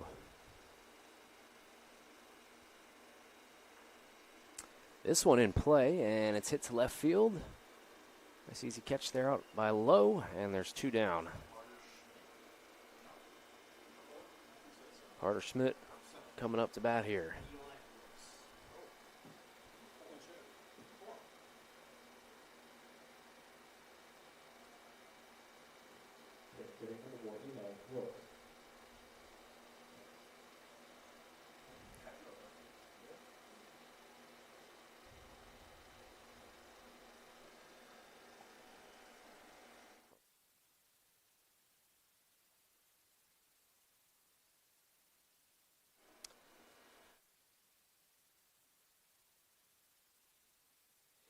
And Brooks now stepping up as the pinch hitter. 2 gone.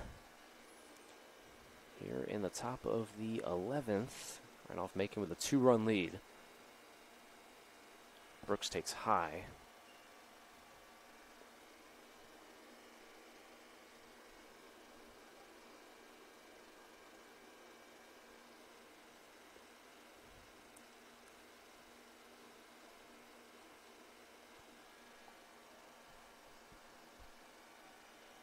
There goes the runner again. Nope. As he'll hold off at second, or in the middle of first and second. And it'll be a ball and 2 strikes here.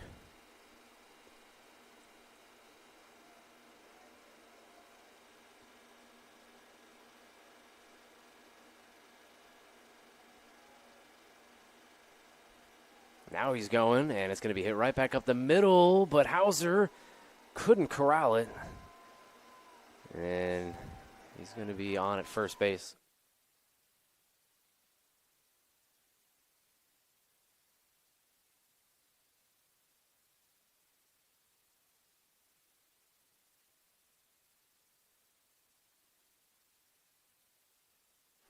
So it's going to be an error on Hauser.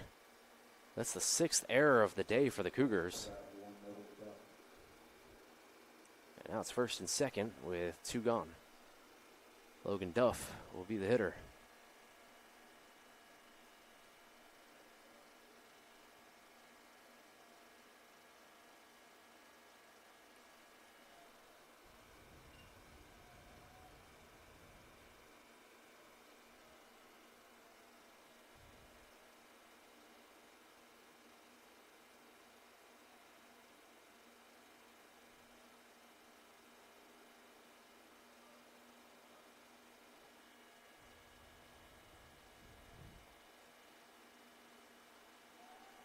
Pickoff attempt at first, and that's interesting with the runner at second. Try to catch him on a back pick there. He's back in safe.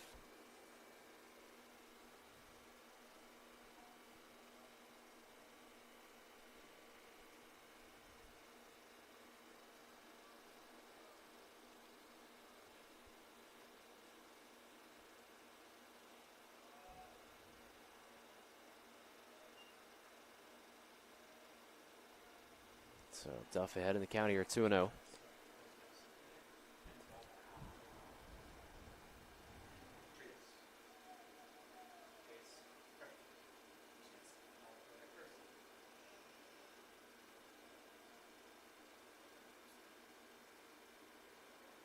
That one hits the inside corner for a strike.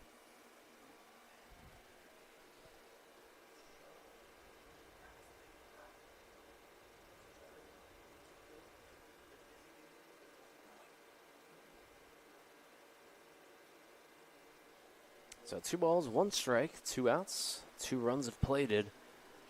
And Averett looking to hold it here.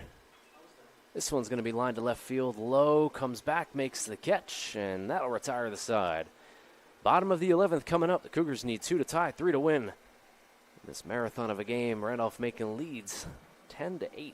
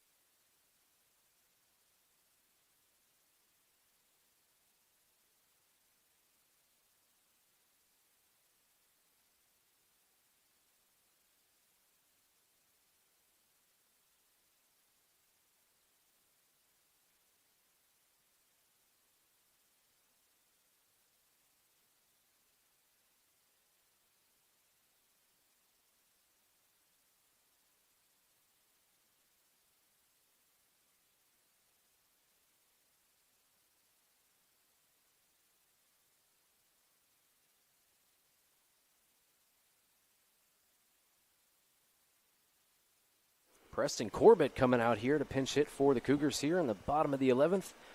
Just his second at-bat of the season. And he comes in first pitch swinging, hits this one to center. Oh my gosh, he's burnt. It's over his head, and it's to the wall. Preston Corbett heading towards second. He's going to hold there. Preston Corbett coming in here for his second at-bat of the season and gets a hit. He's 2 for 2 now on the season and maintains his 1,000 batting average. This game has seen it all, and he exits just like that. He's fired up. He's gone as quick as he came, as he's off the field now and back in the dugout. Preston Corbett coming up big with a leadoff double. Like a flash of lightning. No batting gloves, double off the wall, and leaves like a true champ. Another first pitch here, and this one's fouled away.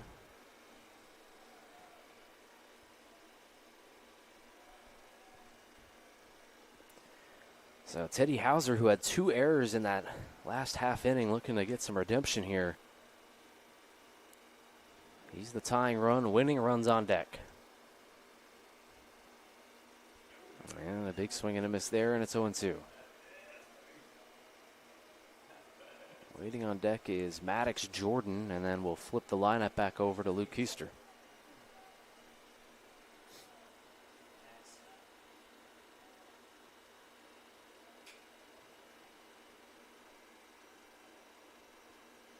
Hauser takes for a ball, and it's 1-2.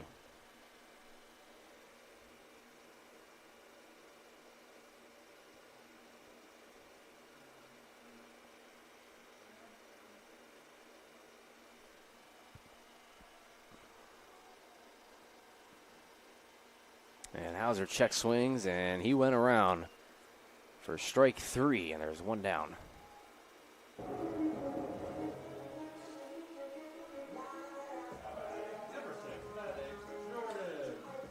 So now Maddox Jordan will step in.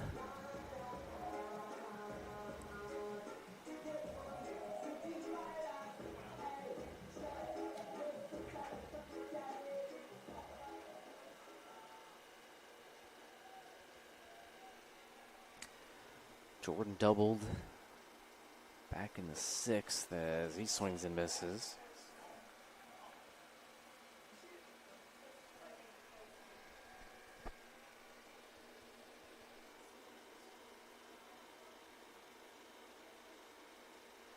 "17 hits now for the Cougars as there goes the runner. I guess that's going to be defensive indifference. The run doesn't mean too much, but we'll get a stolen base out of it anyways.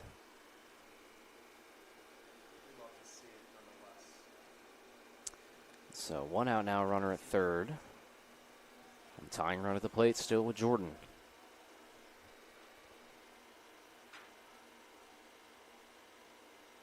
Jordan cuts at that one and strikes out. And there's 2 down. Averett's down to their last out. Excuse me. It's going to be up to Luke Keister, who steps up with a runner at third base. Excuse me, I'm losing my mind up here. It's been a long day. We got 2 outs here. Cougars are down to their last out, and it's going to be Luke Keister trying to get a hit and keep this game going past the sticks to Nathan Michalowicz.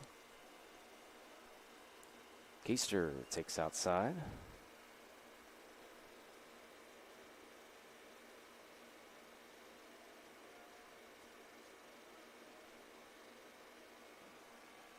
Averett is in danger of dropping a heartbreaker here, a game that they had in their back pocket. They were up 4 runs in the top of the 9th, and they had a 4-run inning, and then the 2 runs in the top of the 11th. But this is a game that they've really been in control of from the jump. Michalowicz had that 2 RBI double, as that one's on the inside corner for a strike, and now the Cougs are down to their last strike.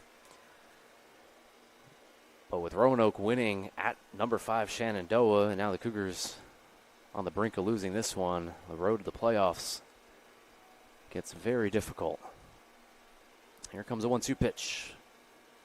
And it just misses. 2-2.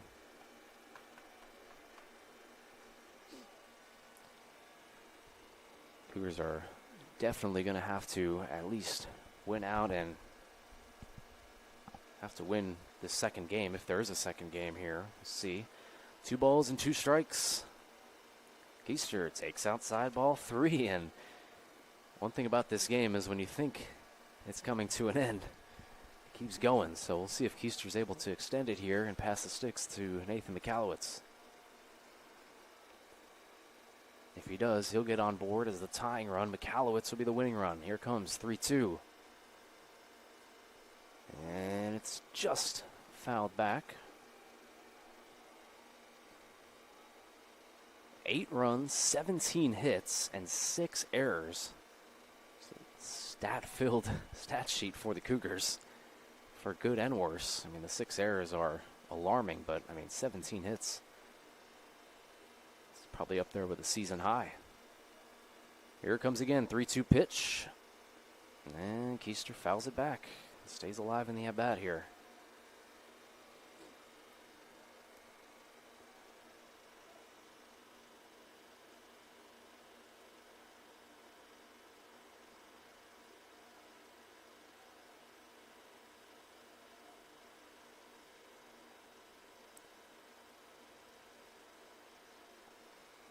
Three balls and 2 strikes again. Here we go.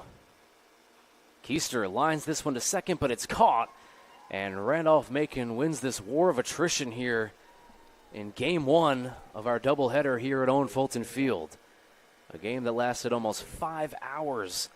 It started around 1 o'clock. It's now almost 6.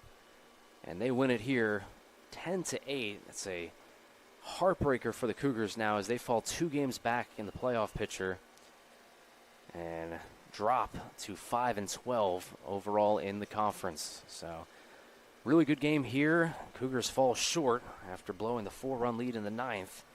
And we'll see if they can rebound and come back and split this doubleheader. Not sure when the second game is going to start. Probably around 6:15 to 6:30. But for now, we'll step aside and say so long from here. Cougars drop this one 10-8 in 11 innings.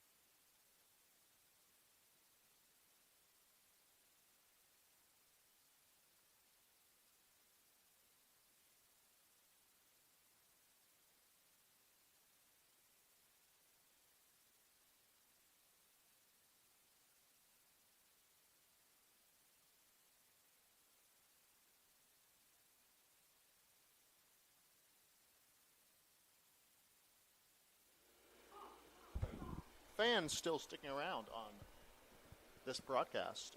Today's game has been postponed for 3 o'clock Sunday, tomorrow, April 19th. We'll have it for you then. Till then, thank you.